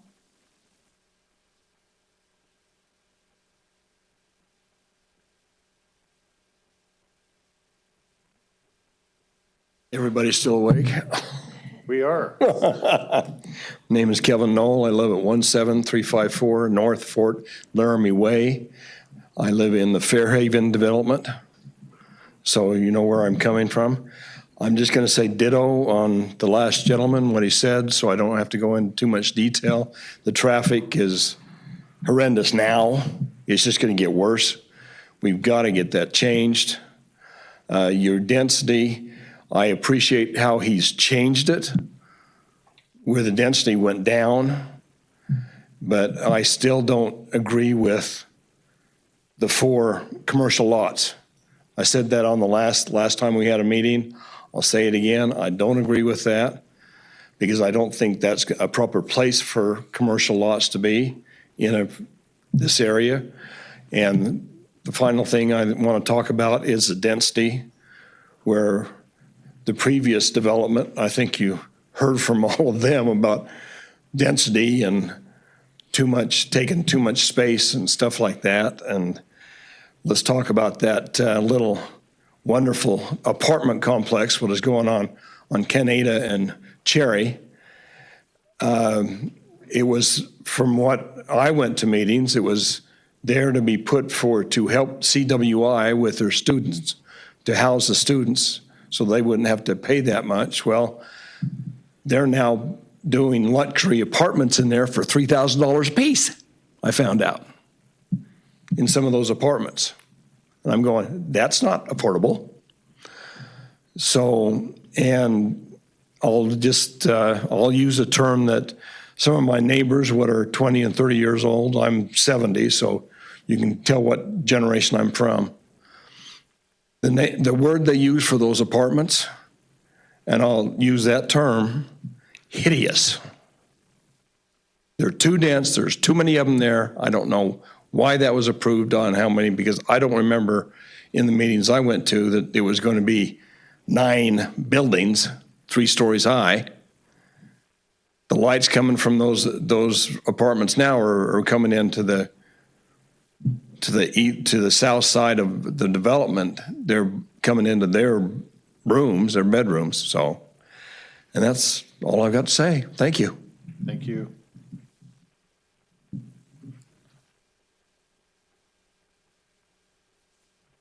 Other, nobody else? Is there anybody else here who wants to come and speak? Yes, sir.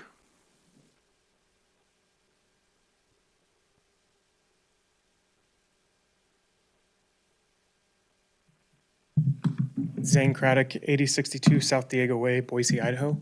I'm the designer engineer on this project. You guys had some questions. The one about traffic. So this intersection at Landry and Canada as it sits today, there's no left turn lane, there's no right turn lane, either on Landry or on Canada. So what happens currently is the Fairhaven subdivision has dedicated the right of way for a left-hand turn lane, but there's not enough space on the north side for the taper. So there is no dedicated left turn lane, so traffic is backing up. By adding these left turn lanes in both directions, it's going to drastically improve traffic. Traffic at the intersections is usually your hard point of contention. A straight road without intersections is what can handle more traffic. So your intersections are your bottlenecks, correct? So as we improve this intersection, it will be a drastic increase to the capacity of the intersection. So much so that even putting all of our traffic through here with the traffic impact study, it doesn't warrant having a signalized intersection. So even if we wanted to do that, the city would tell us no, because it's not warranted, and therefore it's actually impeding traffic by putting the light in. Does that make sense? We understand what you're saying. Okay. It seems kind of counterintuitive, right? So if something's not warranted, a lot of times it has a negative impact on actual traffic flows and patterns. Then another thing that was brought up, there was one other thing I wanted to talk about. Storm drainage. You guys had a great discussion on storm drainage on the last hearing, and I was kind of excited. The intent is to use the storm drainage facilities as a dual purpose, right? When it's raining super hard, there's not a lot of people out there playing football or kicking a soccer ball.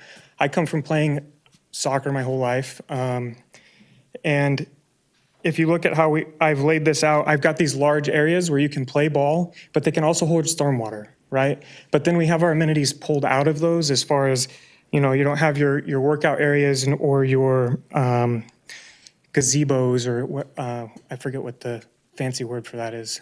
So pulling those out. So those are still sheltered from the rain, so you can still go and enjoy the open space at that time.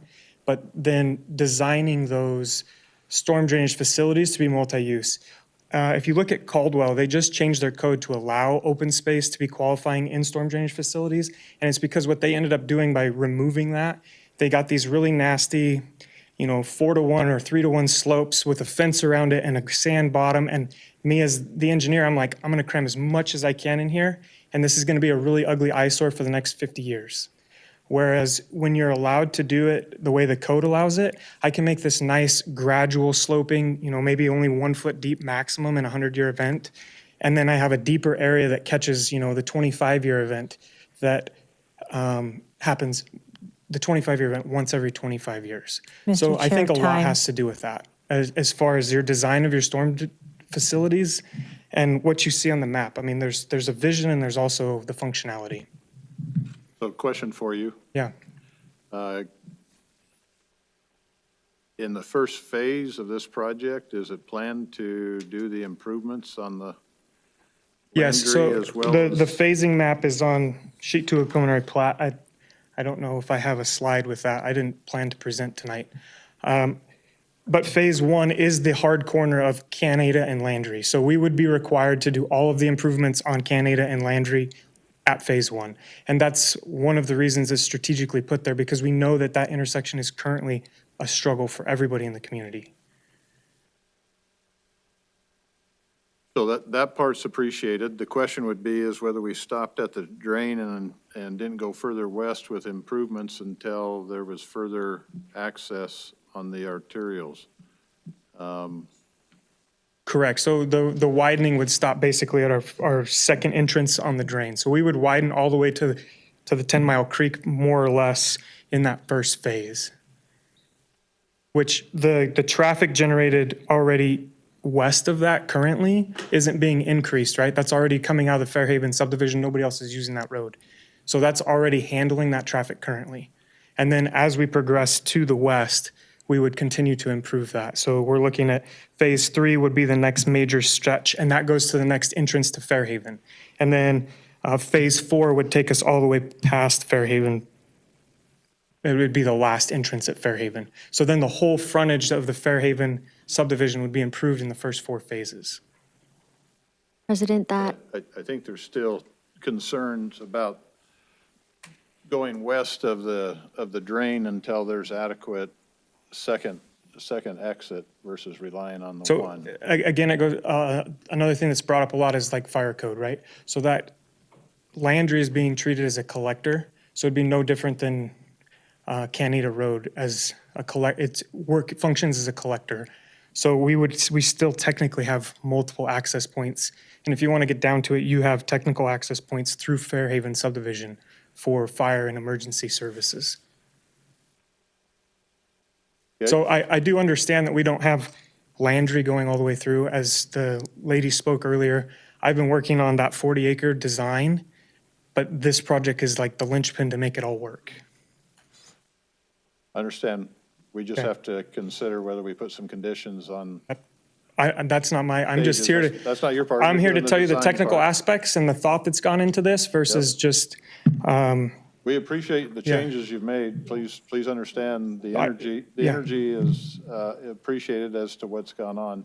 We're still just cognizant of the challenges that are going to continue there. So so I was just going to say, the clearest phasing map for council is on page 573, where it splits it up in colors. thank you. Yep. thank you. You guys have any other questions? We're getting to 573. Oh, cool. Bear with. Yeah, that's fine.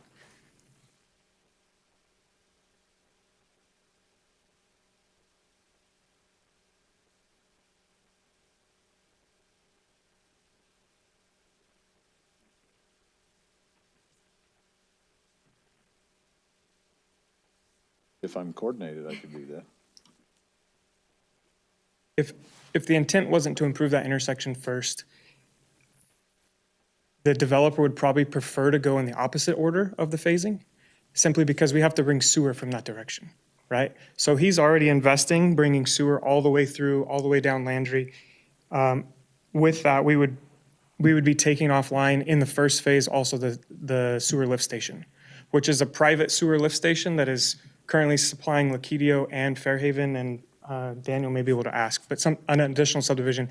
And all of those residents are paying an extra fee in their HOA fees for that lift station to continue to be maintained. Yeah, and that was an allowance provided at that time, and that's all understood. So, I guess what I'm saying is it's a net positive to the whole community by taking that off, that burden. correct. When that main line comes through, that's going to be a benefit.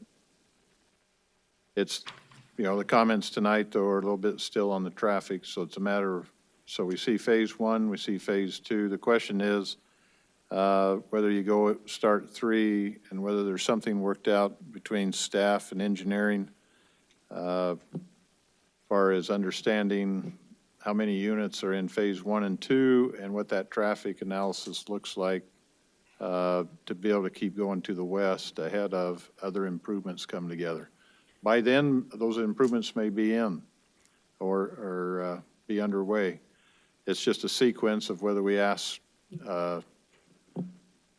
in the approval is to put a stipulation of something that helps guide what the process is going to be. Could that be by a re-analysis of the intersection? No, it's On really a phase by phase versus, What I'm thinking about is whether it's development agreement or part of the approvals is at what point this development has to have other stuff come forward. In other words, other cooperative property owners providing access to be able to disperse the traffic. So right now I'm just brainstorming. I'm not the engineering side and I'm not planning and zoning side.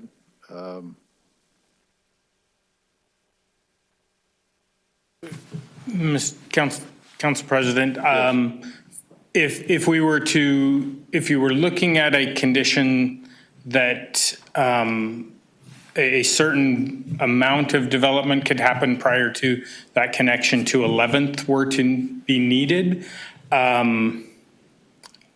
We certainly could work, come up with something that would be appropriate based on data and the level of service and operation at that intersection. And we could look at a scenario where I think one way to do that would be to at the approval of each phase, look at the operation of that intersection and the level of service, and if it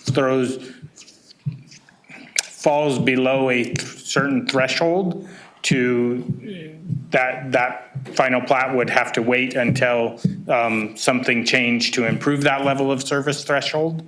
I think that would probably be the most appropriate way to handle that. And then we would just need to likely come back with, after discussions and review of the traffic study again, to see what that threshold might need to be.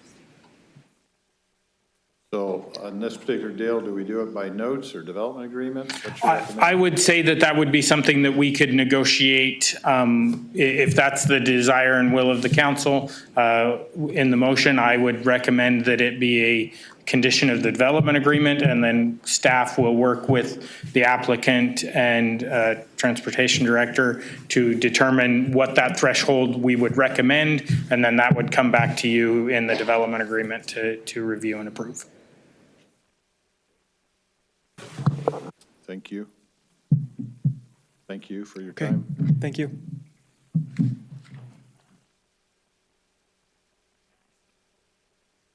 Yes, public Yeah. Public Yeah. hearing is still here. Okay. Still open. All right, okay, my name is Cheryl Knoll, live at 17354 North Fort Laramie Way. Continuing about the traffic issue is with those new apartments that are almost completed there, called Asher, right there on the corner of Cherry and Canada. One of the entrances that they have to that apartment complex is so very close to that roundabout. And then there's another one. And then we just recently heard about another housing development, apartments that are being built just past those apartments. And there's only one access into that one as well. And so all of that traffic is coming out onto Canada. And so there's lots of traffic to be considered, not just the Breckenwood. There's other things as well that are contributing to the amount of traffic that will be on Canada. Thank you. Appreciate the explanation.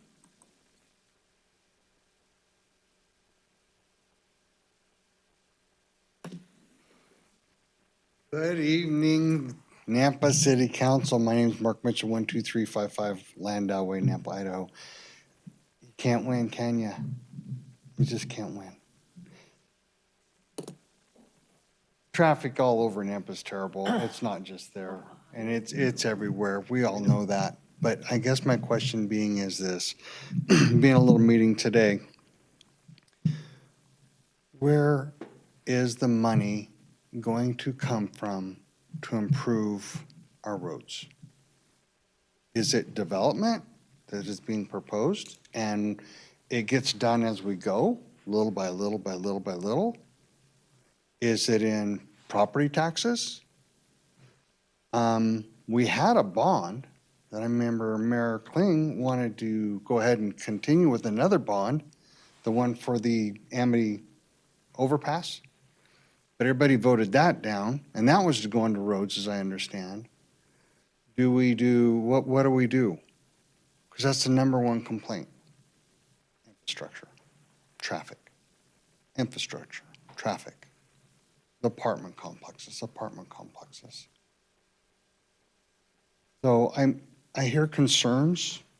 I'm concerned, you guys are concerned. What I'm not hearing is answers. We can't even get an answer out of you guys on a mayor. Unrelated topic. It is.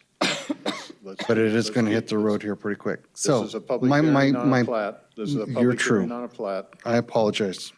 President Bills, I apologize.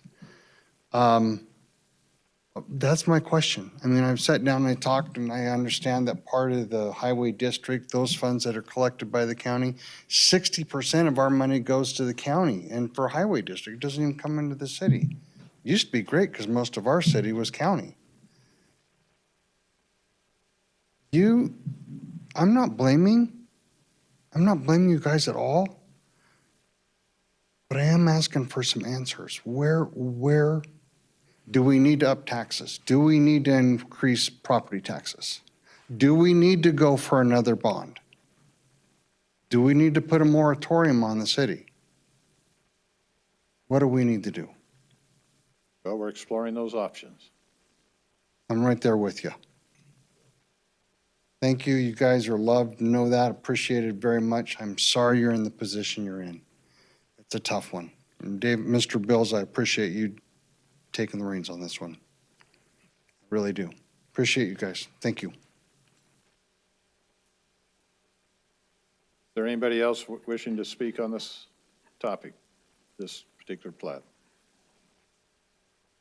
Seeing none, the question mark is, can we handle things by agreements, and or do we need to do a continuance on the public hearing? Thank you, Mr. President. I think that if you only have that one condition and you're willing to let Crystal and I work out the details of what that might look like, if you're going off of a level of service determination to then require that there be an extension out to 11th Avenue in some way, I think we can handle that through a condition of approval in the development agreement. If you've got more things that you want to see tweaked, then that might require continuation, but I didn't hear that come out of the conversation. Yeah, I just think the phase one.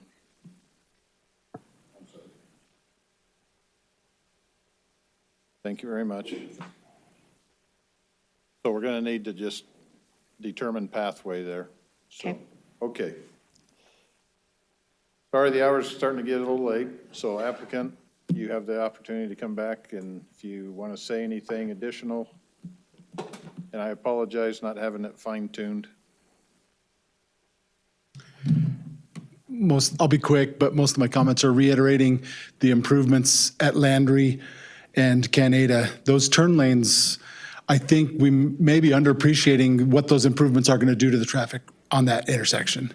500 homes emptying onto a full collector road with all those turn lanes is a relatively small amount of traffic at that intersection. We are open to the suggestion that you guys are talking about and supporting of that, but I just reiterate the benefit that improving that intersection will be to what the current situation is, even without adding, with what they have right now.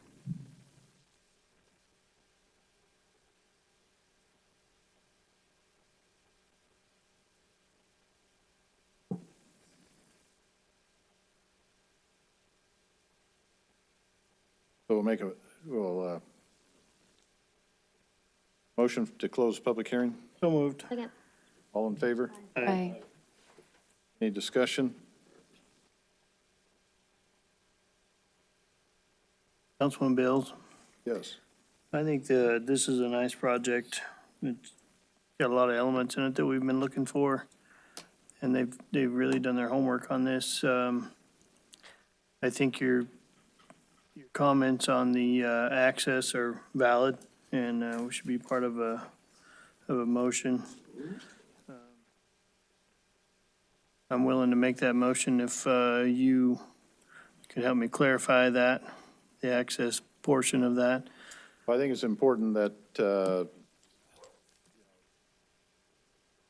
there's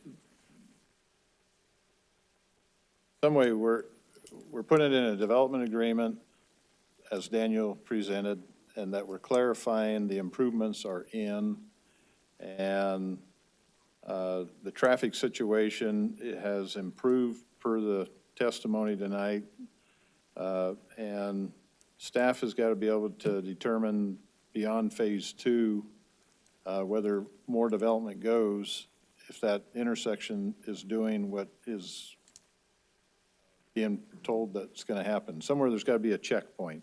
And I see that checkpoint is after phase 2 improvements.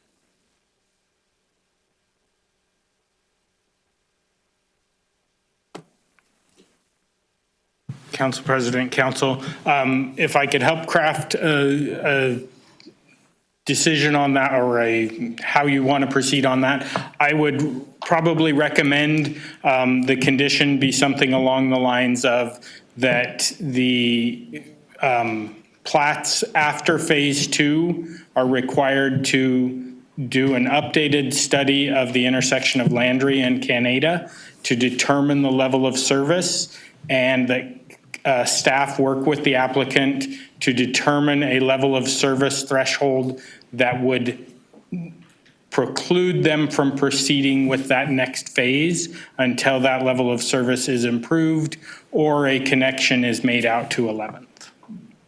Okay. Does that sound, am I capturing that correctly? Okay. So, Council You can make the President. motion and reference Daniel's Absolutely. testimony.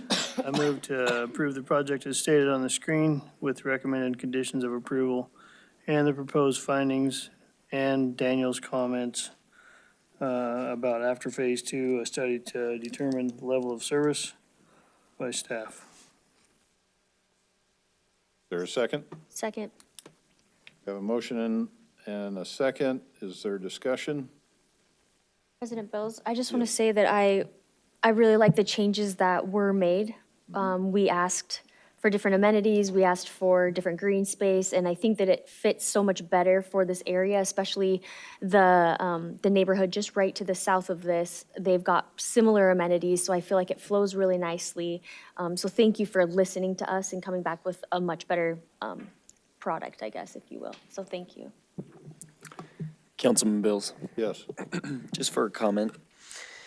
I'm having difficulty, I think overall, just with projects in North Nampa because the discussions that we've had have been significantly focused on our deferred maintenance and how do we fund projects within the city, not considering what's coming in the next 5-10 years. I know necessarily that's not what's up for consideration here today and right now because they've already applied, they've already gone through the process, and now they're coming to us for the last portion of what they need to do to get approved. But I think even to what Mark had stated, maybe we should be having some serious conversations more publicly so they're aware of what do we do in consideration of potentially levy override? What do we do in consideration of where our limits are for the city in terms of development? Because if we want to look inward, we need to stop looking outward and expanding beyond. Not necessarily directed right here for this, but I think there's some real reflection that we need to do as a council. I think it's been a heavy night, so I don't want to dogpile it here and now, but those are just some of my thoughts. Thank you for your thoughts. I think it's going to be important that through this budget process and where we're headed, that we've got to review a lot of where things are at.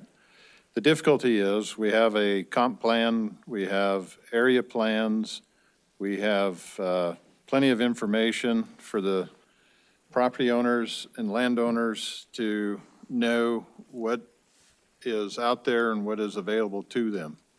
And so consequently, we have folks in the business who then say they read our plan and it says, yes, this is what we encourage. Here's what we see on the horizon. And so if we're going to, there's reasonableness to put parameters, conditions, certain things on individual plats to make sure that they meet things. But candidly, if we're going to soon start really putting the limitations or saying no, then in reality, we need to communicate that. At the same time, we have agreements on the Purdon Drain going forward. We've got long-term financial commitments that the city is making, the development landowners are making. And so there's the aspect to understand also the big picture and what's been put forward out there. And so you have the individual plats and the nuances that this one is trying to assist with, but it may still be a nuance because of this current situation, and everything's not going to build out at once. And so that's understandable. It's understandable for the frustration. But at the same time, we're crossing the street, so to speak, and we're in the middle of the road. And we're standing in the turn lane, and we're trying to decide now what we're going to do. And reality is we got to kind of keep pressing forward is my thoughts, but we got to do it responsibly. So, any other comments? Clerk will call the roll. Gog. Yes. Mills. Yes. Rodriguez. No. Griffin. Yes. Pingula. Yes. Reynolds. Yes. 5 in favor, 1 opposed, motion carries. Thank you. It's not exactly what you want to hear or understand all those things, but this is reality that we're in and the plans that we have on the table. Council, need to go back to the section on new business. We're done with public hearings. We need to go back to new business.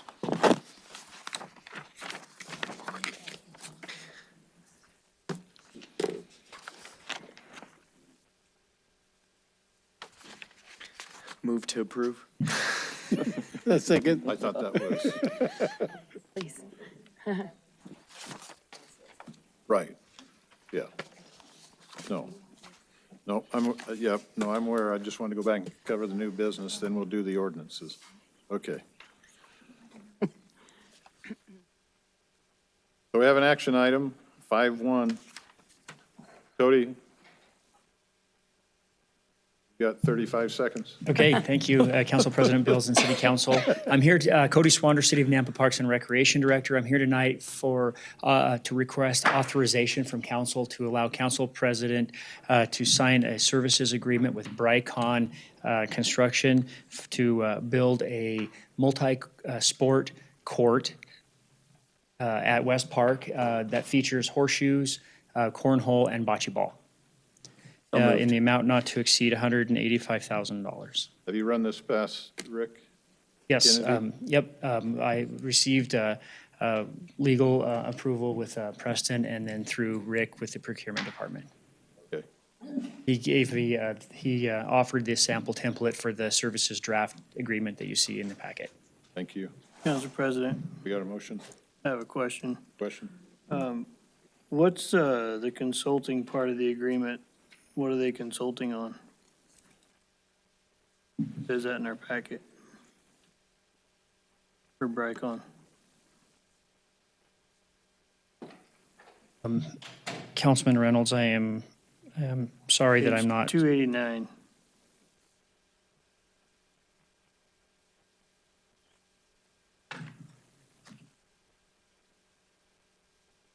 I don't think my pages are matching Okay, yours. and then second question I'll ask you while you're looking at that one. How many bids did you get on this? We went out for, it's an informal bid process, and we asked 6 different companies. We had 2 show for the pre-construction meeting, and only 1 bid was received. Council President, if I could add to that as well. Yes. Cody had reached out to me in regard to this project, and I had discussed with him regarding what was going on at West Park, and I informally reached out to 2 family members that are in this industry, and they didn't feel that it was out of the realm of costs that they would have bid on this as well if they were a formal bidder in the process. So that's why I am expedient in giving a motion, because I've had the opportunity of chatting with you about it and investigating myself independently. Okay. Thank you, Councilman was that a- Griffin. I'm sorry, I'm not able to find this consulting. There's no consulting services requested from the construction company. This is a design that was constructed by a landscape architect that was given to them to make their bid on without any input on design or consulting. Council President? Yes. So this, it's concerning to me you didn't get more than one bid. I mean, that's interesting to people didn't reply. In informal bid process, it's pretty easy to submit a bid, so I'm wondering how the spec was written, but that's neither here nor there. But I see Brycon a lot lately. That's concerning to me because we've seen some of the work they've done around the city. And then, you know, why are we continuing to see them over and over and not other bidders? So anyway, I'm not against this project. I'm just questioning the process, and I can have a conversation with Rick about it. Okay, and I think the consulting piece perhaps is that we did, the design firm, Jensen Belts Associates, is willing to take requests for information from contractors if they come up during the process of the construction, and he ran our pre-construction or our pre-bid meeting for us, so the only consulting we're receiving is from his work. Thanks, Cody. I would make a motion to approve this item. Second. We have a motion and a second. Any other discussion? Roll call. Gog. Yes. Jingula. Yes. Bills. Yes. Rodriguez. Yes. Griffin. Yes. Reynolds. Yes. All in favor, motion carries. 5.2 is an action item. Crystal. And so to sign a contract with Hawkeye Builders for construction of the trailhead at Wilson Path in the amount of $674.77. It's a standard deal. It's approved in the budget. Questions? I'll make a motion to approve. Second. Got a motion and a second. Any discussion? Council President, if I could, real quick. Team's doing a very good job. Crystal, you don't have to move. It's just more of a comment. Your team's doing a very good job. My wife and I have been training for some races, and we use the Wilson Path frequently, so having that be repaved and the tree roots removed, it's not a bumpy hazard now. It's an enjoyable amenity, so thank you for your work. Clerk, Cody, call you the roll. too. Gog. Yes. Jingula. Yes. Bills. Yes. Reynolds. Yes. Griffin. Yes. Rodriguez. Yes. All in favor, motion carries. 5.3 is an action item to authorize council president to sign local professional service agreement on ITDs and Horrocks LLC for construction engineering inspection services on the Matthew Pelzer Trailhead at Wilson Path in the amount of $63,129, and it requires a fiscal 26 budget amendment when that time comes. So moved. Second. Motion and second. Any discussion? Clerk, call the roll. Gog. Yes. Jingula. Bills. Yes. Griffin. Yes. Rodriguez. Yes. Reynolds. Yes. All in favor, motion carries. 5.4 is an action item. Authorize council president to sign a task order with Transpo Group to complete an intelligent transportation system emergency response plan in amount not to exceed $150,000. Crystal, could we get an explanation on this one? Just a quick summary.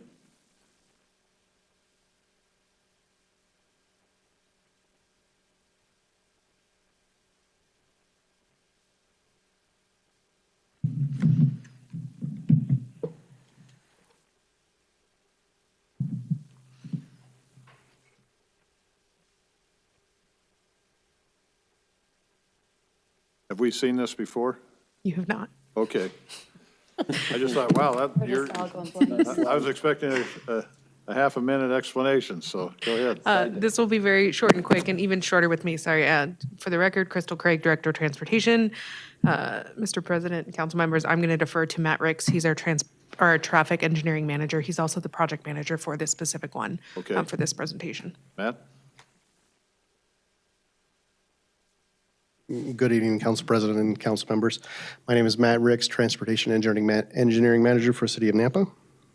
I'll walk you through a few slides that we pulled together for this. So, as you know, the traffic division is fairly new. It's only been existed for a few years after it broke out of the street division. This project need is to help us establish some emergency protocols. And then identify gaps in infrastructure or staffing or needs we have in that area. And then it expands on our traffic monitoring center efforts. So what is the project?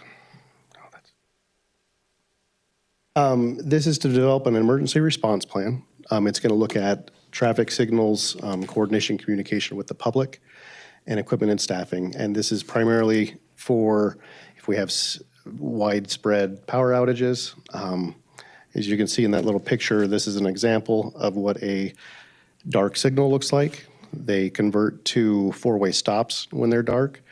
And this plan would help us identify intersections that are key that we need to keep powered to keep traffic moving in case of power outages.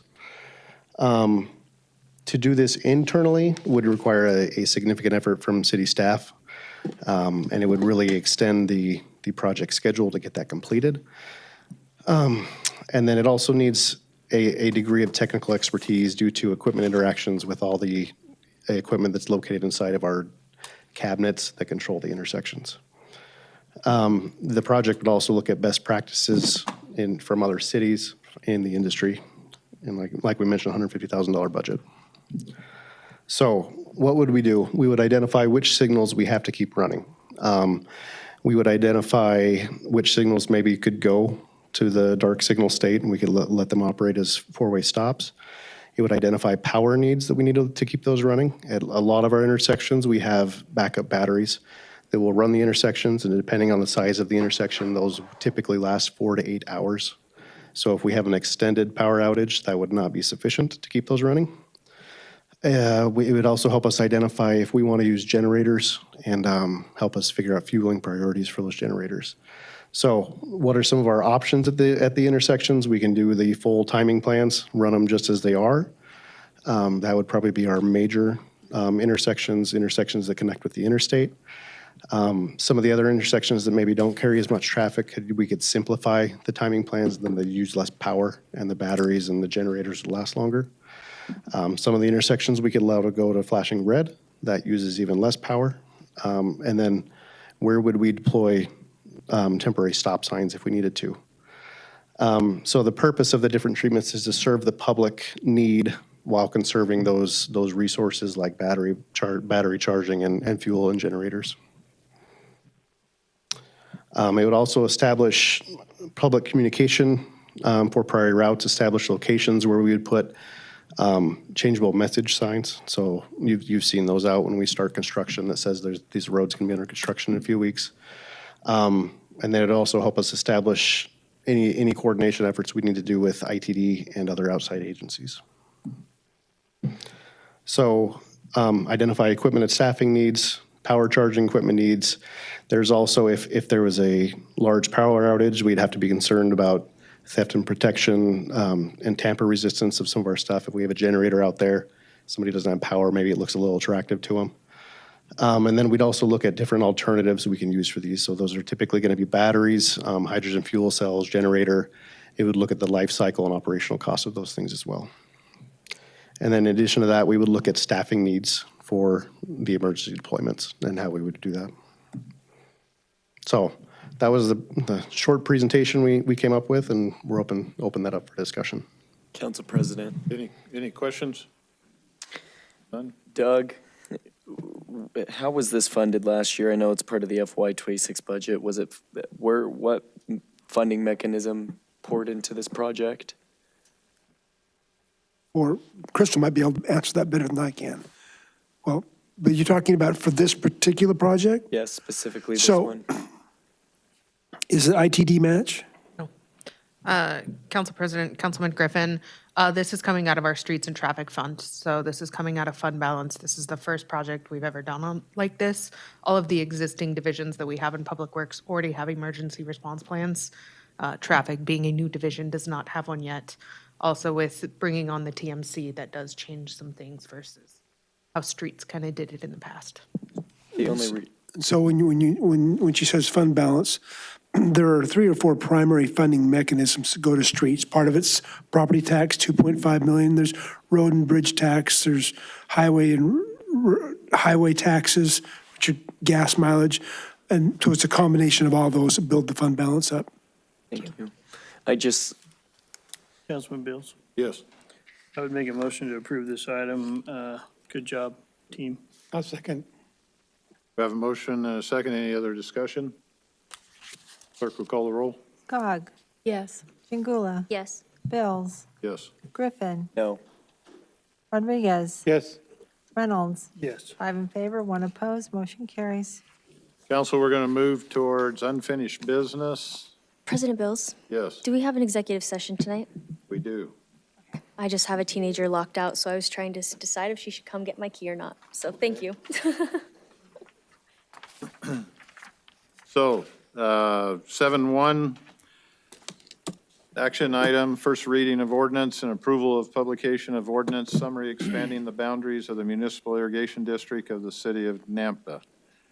Request to pass under suspension of rules. An ordinance of the City of Nampa, Idaho, annexing a portion of the underlying irrigation district into the municipal irrigation district of the City of Nampa, Canyon County, Idaho, and changing the boundaries thereof, allowing for a summary of this ordinance to be published and directing the city engineer to alter the use and area map accordingly, providing for recordation, providing for severability, providing an effective date, repealing all ordinances, resolutions, orders, or parts thereof in conflict herewith. Mr. President, I move this pass under suspension of rules. Second.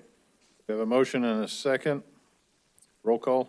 Gog. Yes. Chingula. Yes. Bills. Yes. Rodriguez. Yes. Griffin. Yes. Reynolds. Yes. All in favor, motion carries. 7-2 is an action item, first reading of ordinance for zoning map amendment from RA suburban residential to RD two-family residential zoning district and potential development agreement for 2 parcels, a total of 1.09 acres at 1504 South Garland Street for Bobby Phipps and Jay Duffin.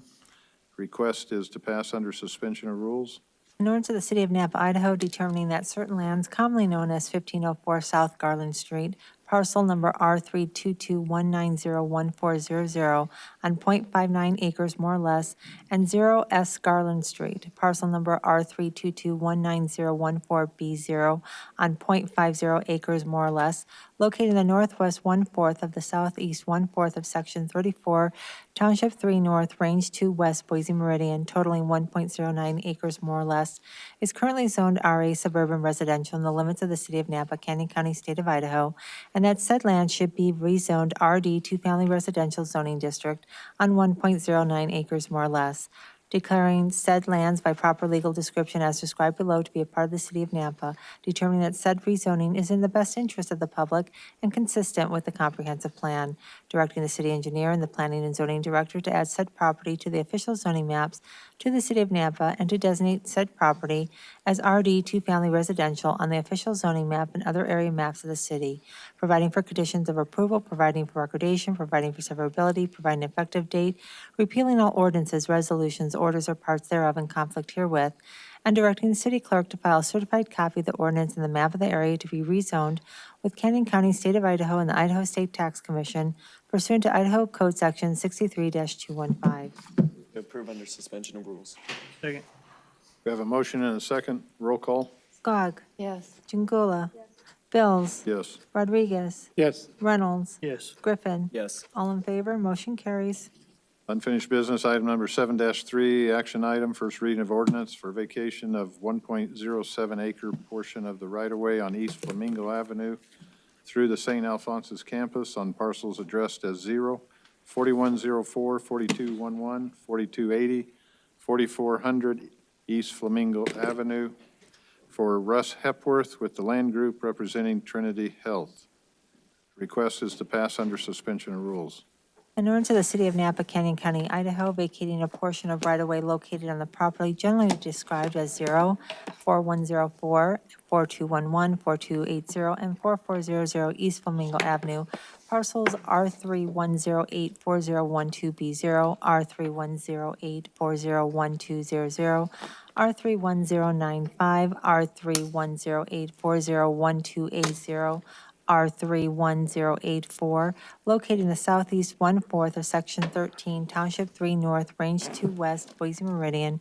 Said vacation of right-of-way, a total of 1.07 acres, more or less, more particularly described below in Nampa, Canyon County, Idaho, and directing the city engineer to alter the use and area map and other applicable maps accordingly, providing for an effective date, providing for severability, and repealing all ordinances, resolutions, orders, and parts thereof in conflict herewith. Mr. President, I move this pass under suspension of rules. Second. We have a motion and a second. Clerk will call the roll. Gog. Yes. Jingula. Yes. Bills. Yes. Rodriguez. Yes. Griffin. Yes. Reynolds. Yes. All in favor, motion carries. Next item is 7-4 action item, first reading of ordinance for vacation of 5 feet by 50 feet, 250 square feet, portion of a public utility easement along the western property line at 520 West Bay Hill Drive for Greg Hector. Request is to pass under suspension of rules. An ordinance of the City of Napa, Canyon County, Idaho, vacating a portion of a public utility easement located on the property generally described as 520 West Bay Hill Drive, parcel number R077605110, located in the southeast 1/4 of northwest 1/4 of Section 4, Township 2 North, Range 2 West, Boise Meridian. Said vacation of the public utility easement located in Lot 12, Block 1 of the Bay Hill Subdivision, Phase 1, a total of 250 square feet, more or less, more particularly described below in Napa, Canyon County, Idaho, and directing the city engineer to alter the use and area map and other applicable maps accordingly, providing for an effective date, providing for severability, and repealing all ordinances, resolutions, orders, and parts thereof in conflict herewith. Mr. President, I move we pass under suspension of rules. Second. We have a motion and a second. Clerk will call the roll. Gog. Yes.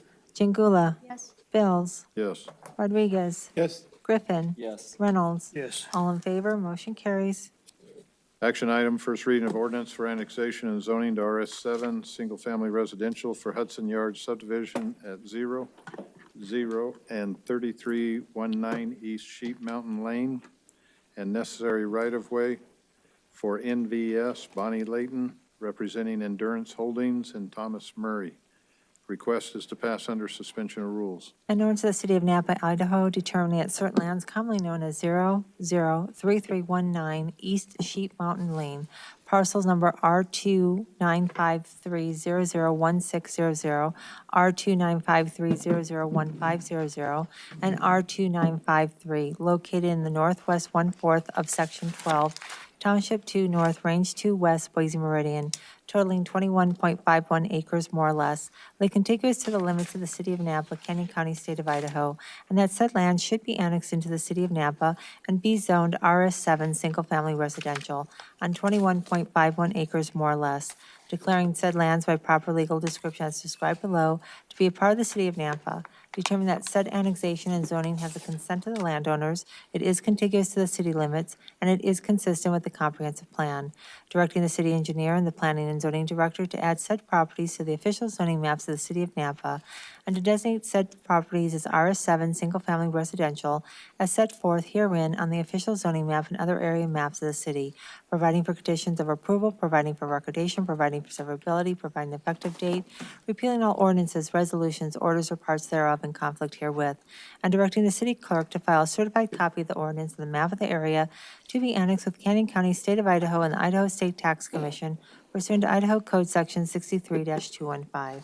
Mr. President, I move this pass under suspension of rules. Second. It's been moved in second. Clerk will call the roll. Gog. Yes. Jingula. Yes. Bills. Yes. Rodriguez. Yes. Griffin. Yes. Reynolds. Yes. All in favor, motion carries. Last item is executive session. It's an action item, motion to adjourn into executive session pursuant to Idaho Code 74-2061 and sub-area D to consider records that are exempt from disclosure as provided in Chapter 1, Title 74 Idaho Code, potential acquisition of a property via an exchange. So moved. Second. Motion and a second. Clerk will call the roll. Gog. Yes. Jingula. Bills. Yes. Rodriguez. Yes. Griffin. Yes. Reynolds. Yes. All in favor, motion carries. With that, motion to adjourn into, no, we'll wait. We'll have that